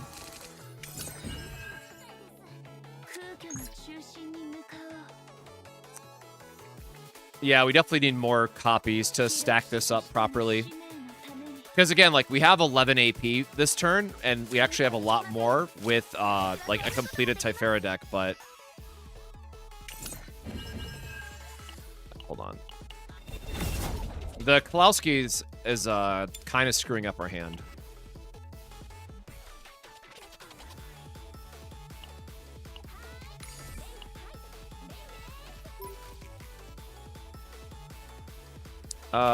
Yeah, that's fine. Try to just go to like a 0 cost, or what's her other deck I have saved? Nope. Let's try this instead. Raspo, welcome to the show. You doing well? Happy Rita Day.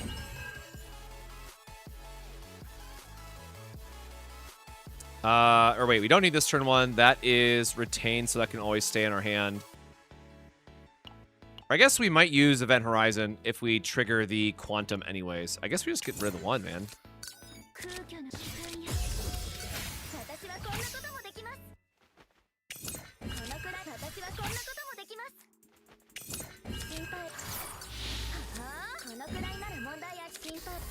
Okay.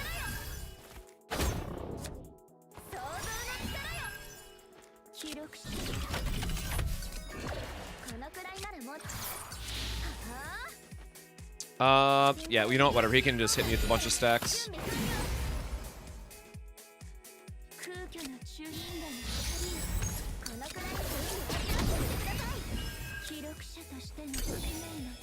Or why'd they go down 0 cost?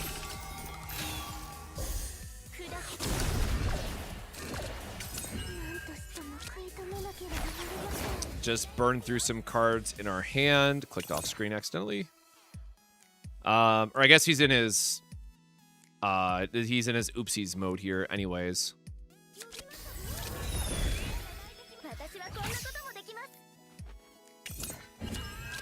This.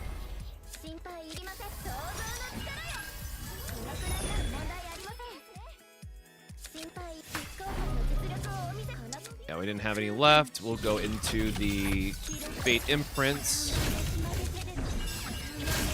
Make another circle.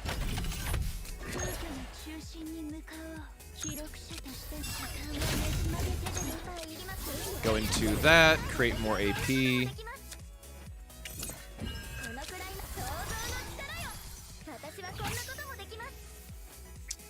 Square again. Oh, actually, we did draw the time. Holy shit, this is actually... Okay, we are going to get the full combo then. That's kind of disgusting. Oh, that didn't upgrade, though, for... I forgot we have to draw our upgrade still. So it is AP neutral +1,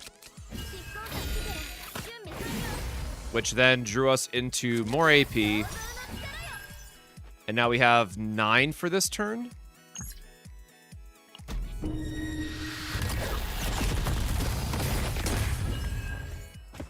That gives us 11, which is 5 plus 6 plus the 3 at the end. We don't have her ego skill. It's only doing 26. Did that say 9,000? I don't remember how many attempts I've done at this point now, but hold on, just in case this accidentally crits.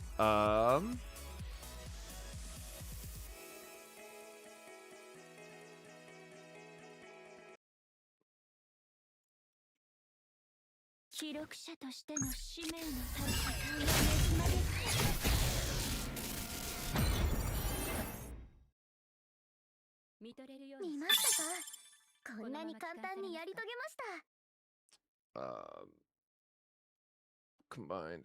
Okay. I did not even see the final damage hit on that one. Video back up. Trying to make sure I recorded that just for a quick clip. But I think her basic attack spam did more damage, right? So it crit for 7,000, and then the follow-up attack did another 400.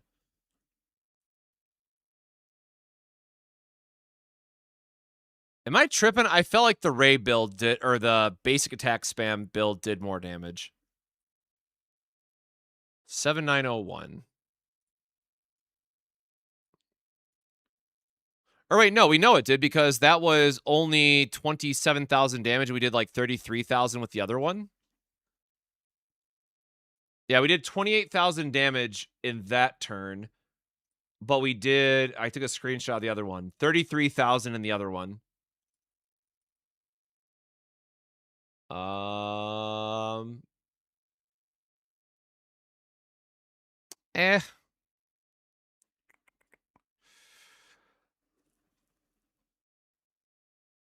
Let's see if we can...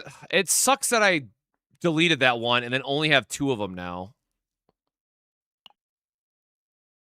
Because, like, I need to loop this until I get... I need something with higher health.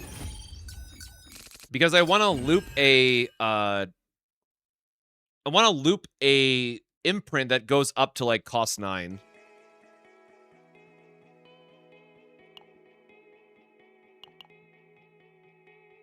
I have too many retained cards, man.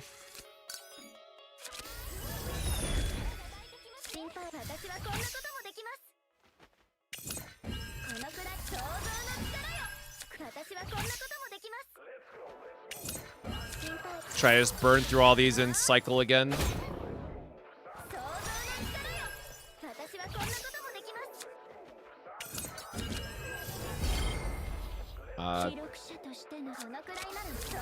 Agreed. Approximately infinite AP as always. Which I guess we do have the stockpile, so we go up to 9. Which is nuts.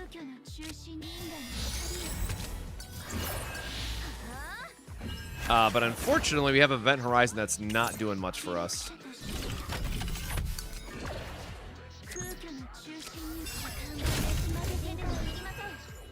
What are our last 2 cards? We have like one more chrono. I mean, sure, we want to cast the last Chrono Circle anyways. Do this.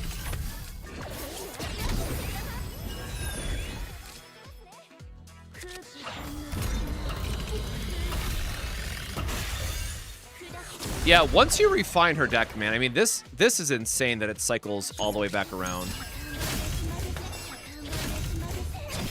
Oh, I'm gonna kill him too fast again. Damn.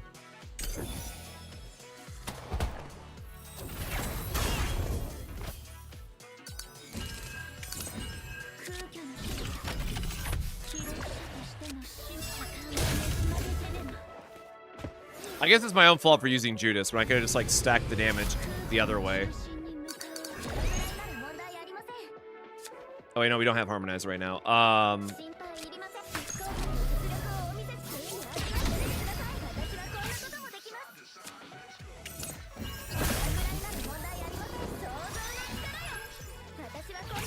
So this is like the just cycling through the turns that you would normally do with Typhara.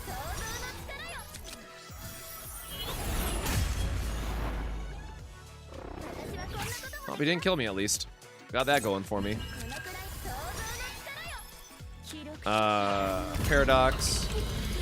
Definitely understand why it's a unique card. Get our vulnerable stacks again.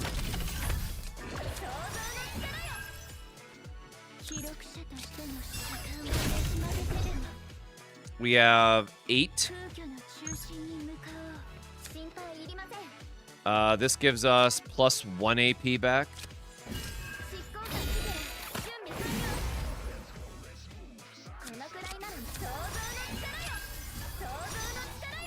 So, like, here's the problem, right? We just used a buff that is going to increase the damage, but we want to always cast multiple Fate Imprints in the same turn. There's, like, no way around that. So, even, like, all this cool stuff that Typhara is doing for Rita to make this possible, it still is not giving us the full damage potential that it could if this was 9, or just literally anybody else in that regard. That is, like, a one-hit wonder for attacks. So this does bum me out a little bit. We could take this, like, up to... We have 10. I guess we could do one with all to go all the way up. But I'm worried that he's gonna die. Oh, yeah, he's definitely dying.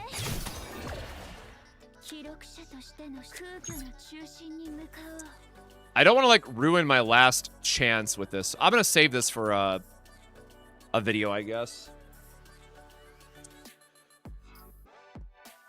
Because, yeah, like, we could reasonably get this up to 8 or 9 with Typhara. So it's just like, if you don't have Typhara, man, I wouldn't even bother pulling on Rita. Like, you're just missing so much.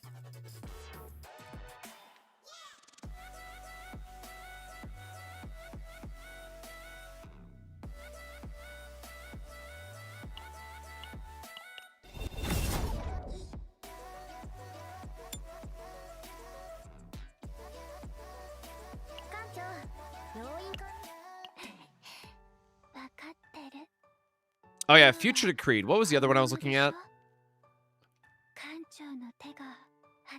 Oh,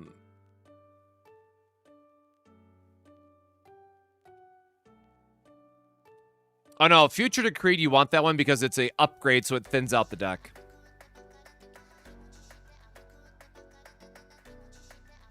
Maybe Nebula Distortion better for testing. Also true. Yeah, I think she's just very fine. Very, it is what it is, you know what I'm saying?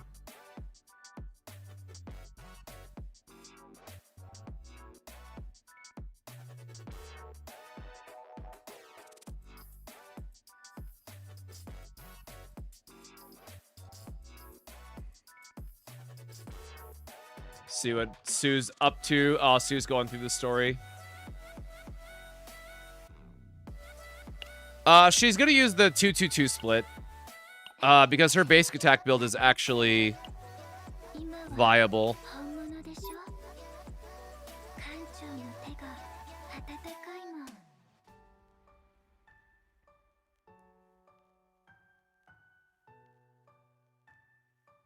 Yeah, I think both of these are fine. I think these are like the 2 cores of her deck. And then you do whatever you want for the third one.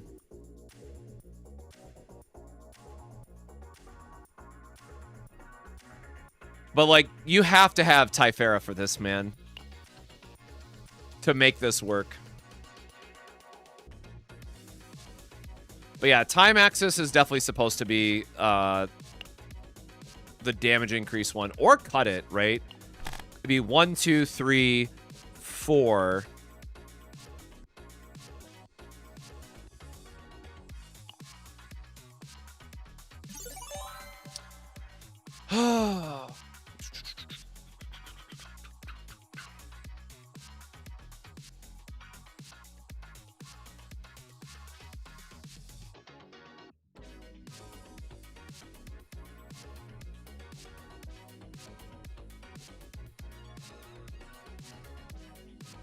Like, we just don't...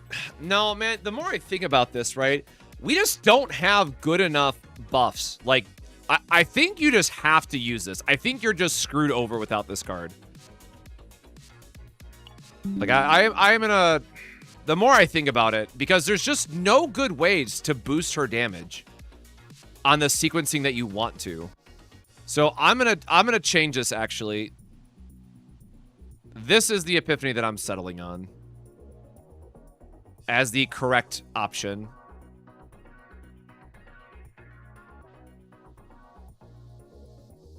And maybe I'm going, or I guess let me pull up my, so y'all can see what I'm seeing.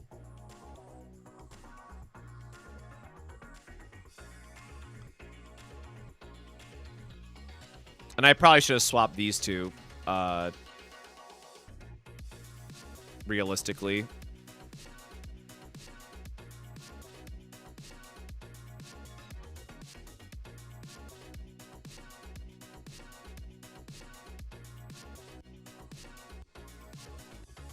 And I'll put together like a little showcase of each of these coming together.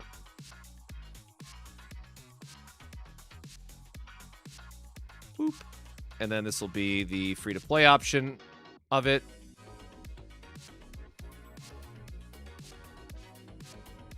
But yeah, I would recommend these kind of these core builds for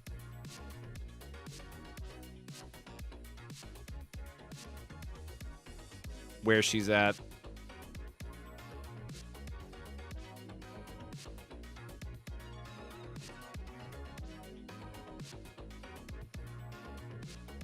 I guess I'll zoom in a little bit so people can see it. Take your screenshots if you want. This will be the video that I'm working on. I'm just going to throw my coffee away, but I'm going to go try to work on the video and jam that out in like 2 hours.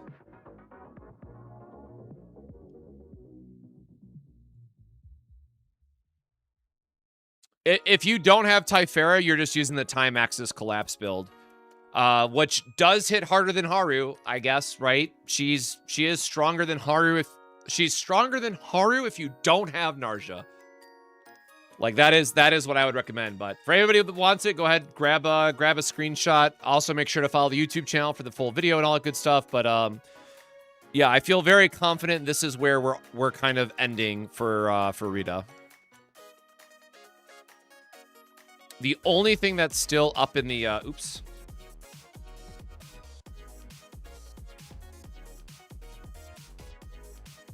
The only other thing is if you're going for the support build, that's like the last option out of all of these.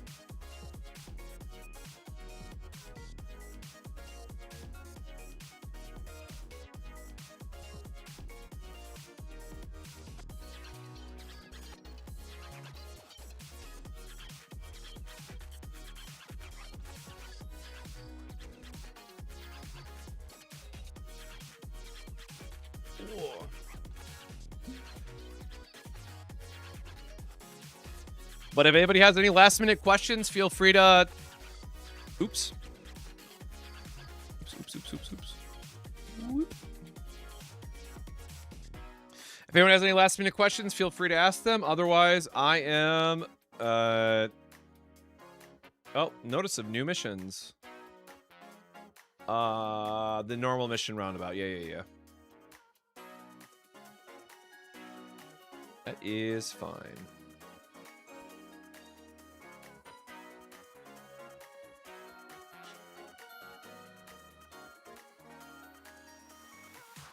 Make sure this is set up.